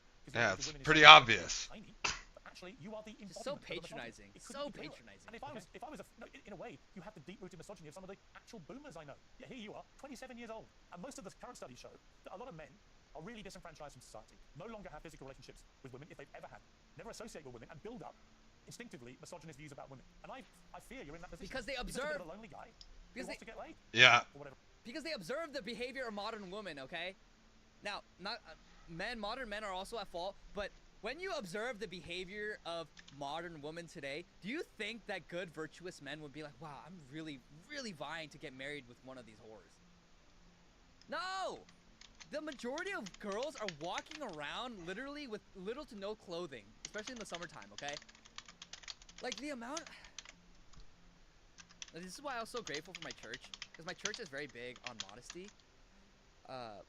And then the girls in my church are being, raised pretty properly, but for the most part. Yeah, I'm gonna try to engage with him. But he seems pretty articulate. When they see other girls, they're like, why are they wearing that? How could they wear that? It's like, yes, this is how we all think, dude. Like, modern women are cooked. They're cooked.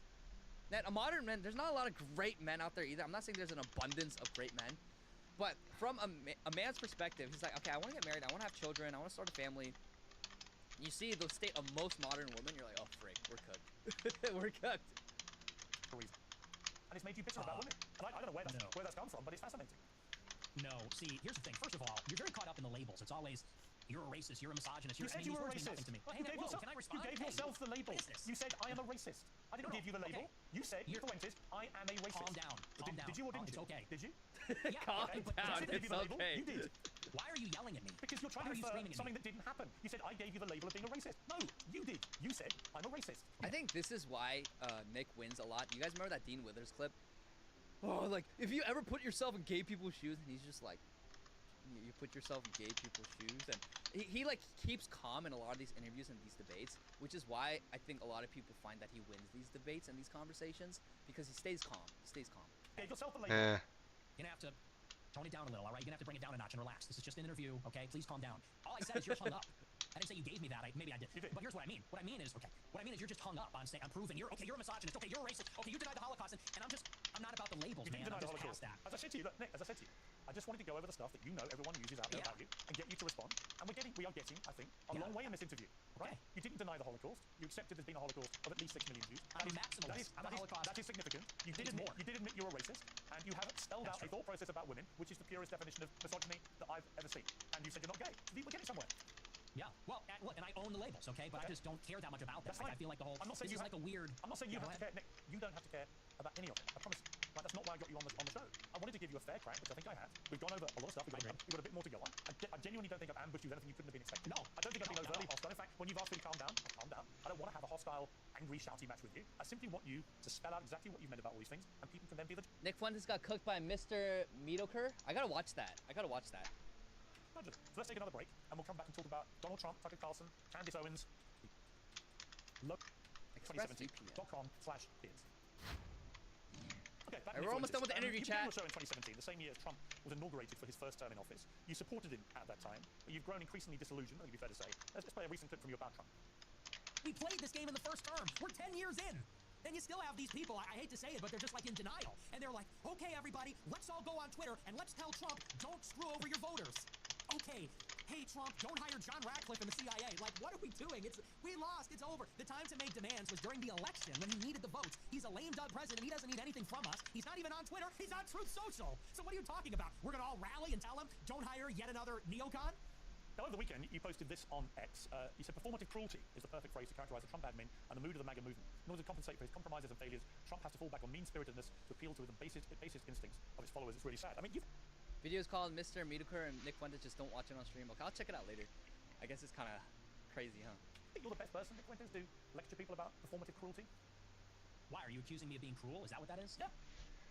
How am I cruel? You're cruel about black people. You're cruel about women. And you're cruel about a lot of people. And you're very performative. Okay.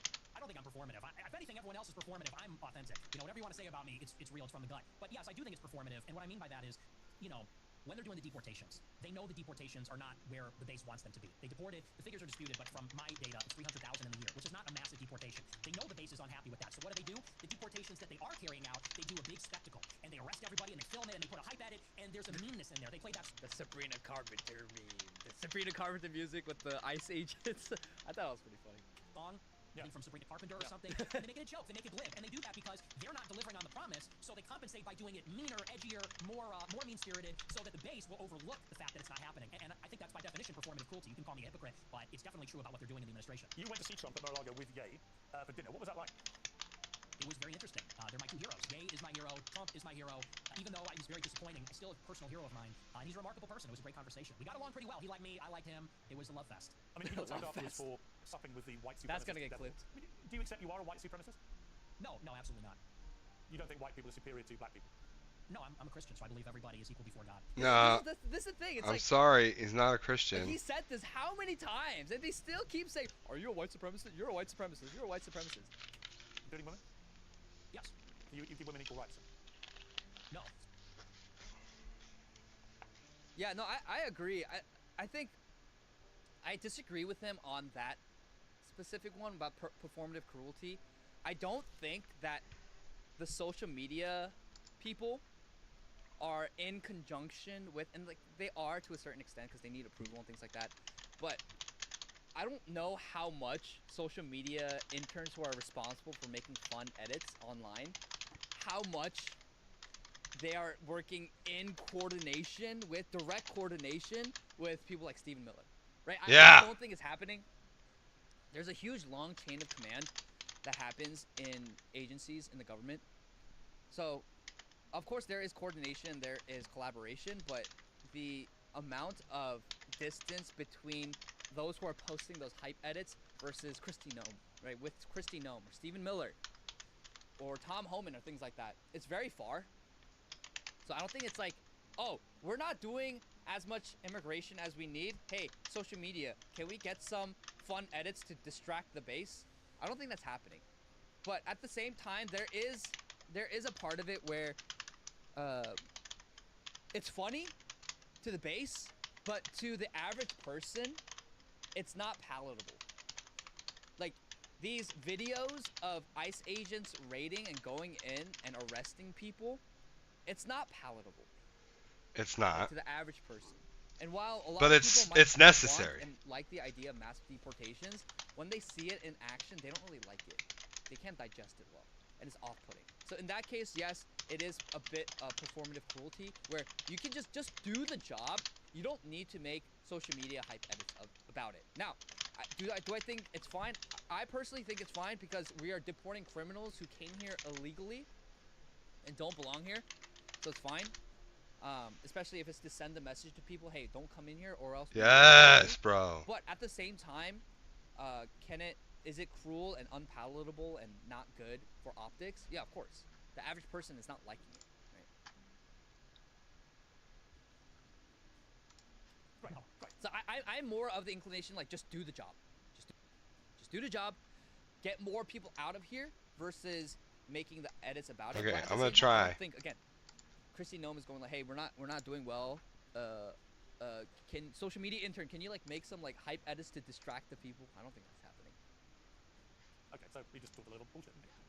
No, why are you nerds like mad about this? Genders? I do think there are two genders, yes. Okay, and so you mean there's distinction? There are two distinct genders. I think we should all have the same rights. Oh, crap. Biologically Oh, Laird, thanks for the follow and kick. distinct, and they have different social and biological roles. I think it would follow that we would treat them a little bit differently in the law. Yes, 100%. Yes, and we do treat them differently. There are different laws that apply to women than to men. We do. So then, it's like to say that they should have equal rights and everything should be the same. That's feminism, and I reject that wholeheartedly because men and women are fundamentally different. We are different by design. I think Church's teachings reflect that. I do. Yeah, there's no female priests. Have you ever seen that? Do you think that the Catholic Church thinks all women should be deprived of votes? Yeah, I think so. No, they don't. I think they do, yeah. You think the Catholic Church position is women shouldn't be allowed to vote? I think so, yeah, no, but I'm not positive. No, it's bullshit. Oh, You think the Catholic Church position is women shouldn't be allowed to vote? You could be both because you're a celibate. That's true. And I'm also That's funny from Piers. Yes, men and women are equal in value, but not equal in biology and roles. Yes, of course. And the Bible is very clear about this too. So, Piers, you're rejecting scripture, and you call yourself Catholic. Like the Pope, but look, I mean, women. It says in the Bible that women have no authority over men, and they can't teach men, and that's why there's no female priests. So there's a lot of things in the Bible. I mean, do you think every word of the Bible is sacrosanct? Well, yeah, it's inspired scripture. That's all of it. All of it is a theological debate. Well, it is Catholic doctrine that women should not lead and teach. I mean, you're not interacting with what I'm saying. Why can't women be priests? They should be. There it is. There it is, guys. Women should be priests. Piers, you're not Catholic. You don't even submit to Catholic doctrine. Basic Catholic doctrine when it comes to men and women. I bet this guy is pro birth control too. Birth control is not in alignment. IVF, birth control, contraception is all against Catholic doctrine as it stands right now. What makes you Catholic if you're not even going to follow Catholic doctrine? It's like me calling myself a vegan and eating meat. Like, what's the point of calling yourself Catholic if you're not going to observe Catholicism? Okay, well, you're not Catholic. That's not a Catholic position. Many things I disagree with the Catholic Church. Okay. Well, that kind of contrary, because the whole basis of being Catholic is accepting. You can be a member of a religion and disagree with parts of that religion. Perfectly reasonable. You could be, well, yeah, I mean, you could say that, but it wouldn't be true. If you're extremist, you can't. Obviously, you never deviate. That's just not rigorous. You never deviate if you're extremist. But even the Constitution's been amended, was it 27 times? You want to talk about this sack? The Constitution is not the church, and again, this is how liberals see. Yeah, true. I'm trying, chat. I'm trying to message him. They see it as divinely inspired scripture, as a divinely inspired text that can do no wrong, that can be no wrong, have no wrong. And therefore, if you have any qualms about the Constitution or the constitutional system as it applies to today, then they call you, right? They call you all these slurs. So it's like, what? Like, what does the Constitution have to do with the Catholic Church? I mean, America is a Protestant nation, by the way, not Catholic. Yeah. Oh my, this is not rigorous intellectually. This is very this is tabloid theology. Okay, but it's fine. Where were we? We're talking about Trump and somehow we got into white knighting for women's rights. White knighting for women's rights. Put on the pink hat, bro. Put on the pink hat. We're waiting. What's the pink hat for? For the march, for the women's march. Are we going to see you at the women's march? Protesting for women's rights and all that? I think women should have equal rights to men. Period. You carry tampons in case your female friends get a period or something? Like, it's crazy. I'd have no problem giving a female friend a tampon, would you? I don't suppose you've ever seen a tampon, have you? Gross. Absolutely not. Why would you want to see a tampon, Piers? That's a terrible comeback. That's an awful comeback. True. You think tampons are gross? True. Yeah, they're filled with period blood. Yeah, it's kind of gross. Wow. Are you into that? You like that? I don't think you've ever seen it, have you? I've seen them. I've seen them before. You've been that close to a woman? Really? No, I've seen them. Oh, come on. Come on. You've seen videos, haven't you? What? What are we doing here, Piers? I'm not sure. You really hate that. I'm not sure. You're more impressed that I'm a misogynist than you are about anything. It's Wait, what? What did they just say? You think tampons are gross? Yeah, they're filled with period blood. Yeah, it's kind of gross. Wow. Are you into that? You like that? You I don't think you've ever seen it, have you? I've seen them. I've seen them before. You've been that close to a woman? Really? No, I've seen them. Look, I used to live with women, so I've seen them around the house. Okay, so he's talking about tampons. I was like, what are they talking about? What? Piers, I'm not sure. You really hate that. I'm not sure. You're more impressed that I'm a misogynist than you are about anything. It's not very really. revealing. I'm actually more exercised about your blatant self-admitted racism than I'm about anything. But the misogyny runs a close. Yeah. Let me ask you about Tucker Carlson, because you had a long sit down with Tucker Carlson, which he was oddly, I like that. But he gave me. Here's the thing about Piers. He's like, he cannot understand anyone from their viewpoint. So he always talks about empathy, empathy, empathy. You literally cannot even take a second to try to empathize with someone like Nick on what he believes. Like, why can't you? Like, why don't you? Aren't you supposed to be an empathetic, compassionate person? But he doesn't, and he's completely strawmanning everything and just throwing out epithets and slurs, and it's like, oh my gosh, dude. He had a harder time than he gives you. And then afterwards, he was more critical. And then you said this about Tucker. He's a handler. He handles people. That's what he does. He's a fucking liar and a handler. He goes around telling people, I don't know anything. I don't know. Oh, I know nothing. I don't even have a phone. I am just a clueless tourist. I just traveled to all these countries, and, you know, I don't trust him. And I don't care, you know, maybe that alienates me from people in the conservative movement. I don't care. I'm not going to be a part of it. I'm not going to be a party to whatever that is. Whatever that bullshit is, I'm not going to be a part of it. So, you know, now that I've heard enough from Tucker, and I've heard enough from other people, and I've seen enough, this guy's not who he says he is. Not an ally. Stay the fuck away from me. You're weird, dude. You're weird. See, what would have been great? I like Tucker. I like Tucker. Right, as if you said that to him when you were sitting opposite him. Well, when I was sitting opposite him at the dinner and in the interview, he was nothing but nice. He was very nice to me and very cordial, and he didn't call me an anti-Semite, and he didn't even press me on it at all. And I thought he would, and I almost wanted him to. He was nothing but nice, and we had a great time. We had a really great dinner, really great interview, and I felt really good about it. And the next week on my show, I said, he really surprised me. And then every interview he's done since, all he does is call me an anti-Semite. He goes, well, I hate his anti-Semitism, and, you know, I wonder why people like him. And so I just think that's two-faced. So after that experience, it kind of turned me off. I didn't like that, but he's going to do what he's going to do. He's still a nice guy, but I think he's two-faced. What about Candace Owens? You had to sit down with her.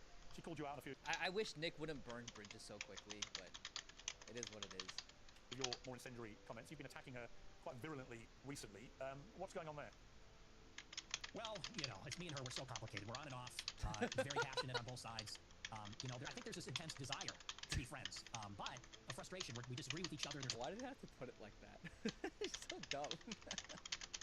We're on and off, and it's like talking about like toxic lovers. They're like toxic lovers. Rivalry.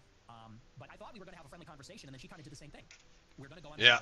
during the war with Iran. We're literally in the middle of a war, and she texted me the day before the United States bombed. Nova. Kang, my wife is telling me she's a huge fan of yours. All I can do is apologize for discovering you so late. Oh, no, don't worry about it. Tell your wife that she is lovely. God bless her, and God bless you. God bless you, Kang. Appreciate you guys. Yeah, you know, Nick really did make it sound like they're in a romantic relationship. No. And she said, would you like to come on my show? I said, absolutely. I said, is this going to be about Iran? She goes, I don't do setups. I said, yeah, let's do it. I come on the show, and then she's, like, got this weird hostile demeanor. She's doing the clip thing. Then she puts it behind a paywall. It was ridiculous. So that really was not nice. And then I think this whole Charlie Kirk thing, I think she's gone insane. I think she's absolutely lost her mind. Yeah. So I feel sorry for her husband. I agree. What did you feel when Charlie Kirk was assassinated? Where were you when you heard about it? I was at my house, and a friend of mine who was actually at... I said this on last stream, right, guys? But my final straw for Candace was I was listening to everything. Again, I always try to steel man and listen to everyone, listen to the totality of the facts and everything going on. I realized as one person, I don't know everything. There's always more to learn. There's always going to be something that someone knows that I don't know. But she pulled up an old private text message with Charlie talking to her about an ex-lover that he had that wasn't Erica. And she was like, this is my favorite tweet, my favorite text from Charlie, and he was just so, like, in love. I'm like, dude, you don't humiliate a dead man like that. And that woman was not the woman that he chose to marry. Like, what is the purpose of doing that? And at that point, it's like, okay, like, clearly, you're just acting like a toxic ex who couldn't get with the dude. And so you're trying to do whatever you can to milk his whatever relationship that you had with him for your own clout. I just think is so toxic. And that was like, okay, at this point, I don't think you're actually doing it to find the truth. I think you're doing it so that you can, like, I don't know what it is, really, that you're trying to do, but that was just a low blow. That was very not classy, very dishonorable. And so, yeah, I don't know. I think Candace has kind of lost it. I feel sorry for her husband. Yeah, it's like, dude, imagine being George Farmer. First of all, Candace Owens didn't even take his last name. But Candace Owens is literally just going off and obsessing about another man for 3 months. At a certain point, it's like, okay, you can chalk it up to he was your friend, he was your friend, he was your friend, you care about your friend, fine. If I'm your husband, I would tell you to stop. Just stop. Relax. And then the one time she references her husband is because, her husband doesn't want him to go in live to Turning Point headquarters to talk about everything and address the Turning Point leadership. Yeah. So, I don't know. The event texted me. I said, Charlie got shot. I said, who? He said, Charlie Kirk. I said, oh my gosh, that's terrible. And honestly, it was devastating. I didn't like Charlie Kirk at all. And we had an intense rivalry, and he hated me. Yeah, I mean, I loved Charlie. I think Charlie was great. I spent I spent time with him in Korea. He was only in Korea for 2 days, or actually 1 day, I think, only 2 days. I spent a little time with him backstage at the event. We were both at Build Up Korea. We spoke together, and Charlie was great. He was really cordial, very friendly. He's actually very introverted. You can tell he's very introverted. He was like, when he's dealing with people, he's very soft-spoken, and he always looks tired. It's kind of like Matt Walsh. It's like they're firebrands in public, but then when you interact with them in person, like they're very introverted. But yeah, Charlie's a great guy. Charlie's a great guy. I do believe he's in heaven with the Lord. He was a man of God. Really lived out his values well. I really like Charlie, so. Me. But honest to God, I was devastated. I was emotionally affected by it. I didn't even do a show that night because I was beside myself. So it was rough. I mean, it was hard. Yeah, when I first heard the news, I was still in Korea. So I'm and I was trying to rattled. talk to I them was both here. Rattled. Like, and when I messaged so him many on people texted Discord. me, and it was in the morning in Korea. I and get that you woke guys up, in chat you know, are early super in the big morning pee, and fans. then I know my saw the wife is a text, big and I was like, fan. There's no way. Like, Charlie was shot. Did you see Charlie shot? And I pull up my phone. I was like, there's no way. I was literally with him a few days before, talking to him, and then yeah, he was shot. And it was devastating. My heart sank. I was depressed and angry the whole day, and Yeah. I was really rattled. The fact that this kind of evil could happen on U.S. soil. Yep. It really was devastating. Watch. When you say you were beside yourself, I mean, you hate him. I don't hate anybody. I didn't hate him, but I really didn't like him. I intensely disliked him, and I didn't agree with him. Didn't he? He did. Yeah, he hated me also. But you were still beside yourself when you heard what happened. I was. I thought it was disgusting what was done to him, and it was tragic, and it was horrifying. Do you fear an attack like that on yourself? Have you upped your own security because of this? Because your profile's got exponentially higher since what happened to Charlie Kirk. I have increased my security, and but you know, something similar like that happened to me. Someone came to my house with a gun about a year ago, almost exactly, trying to kill me, and he was shot and killed in my alleyway. So I've had increased security for a while. It's a bad time out there, and I do believe it was a left-wing person that killed him. I think it was a left-wing person that tried to kill me. So yeah, I take it very seriously. Elon Musk said on his X platform that you're a Fed. You're a paid-up hire of the government. Is that true? No. 100. You've never worked for the government in any capacity. I've never talked to federal law enforcement, and actually I've testified to that fact under oath when I was subpoenaed by the Congress. People leave that part out, but I got subpoenaed, I think in January 2022, I think it was, and I was deposed by the subcommittee, the House Select Subcommittee on January 6th, and they asked me, did you speak with any federal law enforcement? I didn't know that. I didn't know Nick was subpoenaed, and under oath he said that he didn't talk to anyone in the federal government, so I don't know. And under oath, I said no. Yeah, someone tried to kill Tim Pool too. Yeah, it's just left-wing violence is increasing, and they're getting more brazen about it. So we gotta keep praying, guys. We gotta really mobilize to save this country, because things are getting bad, and things I think will definitely get worse before it gets better. I think the death of Charlie Kirk, I thought for a moment that people would take a step back and have some perspective and say, hey, okay, things are getting out of hand. Things are getting out of control. We need to cool down the temperature. Nope. It's gotten worse. The left has gotten more brazen.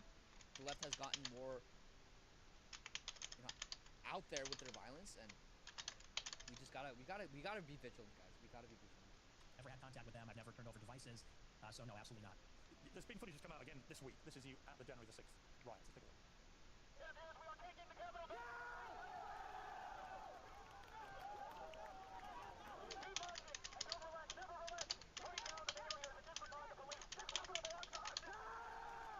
Yeah, I remember seeing these clips, and this is what made me really skeptical of Nick in the first place.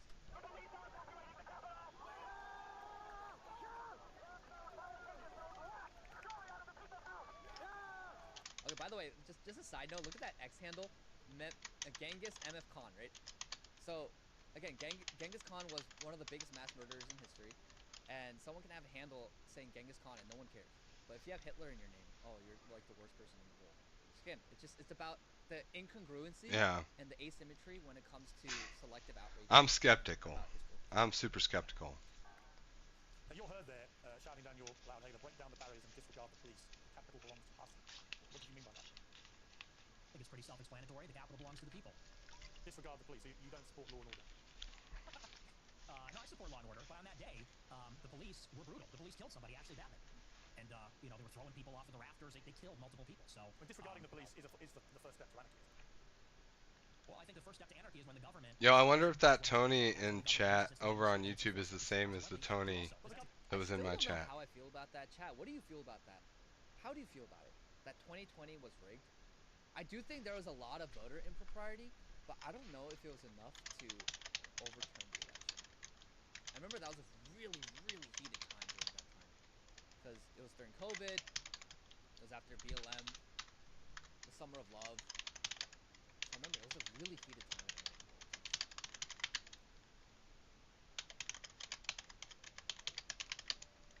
There's no evidence. There will always be election fraud no matter what. Exactly. There always is voter impropriety and election fraud. It's just, I don't know if, I personally just haven't seen enough evidence to suggest that in 2020 it was enough. Because The thing is, BLM and COVID literally had people by the neck. Like, it literally completely brainwashed, especially BLM, completely brainwashed so many people. And those people today have become a little more right-wing now because they saw the lies. But I remember distinctly, I was betrayed by a lot of my closest friends because I didn't support BLM. And they said that I was a fake Christian, they slandered me, they smeared me, they said that I hate black people and I want them all dead, and it was a rough time, and there were so many people completely captured by that.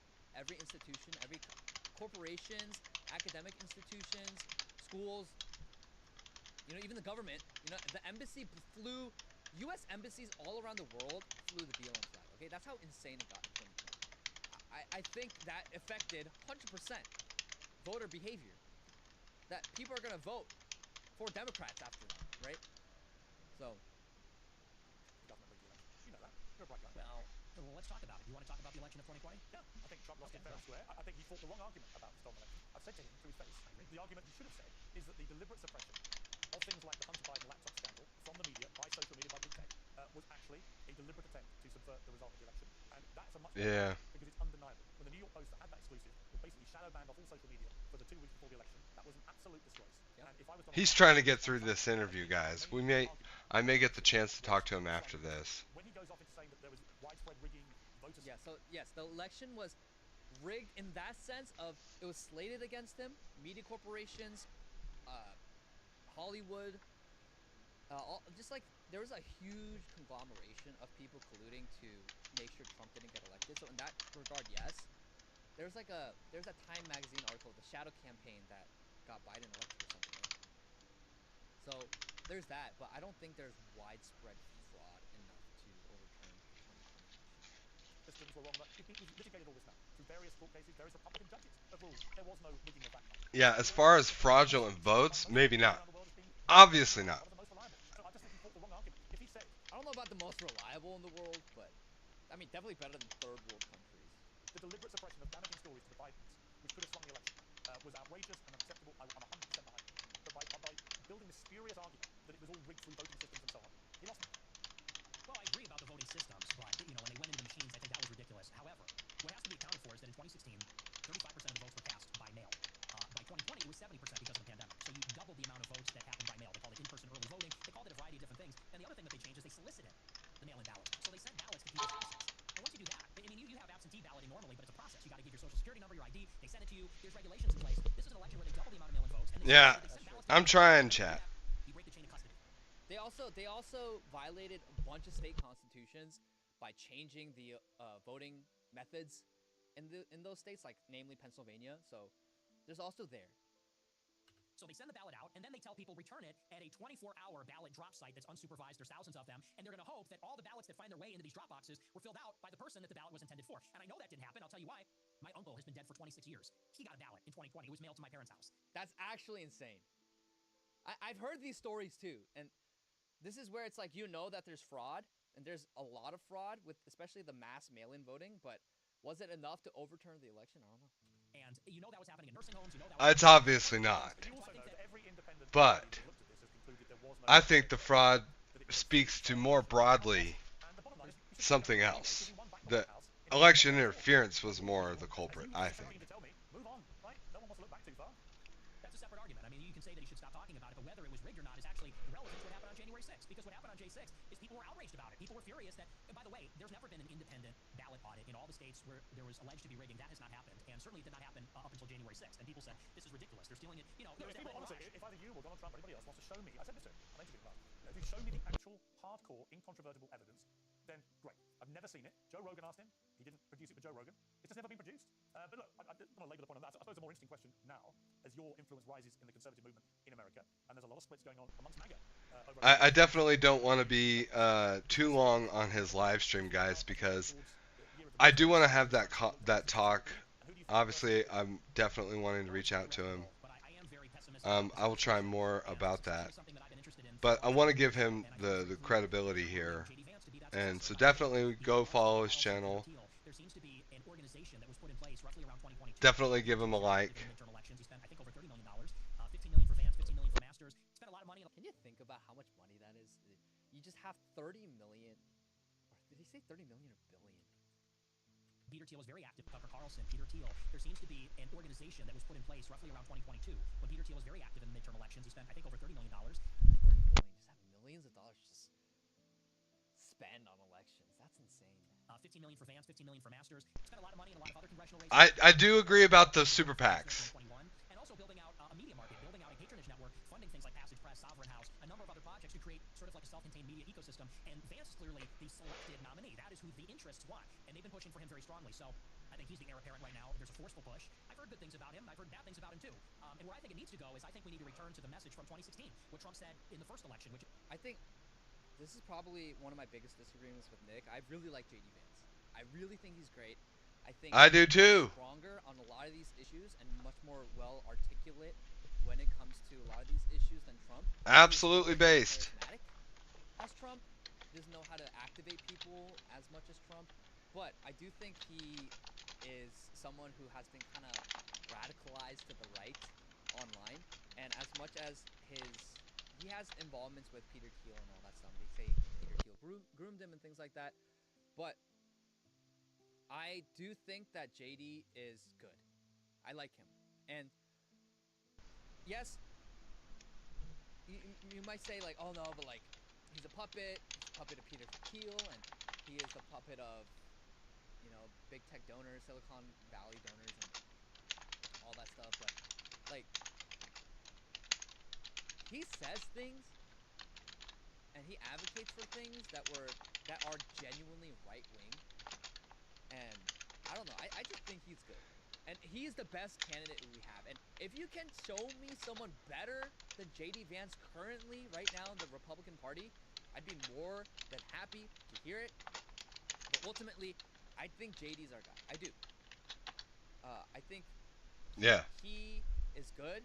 He's young, so he's tapped in to what the younger generation wants and needs. This is also why the death of Charlie Kirk was such a tragedy, because he was tapped into what the young people wanted, and Charlie was a lot more right-wing than people would give him credit for. And so Charlie was kind of like the pipeline to the White House for Gen Z. And, you know, I think JD Vance is similar to that. He literally follows Shoe on Head on Twitter, okay? You don't think he's tapped in? Yeah, exactly. I think he's tapped in. He refuses to denounce all the racists and all the anti-Semites and the Nazis. He doesn't do that, like, humiliation ritual of denouncing and deplatforming and all that stuff. So I think he's good. I think he's our guy. I don't think he's doing it intentionally to win the favor of the vote, because by doing so, he actually loses a lot of favor from neocons, normie cons, and normie conservatives who hold a lot of money and institutional power. I don't think there's a lot he gains. Like, he didn't disavow those GOP staffers when their Telegram chat was leaked. Like, I think he's our guy. I think he has really good political instincts. He's not as charismatic as Trump, but I do think he has good political instincts. He has good values. I like JD Vance. I like JD Vance. So, like, there's no other guy. Like, who else is better? Who else is better than JD Vance? No, Vivek is bad, Tony. Vivek is bad. Vivek is, the more that you look into Vivek, you see that he's a scammer. He got rich scamming his investors of an Alzheimer's medicine. And, you know, his whole mask fell off, like, last year when he told Americans that they're lazy and that we need H-1Bs. So, I don't know. I don't like Vivek Ramaswamy. I don't trust him. Ron DeSantis. I think Ron DeSantis is great, too. I think he's great, but I think JD's better. I think JD is more right-wing, authentically right-wing, and more tapped in to post-liberal philosophy and like that kind of thought than Ron DeSantis is. So I think JD's better than Ron DeSantis, but I don't know. I do like Ron DeSantis too. I just thought his move in 2024 was so stupid to run against Trump. It's so dumb. Like, why would you do that? So I think that, for me, that was a big red flag for me. I'm like, dude, like, for the sake of the movement, everyone saw you as Trump's successor. You could have just run in 2028, but his political ambitions got to him. So that's where I think he died as Trump's potential successor, in my eyes and in the base's eyes. But I do still like Ron DeSantis very much. I think he's doing a great job as president. What's your opinion on RFK? I think he's fine. I think he's good. He's all right. I think RFK he's a liberal, but I think when it comes to the health issue, he's really solid. JD pick as his VP, Marco Rubio. Not Marco Rubio. I don't think he's that great. Tulsi Gabbard, not great. I like Pete Hegseth is great. I really like Pete Hegseth. He's really great. Tulsi Gabbard's a liberal, though. She's a liberal.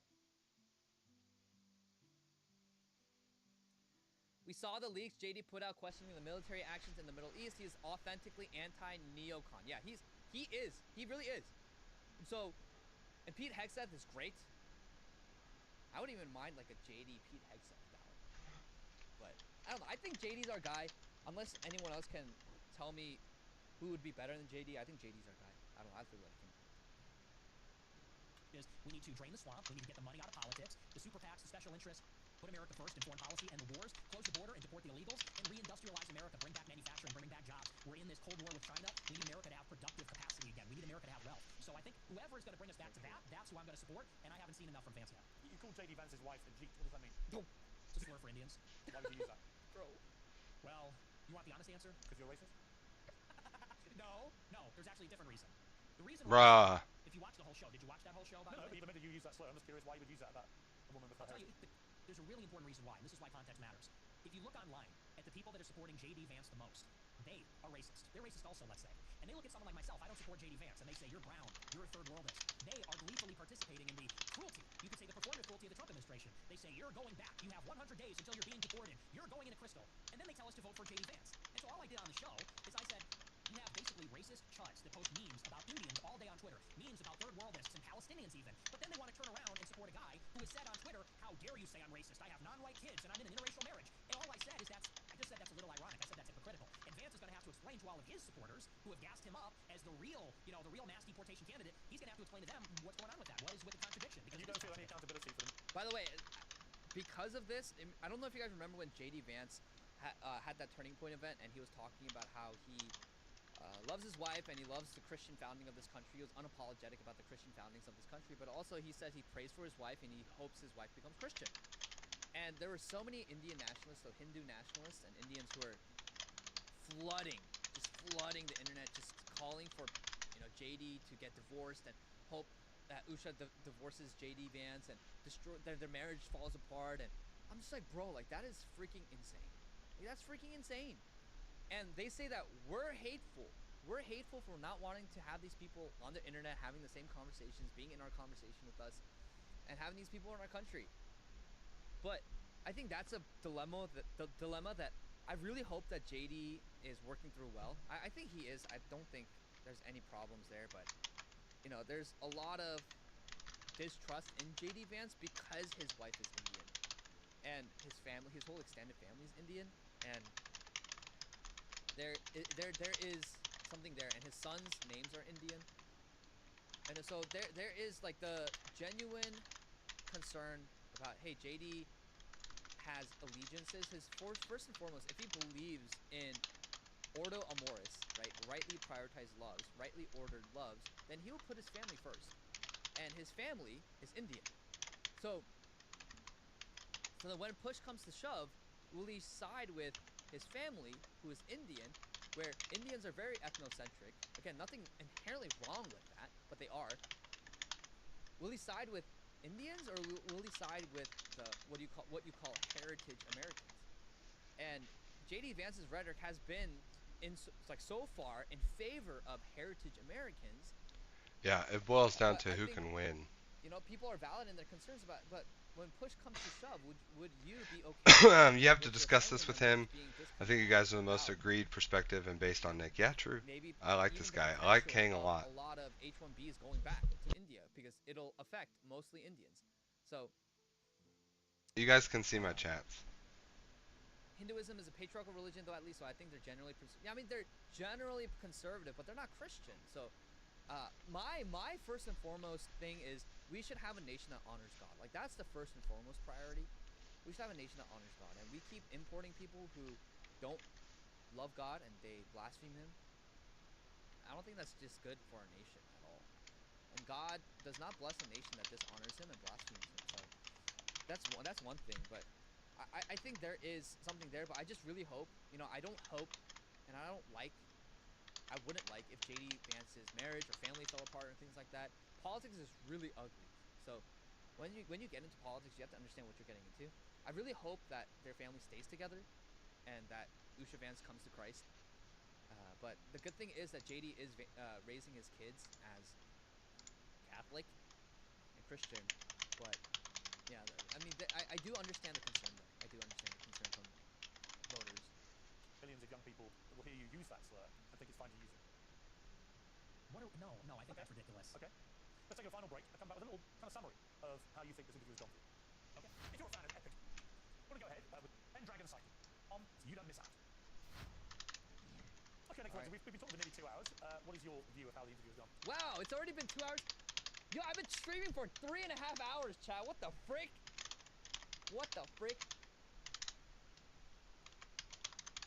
I think it was great. Honestly, I think it was a tough interview. You're a tough interviewer. But I don't think there were surprises. I will not say it was an ambush because it wasn't. I sort of anticipated that you would make some choices about how you wanted it to go, and I was fine with it. So I thought it was terrific. As a Catholic, you're probably aware the Jerusalem Post has recently called on the Pope to openly condemn you. Would it matter to you if the Pope did? He's an American Pope, obviously. It would be very disheartening. I'm excited for the Daily Wire's Pendragon cycle. Yes. I think it was the way that they went about it was a huge flop, but I'm excited for it. I think it'll be good. It looks really good so far. I have a lot of friends who worked on it, so I'm excited for it. I just think that they should have released it in theaters. If you want to have genuine cultural impact, I get it. You're not gonna. Like, but it's a TV show. And the distributors pocket a lot of the money. I get it. But if you want to have genuine cultural impact, and you want to have, like, if you want to solidify yourself as a force in cinema, you got to get your stuff out in theaters. And the reason why was so effective was because it was out in theaters.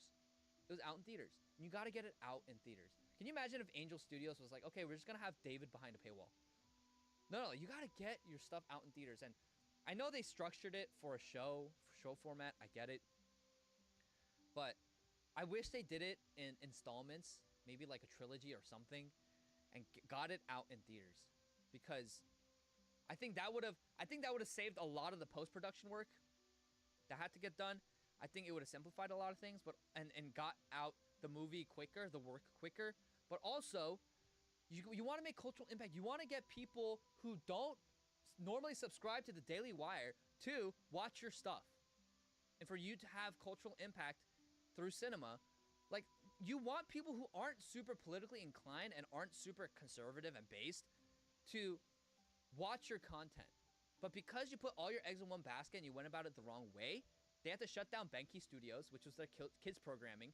They had to do a lot of layoffs. They had to cut their budget a lot. And yeah, it's just Daily Wire. For now, it's like not largely, but they've become a lot more irrelevant. So I don't know. I will still watch it. I will let you guys know how I like it. Maybe we can watch it together somehow, some way. But yeah, I think that would be copyright. That would be violating copyright law, so I can't do that. But yeah, I'll be watching it. I'm excited for it. Yes. They're getting plenty of shows in theaters. Yeah, it's just maybe even just like the first 2 episodes in theaters, and then the rest behind a paywall, something like that. But they didn't even do that. They just want it all to be on live stream, like on their streaming service. And there's just not that much buzz about it right now. There was so much buzz about it 2 years ago, but after all their PR nightmares and like cutting Brett Cooper and all that stuff, there's a lot of people who, don't really like the Daily Wire as much anymore. Why? Because he's our spiritual leader. He's the head of the church. He's the vicar of Christ. So if he condemned me, that would be very disheartening. And it would depend upon what he would say exactly. But yeah, I wouldn't like that. I wouldn't like that at all. If he condemned you because you've openly admitted to being a racist on this show? Oh, this racist. I would be disappointed if he said that, because I think that word racist, it means something different to everybody. And so I think that's just silly. I think that's just semantic. Have you ever been in love in your life? No, like romantically, no. Yeah, never. No. Do you think that's part of the problem? What's the problem? Why you are the way you are. Oh, and what's the way I am? What are you trying to say? I've given people 2 hours of the way you are. You're unashamed about a lot of it. I don't think I have a problem. I think I'm cheerful, boisterous. Look, unlike you, I'm willing to be a little provocative. Well, I guess you're willing to be provocative, but I'm willing to be very provocative, and I'm a free thinker. And I don't like to be tone policed. I don't like to be told about, you know, people are going to tone police and play moral cop about you can't make this joke or you can't make this statement. And I think that's just about being intellectually open. I'm a believer in openness. I like ideas. completely agree. I think you should be perfectly free to express yourself exactly how you see fit. My problem is how you see fit for some of the. Yeah, Piers Morgan resorting to personal attacks. Yeah. Wow, the sky is blue, right? It's the name of the game with these liberals. Resort to personal attacks. Things to say, and we've been through a lot of them. And I think people who don't know you very well will have been shocked in parts and surprised in other parts. But in totality, they can see you for what you are. I think we're a lot nearer to what the real Nick Fuentes is in the last 2 hours than we probably have seen from your other recent interviews. Would you agree? No, I mean, the clip thing, we've done the clip thing. We've all seen the clip show. Everyone's seen the clips. You think you're the first one to do the ADL rap sheet, so here you said this, and then here you said that. I've been playing that game for 10 years, so this is honestly more of the same, to tell you the truth. Nick Fuentes, I appreciate you coming on Uncensored. Thank you very much. Thank you for having me. Well, my thanks to Nick Fuentes, and my thanks to the hundreds of thousands of you watching this special live episode of Piers Morgan Uncensored. Uncensored the interview. I think it was firm but fair, but you can all make up your own minds. If you like what we do, please like and subscribe to the channel so we can keep doing it. Back tomorrow. Until then, whatever you're up to, keep it uncensored. All right, what an interview. Let's see what people said. Yeah, true. Let's see what the comments say, chat. How was it received? Yo, already? Holy crap. Bro, already 500,000 views? Dang, already 12,000 comments. Shoot. Man, chat, one day we'll get there where we're so influential we have this many comments. Holy. Piers not understanding per capita or Catholic doctrine was hilarious. I'm in the UK and got arrested for watching this. Watching a boomer struggle to understand an edgelord is so gold. So true. I sat in front of a black guy on the subway with my headphones on to listen to this. I'm black and I changed the batteries on my smoke alarm just to watch this. My wife stopped reading 50 Shades of Grey to watch this. No. Yeah, I agree with this comment. Piers resorting to virgin insults pretty much sums up this whole thing. It does. It does. Again, liberalism is hedonism. This is why they can't understand right-wing, like authentic right-wing thoughts, and like why right-wingers behave the way that they do. Why shouldn't you be allowed to do whatever the heck you want? I mean, because there's a transcendent moral order and a moral code that we should adhere to, and we should want society structured in a certain way that yes, true. Good behavior, moral behavior. No, just do whatever you want. And that's the same mentality of what just justifies the trans stuff. And they're like, yo, like, oh, like trans stuff is fine as long as it doesn't hurt anyone. Dude, it's gonna hurt everyone because it's sin and it's disorder. Yeah, this is so true. Piers pretends to be Catholic and 2 minutes later attacks Nick for being a virgin. The lack of self-awareness is incredible. That's the thing, like, what's the point of calling you Catholic if you don't even subscribe to Catholic sexual ethics?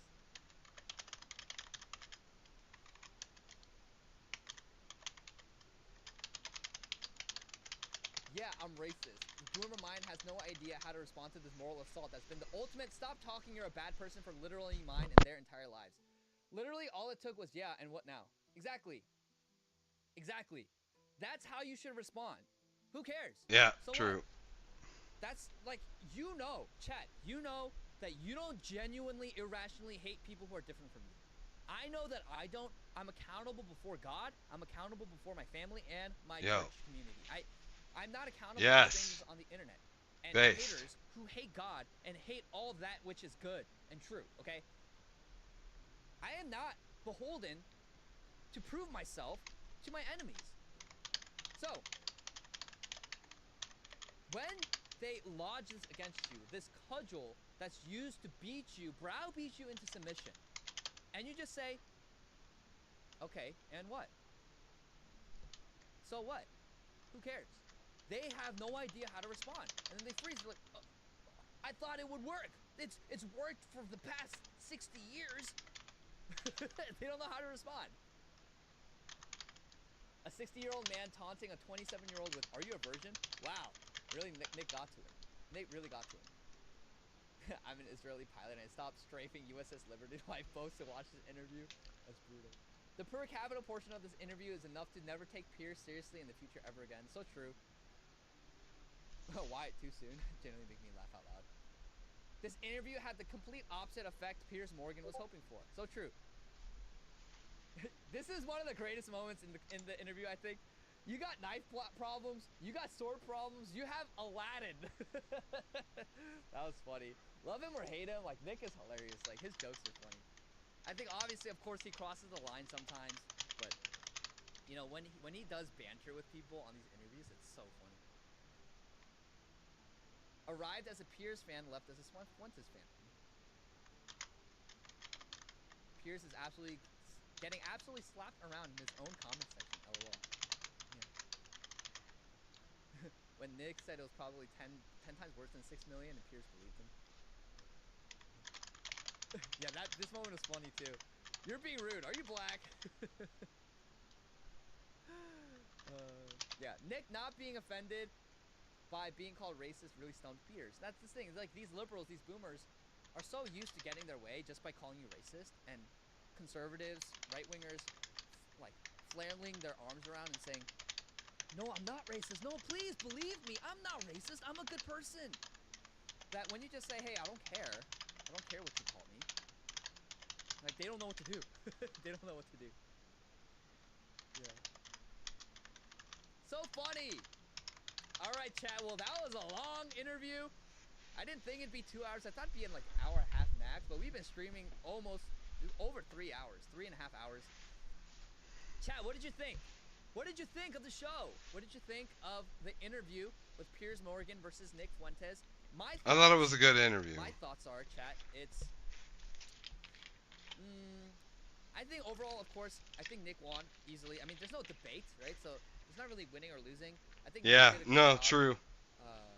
Explaining his views well, kind of bucking against the very liberal religion that is the liberal consensus about certain narratives and certain words that you can or cannot say, certain jokes you can or cannot say. Of course, I think Nick his weak point was not being able to, at least when it comes to the average viewer, right, to sympathize with the suffering of that British Jewish dude. What is his last name, like Finkelstein? I think if you want to win more people over, you have to be able to acknowledge that. So, and then do what he did, and then explain his position. But he wasn't able to, and he didn't acknowledge that, which I think was a weak point. I think Piers was right in that Nick, if he doesn't want his family to be criticized, he shouldn't talk about his family. But at the same time, yes, it is a low blow from Piers to talk, like attack, or not attack really, but to mention his dad. So there's that. I think overall Nick did a good job. He was funny. I think Piers was fair. I think Piers was fair in his questioning. But at the same time, it's like when he would get super riled up and just keep calling him racist, misogynist. He didn't do the anti-Semite thing as much, and I think it's because Piers he's come around to criticizing Israel for their actions in Gaza. But yeah. And I think he knows too, like, people have smeared him as an anti-Semite. So you can kind of tell, it's like, oh, if you've been the subject of smear campaigns, you tend not to lodge those same accusations against other people. But he was like, oh, you're misogynist, you're a racist. And I think ultimately Piers wasn't able to fully understand Nick's positions well. And he was just so caught up in the rhetoric and calling Nick cruel for his jokes instead of for what's happening as a result of the things that he's making jokes about, if that makes sense. So, for example, he's cruel for making jokes about black people, but it's not cruel. Well, I mean, to be fair, Piers Morgan did say that what happened to Irina Zarutska was awful, horrendous, and despicable. But it's like, dude, you can't say making jokes about certain groups of people is cruelty. It's just jokes. It's just jokes. If it was cruelty, why would certain people of that same group laugh at it, agree with it?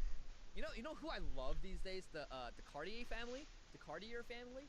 You guys know the 3 black brothers who react to things online? They're great. I love them. I love them to death. They're really awesome. And they're really cool. They've they've had nothing but good thing. I've had nothing but good interactions with them. Dude, if all black people were like the Cartier family, like no one would have a problem with black people. They wouldn't.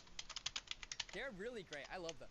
But yeah, it's like, why would those people laugh at Nick's jokes if it's cruelty? It's not cruelty. He's just calling out the hypocrisy and the stupidity that is modern politics and the modern state of society.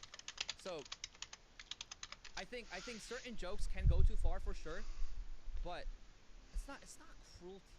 It's not cruelty to call out the things that are. Yeah, Cartier family was based in our streets, unsafe streets, women being raped, women being assaulted, people being assaulted and stabbed and killed to death.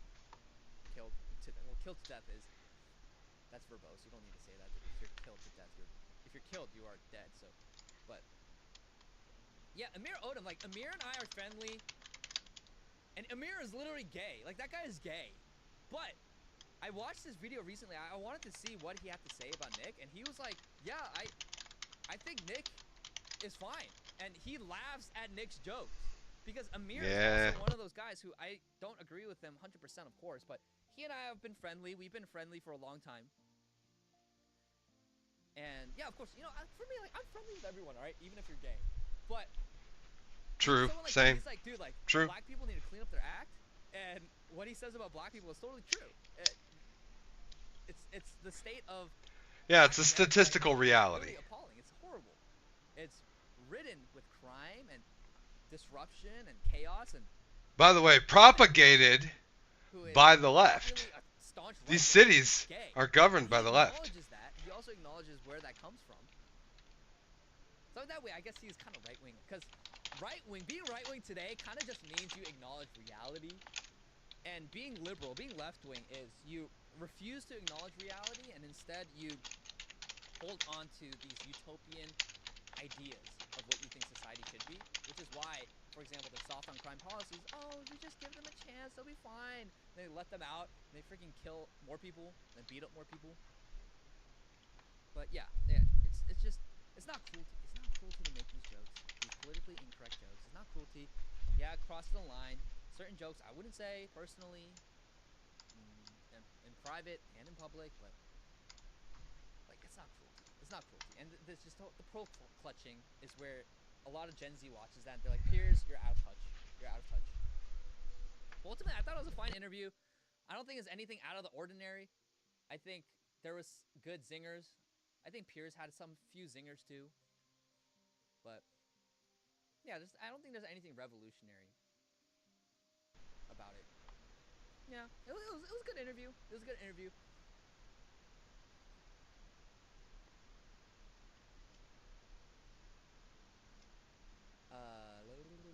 Yeah, Hodge twins, Amir. Everybody likes that I said Amir Odom. Peace lover, how do you see the revival of indigenous religion of Korea, like Mugyo there? It's like I believe in traditionalism, but the reality is there is like the truth in a tradition like that the tradition of that truth, the eternal truth, is always going to be supreme and of the supreme importance. And so, you know, for me, Korea belongs to Christ, and so Korea should remain, and also be in the future, be a Christian nation. Like Korea's a Christian nation. It should be a Christian nation. It should be a nation that honors God. Not saying that we can't have broad religious tolerance for people who are Confucian or Buddhist, because I think those things are, like, largely speaking, from a societal point of view, they're actually not bad. Oh, whoa! Yo, Celestium! Yo, Celeste is raiding with the party of 49! Let's go! Hello, welcome Raiders! Thank you, thank you! Wow! Yo, thank you, Celeste, thank you! Hello, Raiders! Hello, hello. Hey, Celeste, thank you so much for being here. Thank you, thank you. Thank you, God bless. God bless you all. Hello. Yeah, that's I need to change the sounds that we have. Yo, Revantel, what's up? Thanks for the follow. Snorlax. But, like I was saying, oh, James Sawyer, thanks for the follow. From a societal point of view, I think Confucianism and Buddhism is not as destructive as, for example, Islam. But yo, Demogorgon Ramsey, thanks for the follow. Thank you. Oh, Celeste, thank you so much. Thank you so much. You're the best. Everyone in the chat, if you're on Twitch or even on YouTube, go subscribe to Celestium Art. She is one of the greatest VTubers on the internet. She is a lovely sister in Christ. She is incredible. God bless you too, Celeste. God bless you too. But yeah, it's like I was saying. So I have broad religious tolerance for Buddhism and Confucianism because it was and has been a big part of Korean history and culture for a long time. But Korea should remain a Christian nation. I gotta find him and, again. Like, someone's eternal salvation is of the utmost important to me personally. Like, politics is important because politics, a lot of it is inherently theological and spiritual, but like the most important thing that a government should do and how a government should structure society. Nullity, thanks for the follow. How are you? Is that we lead people to Christ. Like, someone's eternal salvation in heaven with the Lord, living in eternal glory with God, that is of the utmost importance when it comes to anything. Like, it really is. That's the most important thing. Well, where will you spend eternity? God, will you spend eternity in hell apart from God's presence? Or will you spend eternity with the Lord in everlasting joy and peace? Knowing your eternal God who created you, who designed you. What is, like, that is the most important. Oh, Lyrith, also following on Twitch. Thank you, I appreciate you. Darling Straub is also a Christian VTuber, Rev's wife. Yeah, Straub is also incredible. She is awesome. I love Straub. I love Rev. I think those two, they're awesome. I love them so much. They're really great. They're good friends. But, yeah, that's the most important when it comes to politics, right? You know, I say a lot of politically incorrect things. Okay, let's refresh. There we go. Come under Christ's headship, kingship, and submission. Like, that's the most important thing. And I want a people who love Jesus. I want a people who seek the Lord in all things. And I want Christian nations. I want America to be Christian, and I want Korea to be Christian. And so my thoughts on those things like Mugyo coming back, you know, Christ is king, and Christ is the ultimate end all be all. Yes. And our purpose in life is to glorify God, to enjoy him forever, to know him, and to make him known in all of our society, to make disciples of all nations, baptizing them in the name of the Father, the Son, and the Holy Spirit, teaching them to observe all that Christ has commanded them to do. And the reassurance we have is that Christ will be with us. Jesus will be with you and me till the end of the age. And that's a source of comfort, that he will always be with us. But also, it is a warning that he'll always be there. So you better get on your butt and share the gospel and save souls, man. That's what you gotta do. Do you think your ancestors are wrong for following Mugyo? Yeah. I mean, yeah, I'm a Christian, so I believe in the eternal truth. And I believe that Christianity is a part of the fabric of Korea. There's a reason why Pyongyang was called the Jerusalem of the East, and Korea was specifically chosen and marked by God to expand his kingdom in Asia. Christianity is part of Korea's story. And I believe that Christianity was what gave Korea a true future, and we need it to keep moving into the future. So. Cenk Uyghur. Cenk Uyghur TYT. How do you do, fellow right-wingers? What the heck? Yeah, so. God bless you, King. Okay, I'm obsessed. Lol, love you all. Charlie, dude. Lyrith, appreciate you. Lyrith, appreciate you. Thank you, thank you. So. I love Cenk. Come and check the Light of the World movie. Will do. Will do, will do. So yeah, so those are my thoughts, guys. That was the Nick Fuentes interview. I think it was fine. I hope Asia becomes fully Christian. I agree, Bohemian. Bohemian Groovy, what a name. What a name. I just noticed your name. Yeah, you know, all nations belong to Christ. And we know that every knee will bow and every tongue will confess that he is Lord. Christ is Lord, that Jesus is Lord over all. He is King. And whether or not you like it, you'll be accountable at the end of your life to the Lord. And you'll either be ecstatic at this news that Christ is Lord, because you're like, yes, Lord, thank you. I have run the race. And then God will say, well done, my good and faithful servant. Or you'll be so regretful and you'll say, holy crap, I'm so sorry. I should have lived my life for you. And he'd be like, give you a chance, man. Give you a chance.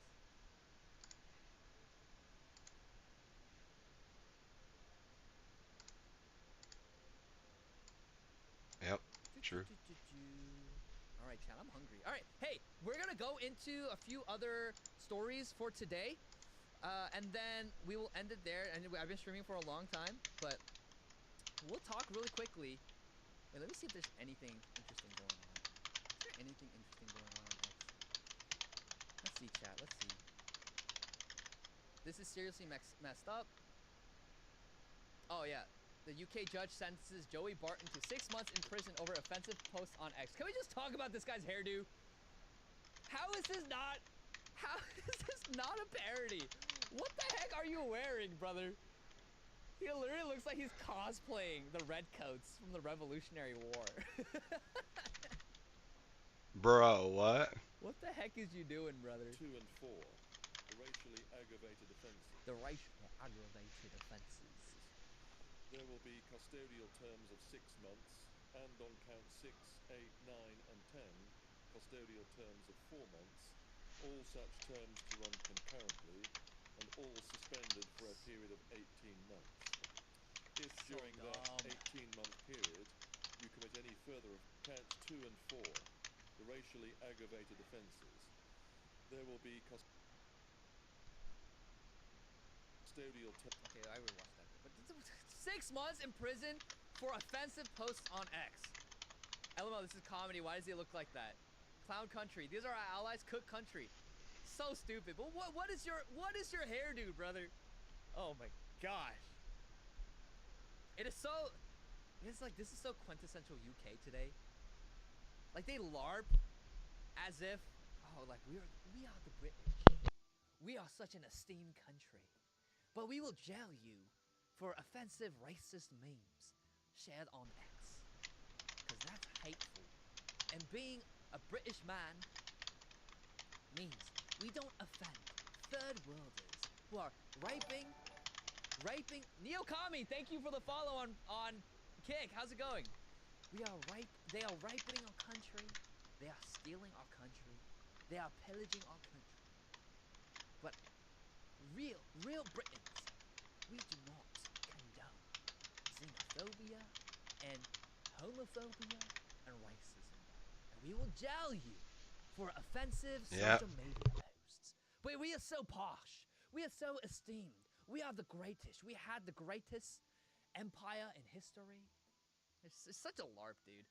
It's such a LARP. Bro thinks he's from the 1700s, yo. It's so laughable, dude. They act so high and mighty. They're like, oh, I'm so posh. I'm so posh. We are so proud to be British. London is the greatest city in the world. I love this dumb LARPing and then like, oh, look at us. We're so proud to be British. But we don't care about Pakistani grooming gangs. You say anything about that, we'll ban you. We'll jail you. Deeply unserious. Your ancestors are rolling in your graves. Blue Hornet, thanks for the follow on Kick. Your ancestors are rolling in your graves for selling your birthright for what? On the altar of liberalism so that you won't be offensive to minorities who are pillaging and raping your country. So deeply unserious. UK's cooked.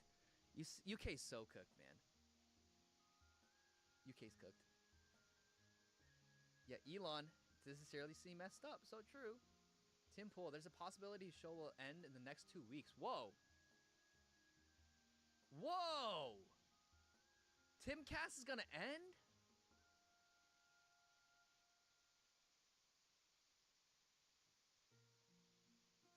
Oh my gosh. What the frick? Timcast is gonna end. Big fan.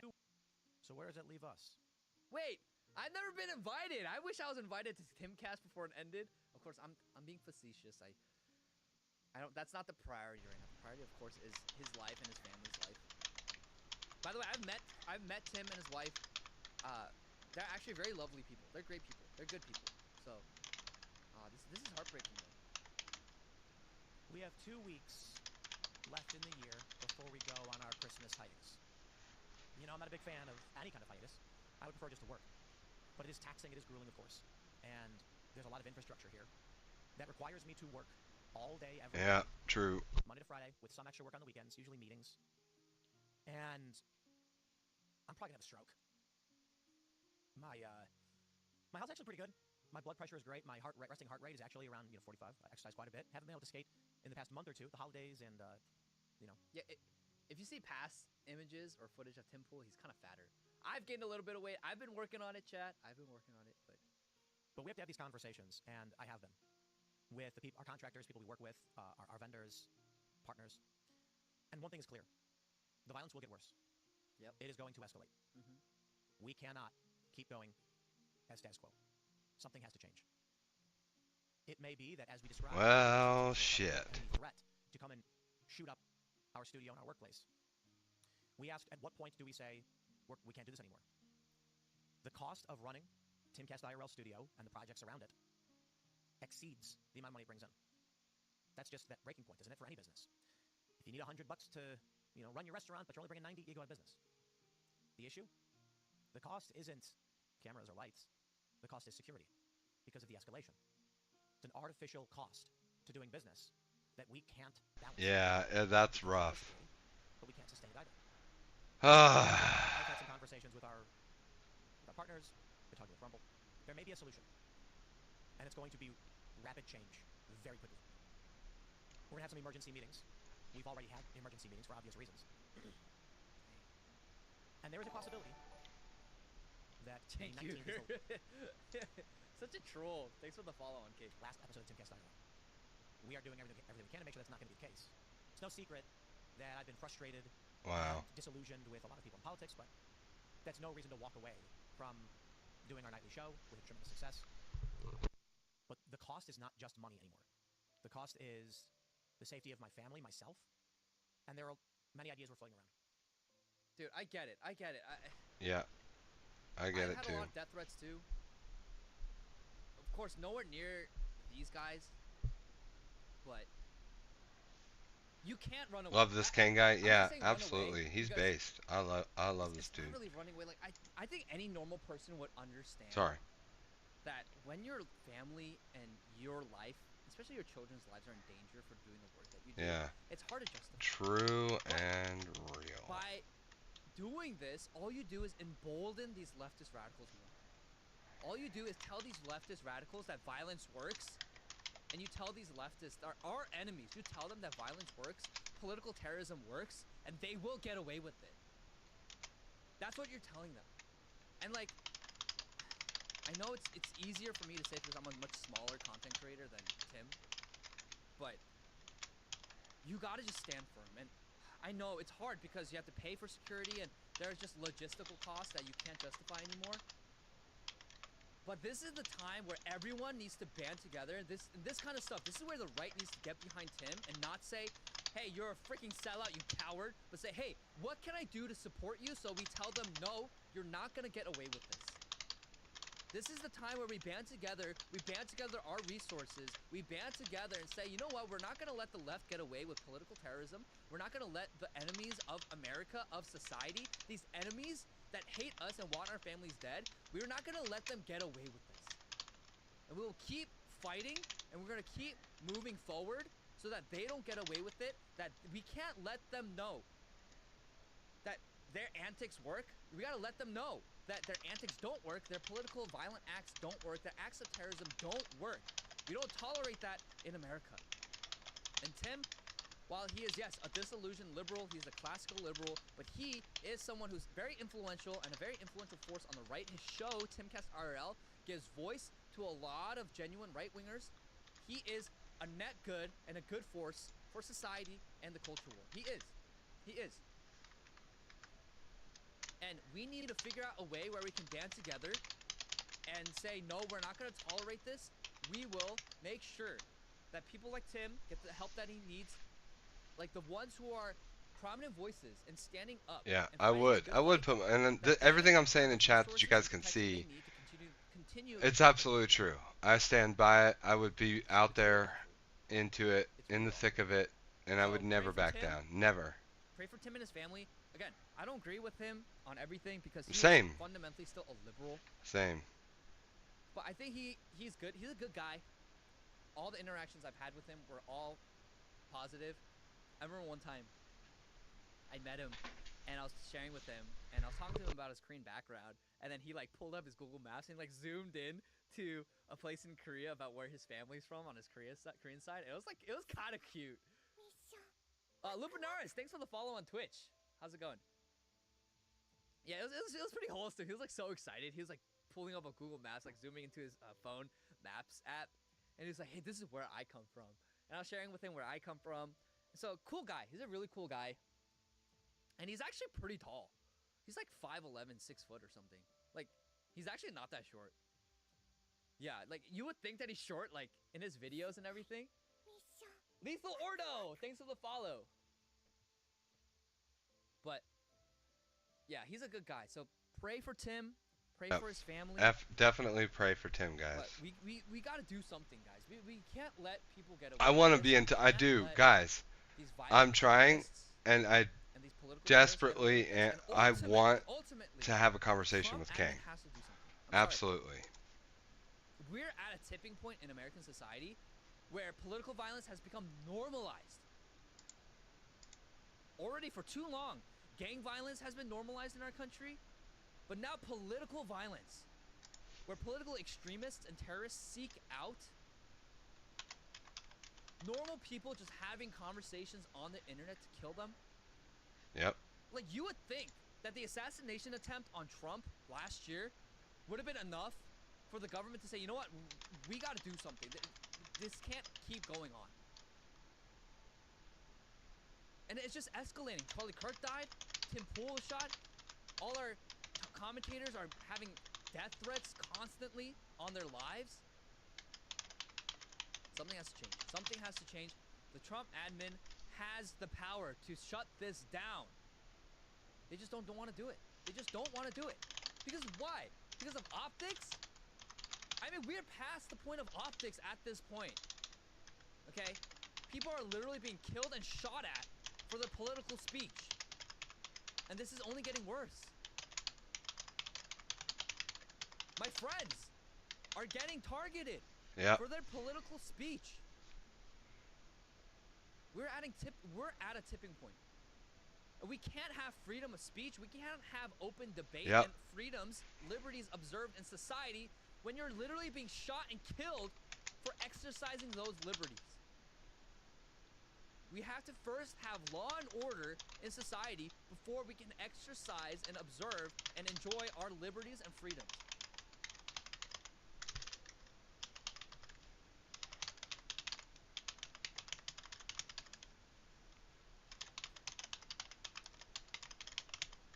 Hikoboshi, you're saying this, but why don't any of us run for government like Brandon Herrera? We're just cowards and cobras if we just stand. Yeah, absolutely. So I commend Brandon Herrera for running for government. We need to run for government. We need to run for office. We need to get into the school boards. We need to get into the city councils. We got to get into these places of authority and enact change, for sure. So not everyone's role is to speak out on the internet, right? But everyone, we need to. We need to do something, or else we're going to lose our society. Like, we're going to lose our country. I think it's getting so bad. It's getting so bad. We must act in all different avenues, whether it's content creation, whether it's collaborations, whether it's resources, or whether it's legislation, whether it's even like court trials and lawsuits, right? These are all things, every single avenue through which we need to win. And we need to tell these leftist extremists no. We gotta say no. I can't run for president. I think I can run for like local office or something, but I was born in Korea, so.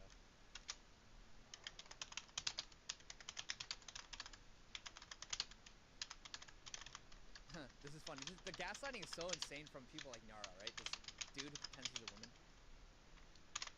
There's no left-wing grift. There's no left-wing equivalent to being racist and raising $200,000, saying God in a poopy essay and getting state recognition, pretending to be a detransition to sell anti-trans book, ignoring the ignorance of uneducated people. Are you stupid?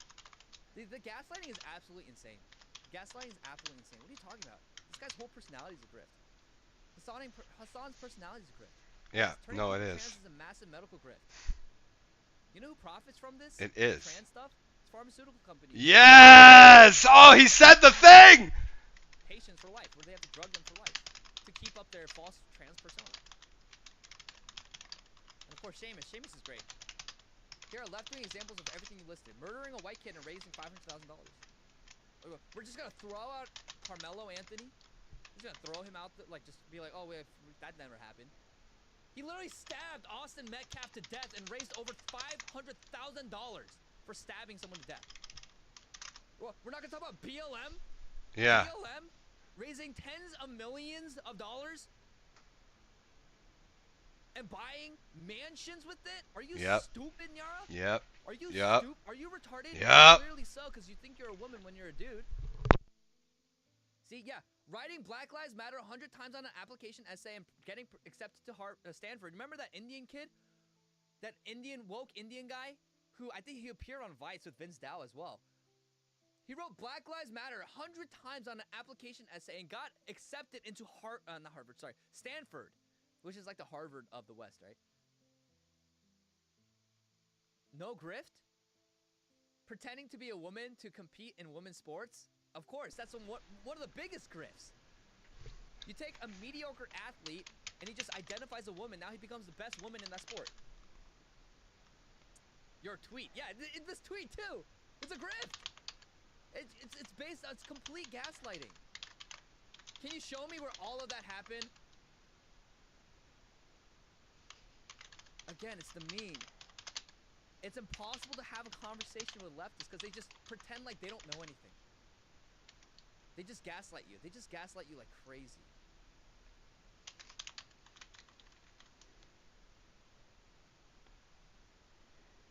It is so insane how much they gaslight. This dude is such a gaslighter. Yes, it's this meme. It's this meme.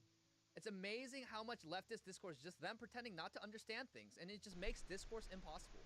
You can't have a conversation with these people. You shouldn't even want to have a conversation with these people anymore. Charlie wanted to have a conversation with them, and they killed him for it. You can't. You can't have a conversation with them.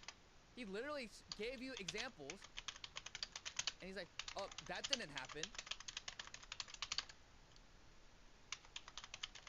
Like, I'm so sick and tired of these people.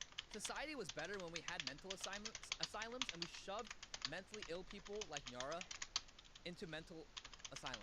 We did. Because they literally... He's like...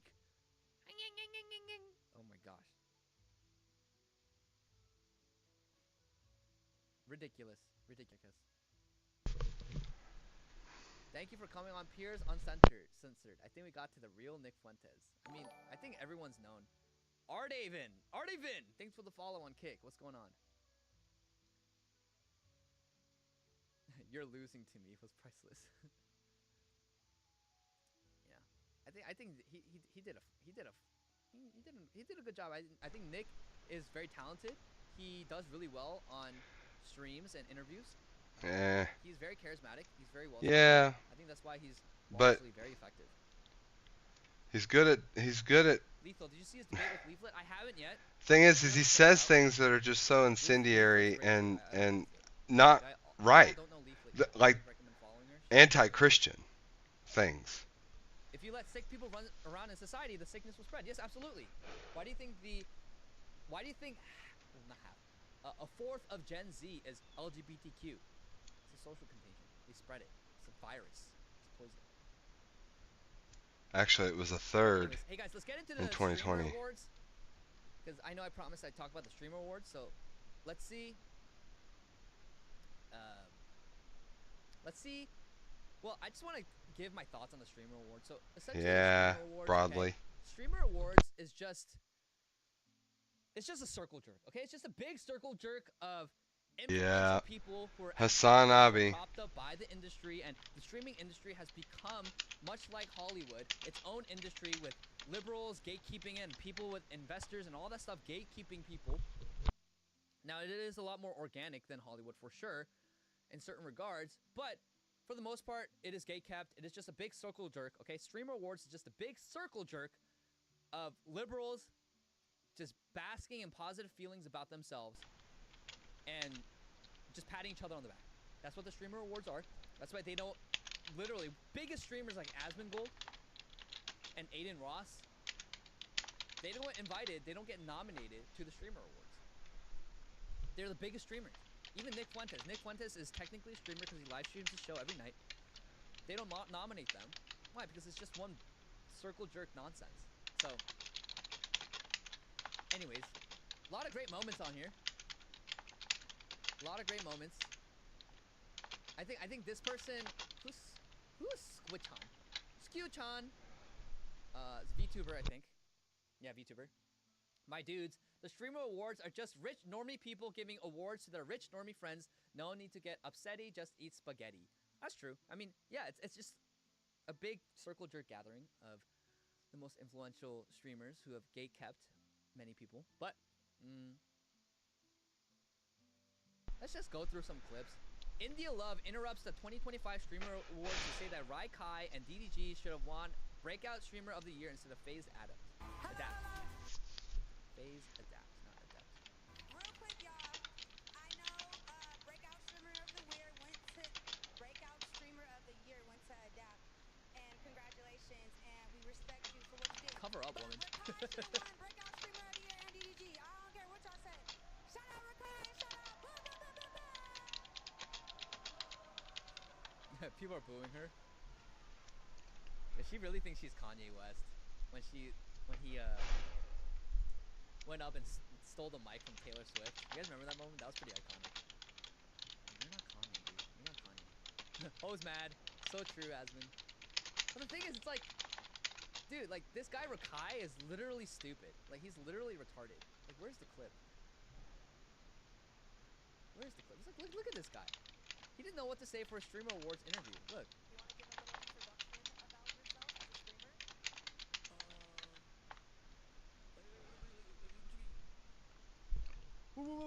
What you mean? What you mean? What you mean?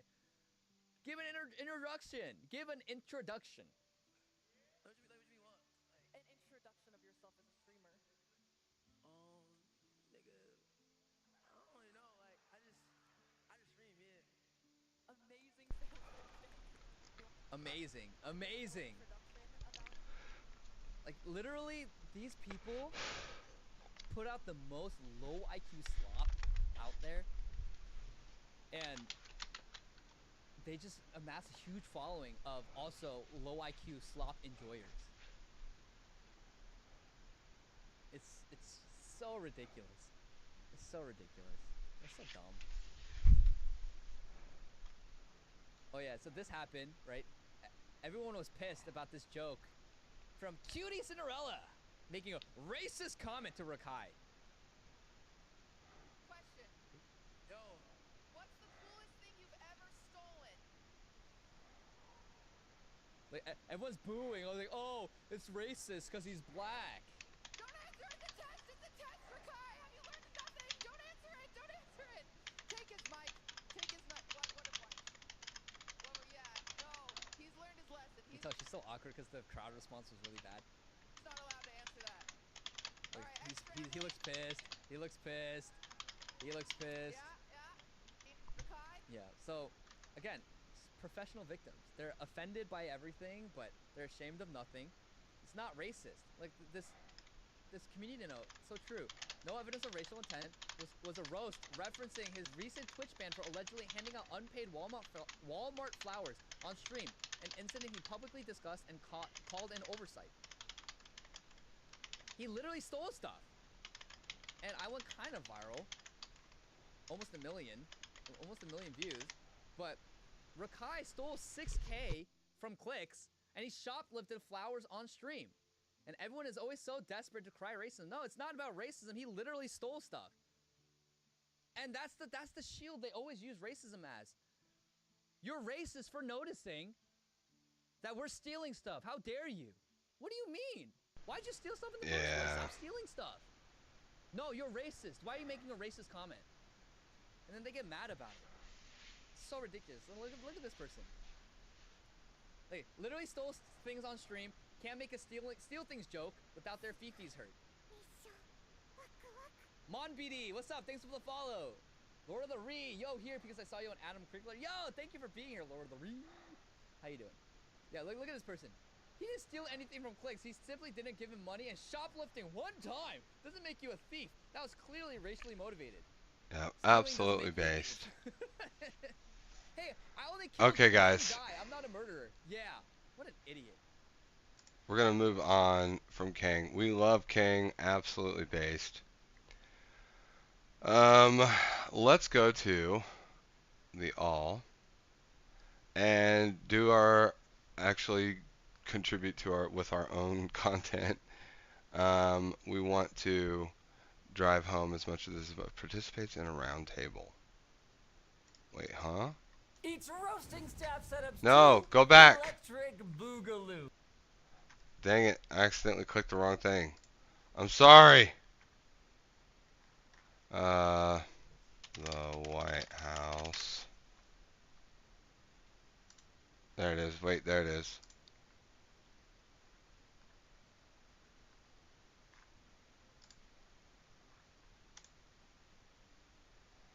Okay, let's fast forward. Right, here we go.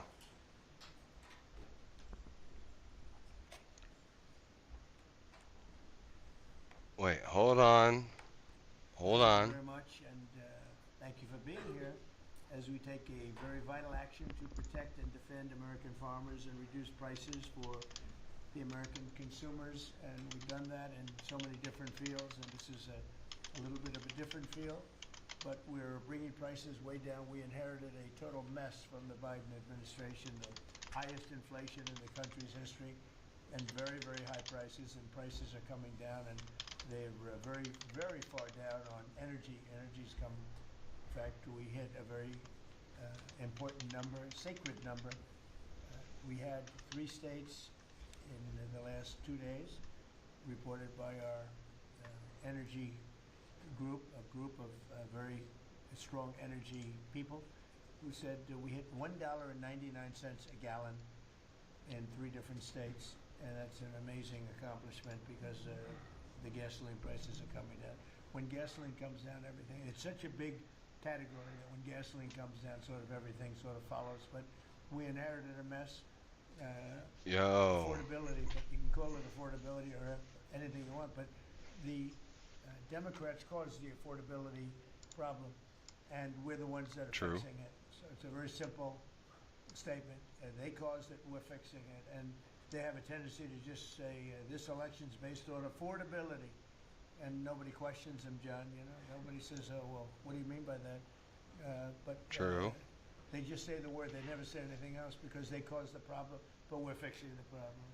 And we're pleased to be joined today by many of the wonderful members of the farming community, as well as the Secretary of Agriculture, Brooke Rollins. Brooke, thank you. Thank you, sir. God bless Trump. True, yeah. Secretary Scott Bessent. Thank you very much, Scott. Senator John Bozeman. Thank you, John. Good job. John Hoeven. Thank you, John. And Deb Fisher. Thank you very much. He has all these cabinet meetings like all the time, and they're like, "Oh, you know, he's declining. His health is declining." Yeah, right. I'm delighted to announce this afternoon that the United Give me a States break. will be taking a small portion of the hundreds of billions of dollars we receive in tariffs. We are making a lot Based. of countries that took advantage of us for years. They took advantage of us like nobody's ever seen. Our deficits are way down because of tariffs. I guess because of the election. Because without the election, you wouldn't have tariffs. You'd be sitting here losing your shirt. But we're taking in billions. We're really taking in trillions of dollars, if you think about it, Scott. Because the real numbers, you know, when you think of all the money being poured into the country for new auto plants and all of the other things, AI, So what we're doing is we're taking a relatively small portion of that, and we're going to be giving and providing it to the farmers in economic assistance. And we love our farmers, and as you know, the farmers like me, because you know, based on voting trends, you could call it voting trends or anything else, but they're great people. They're the backbone of our country. So we're going to use that money to provide $12 billion in economic assistance to American farmers. $12 billion is a lot of money, Meryl. What do you think? Peanuts for you, though, right? Peanuts. She's a farmer of rice. This relief will provide much-needed certainty to farmers as they get this year's harvest to market and look ahead to next year's crops, and it'll help them continue their efforts to lower food prices. Yep, absolutely based. American families, and again, true. We inherited something that we inherited the worst inflation in the history of our country, and we're taking care of it. True. Farmers are an indispensable national asset, part of the backbone of America. Yep. I've always felt it so strongly. They're so important. Always has been. Sleepy Joe Biden. He was a sleepy guy. Our farmers were crushed by the worst inflation in modern history and crippling restrictions on energy, water, and countless other necessities for farmers. And what they did to the farmer in terms of putting the brakes on was just absolutely unacceptable. In my first term, we had an agricultural trade surplus by a lot. We had a big surplus, meaning that we were exporting American agricultural products all over the world, making a profit, and in many cases a very substantial profit. He came in and ruined it. America first. Look, we should be the biggest producers in the world and exporting that to produce prosperity, wealth, and security for our nation and our people, period. Duh. Biden turned that surplus into a gaping agricultural deficit that continues. Also to true. But we're knocking it down. It's starting to go very good. In fact, China, as you know, is buying a tremendous amount of soybeans. And the number, I spoke with President Xi recently, very recently, and I think he's going to do even more than he promised to do. So I think the relationship is a very good one. I think he's going to do more than he promised to do. And what he promised to do is a lot. So we're very happy with that. In the last year, Biden bankruptcies rose by 55%, having to do with farms. So farm bankruptcies under Joe Biden went up 55%. That's not good. But now we're once again in a position where a president is able to put farmers first. But unfortunately, I'm the only president that does that. On day one, I terminated the Green New Scam. Energy prices are down, gasoline prices are down. We've slashed record numbers of crippling regulations, and we're working on huge trade deals already, securing $60 billion in agricultural purchase commitments. And, you know, Biden made none. He didn't make any trade deals having to do with the farmers or any of it. It's crazy. China committed. He was the worst president in the history of our country. Yeah, true. Any questions? China committed to over $40 billion of soybean purchases, and that's a commitment. And I asked President Xi if he could even up it, and I think he'll do that. I mean, not a commitment. The $40 billion is a commitment, but the soybean farmers are quite happy. Since my successful meeting in South Korea with President Xi, purchases have been made and soybeans are being exported out of the United States to China as we speak. And I say that our soybeans, I told this to President Xi, our soybeans are more nutritious than competitors. Somebody said, is that a Trump statement or is that real? In fact, you know who asked me that question? President Xi asked me that question. He said, really, I had never heard of it. And he was a food purchaser for a long time. But that's what I hear. And Japan agreed to $8 billion in purchases of corn, soybeans, ethanol, fertilizer, aviation, biofuel, and rice. You know, Japan never bought rice from anybody else. It's like a very important thing to them. And they agreed to buy rice, okay? Absolutely. So I also proudly signed into law the largest tax cuts in history, and the one big, beautiful bill, the monumental tax relief bill that is benefiting very, very strongly, benefiting the American farmer. And I think also for farmers, we have, as you know, and we got this the estate tax, or the death tax as they call it, on farmers, on small businesses, you don't have to pay it anymore. A lot of farms, you love your children, and your children are great, and they want to be farmers. And you leave the farm and your children, and a lot of farms are, sort of cash poor, land-rich cash poor. And the kids would go to the local bank or to any bank, and they'd borrow money to pay the estate tax, and they'd end up losing the farm. They go bankrupt. And a lot of debt, too. Literally, because they love their farm and they love their business and they love that way of life, they end up committing suicide. A lot of suicides. We have no more estate tax. How about that? Do you have children? I do. Well, let them know. Now, if you love your children, then it's good. If you don't love your children, you don't have to leave them anything. It doesn't matter what I just said. They're still young. I still love them. I have a feeling you love them. I still love them. I have a feeling you love your children. But the estate tax is a very big thing. So you don't have estate tax. You die, you leave your farm or whatever, or small business too. Your children, you don't have to pay estate tax. It seems to affect the farmer more than anybody else. He is. You can have a farm that's very valuable. He is so funny, Elrich. But it's not a big value in terms of cash. Maximizing domestic farm production is a big part of how we will make America affordable again and bring down grocery prices for American families. And again, these are prices that we inherited. When I left, we were doing incredible. In 4 years, what they've done to this country and so many, and not even mentioning the border and the criminals allowed into our country and all of the others. So I just want to say it's a tremendous honor being with you.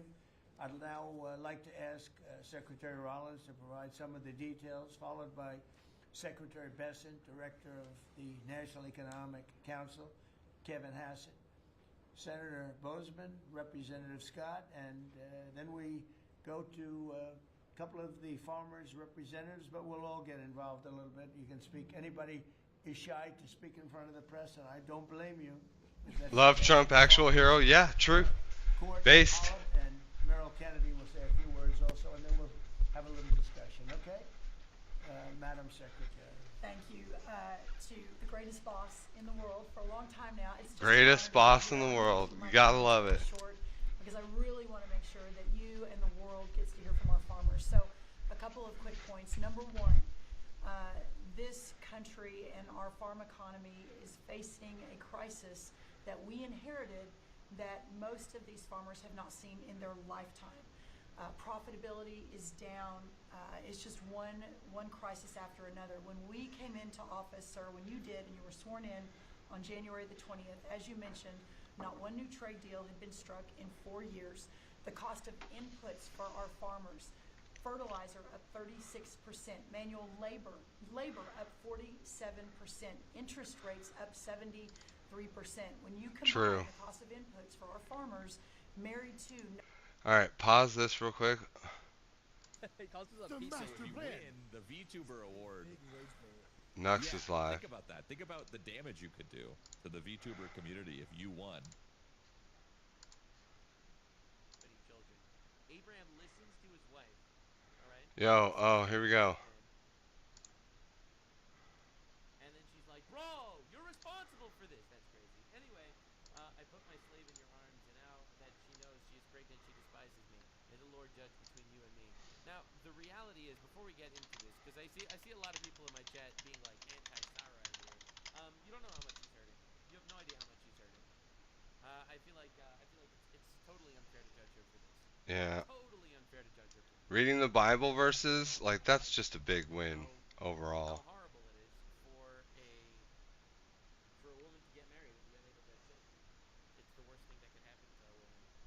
Everybody be definitely sure to like and sub on Nexanor's channels. He mostly just streams on Kick, but he's been on this series lately where he reads the Bible from beginning to end, and he's like in Genesis 16 already.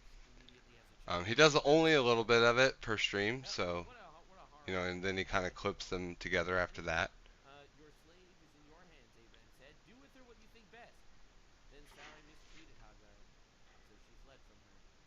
Now, the following is incredible. Yeah, it is a good idea, Elrich. Such a cool chapter. The that is beside the road of Shur. And he said, Hagar. Remember, this is an angel talking to Hagar, a slave, all right? Slave of Sarai. Where have you come from? Where are you going? I'm running away from my mistress Sarai, she answered. And the angel of the Lord told her, go back to your mistress and submit to her. The angel added, I will increase your descendants so much that they will be too numerous to count. And now there's 2.5 billion Muslims. Because Hagar is the mother of Ishmael, who is the great-grandpa of Islam. Yep. Well, the blessing has come true, ladies and gentlemen. Diabolical. Anyway, the angel of the Lord also said to her, you are now pregnant. You will give birth to a son. You shall name him Ishmael. Well, that's where we're at. For the Lord has heard your misery. So super interesting. I feel like it doesn't work as well in the English version. In the Hebrew version, it's much cooler. You shall name him Ishmael, for the Lord has heard of your mercy. Ishmael is 3 words combined. It's man hears God. Ishmael, man hears God. So, for the Lord has heard of your misery. So, that's why he was named that. Anyway, he will be a wild donkey of a man. Damn, that's crazy. That's crazy. Man, what's Asmongold doing? This is like TikTok brain rot? Yes, it is. This is nuts. He's super unemployed. Yes. It's everything about this is ridiculous. The idea of meme theft, the idea of like getting your post deleted, other people reposting it, you getting mad at the mods, everything about this is retarded. Reddit mod has actually been doing the same stuff for literal years. Not only taking someone else's post, but they also then keep reposting it endlessly every few months to farm Reddit karma, which is imaginary internet points. Like these ones on the subreddit for House of the Dragon and Better Call Saul. When people started noticing this and called it out, they would just be banned from the subreddit they were complaining on, as well as banned from any other subreddit Loretti also moderated, which was a lot of them. Around 5 months ago, when a few moderators on r/theboys noticed Loretti was taking people's... How is this real? How do people do this? Stuff and passing it off as their own, they confronted Loretti, asking them to explain themselves, and in turn, all of the mods were then demodded and kicked. Eventually, Loretti was booted as a moderator from r/Better Call Oh my Saul, god. with the mods posting to the subreddit saying Loretti had banned dozens of users who pointed out their behavior. As removed as abuse of mod power. Wow, what a surprise. I wonder if the Reddit admins... Do you think that, like, maybe Reddit might just be a massive MK Ultra Whenever psyop? it's like It's created to figure out what people will do if you give them power without any accountability? It's like a real-life psychological experiment that all of these people are members of and parts of, and they don't even know it? That's what it has to be, right? Like, I can't believe that there's something that's this stupid. True. That just happened randomly.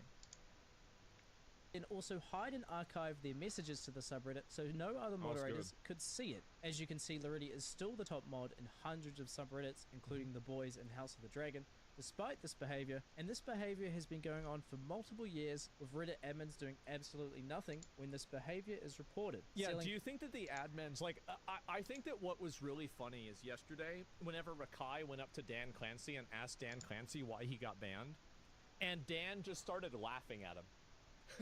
You got banned? Yes. Is that what the admins are like? They're watching them all, like, they're watching these mods run around like ants in a maze. They're like, oh, let's put a grasshopper in there. Oh, here we go. It's so funny. You know what you did. It was so funny. Yeah, you know why. I really think that it's possible that, I mean, at least this is the case for me, is that, like, I would engineer, this is in my guilds, I would engineer drama just because I was bored. And I feel like there's no way that other people don't do that. I bet they do that.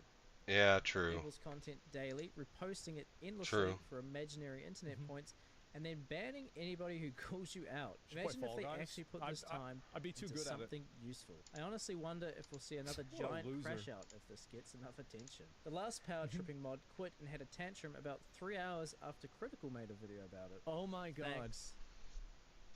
So this guy is going and banning everybody because they disagreed with him, and this is all, everything all came crashing down over a meme on the Pluribus subreddit.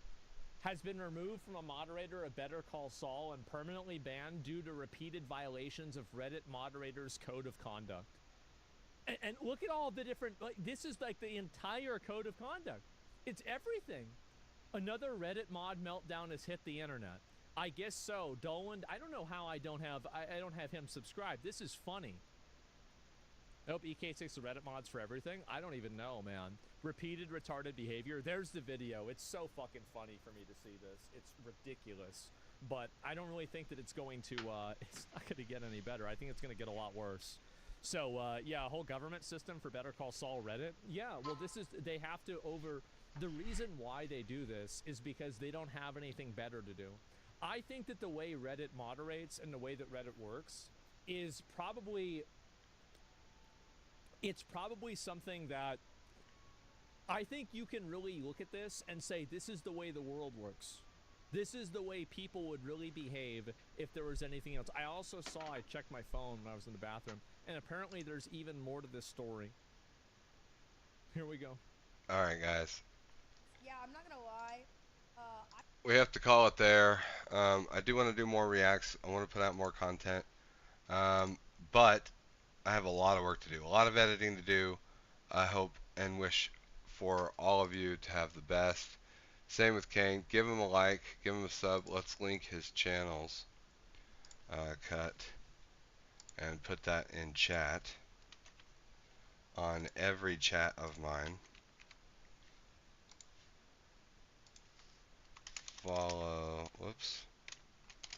Follow Kang on Kick. He is awesome. And then those are the 3 chats, so I put that in there. I can't link it in the Twitch chat for those followers. Everybody, I genuinely hope that you had a good time. I hope we got a lot done. I think we discussed a lot. The interview with Nick Fuentes was interesting. Look forward to the release of the VODs or the recordings on those videos. And other than that, guys, big, huge thank you to everybody. Like and sub.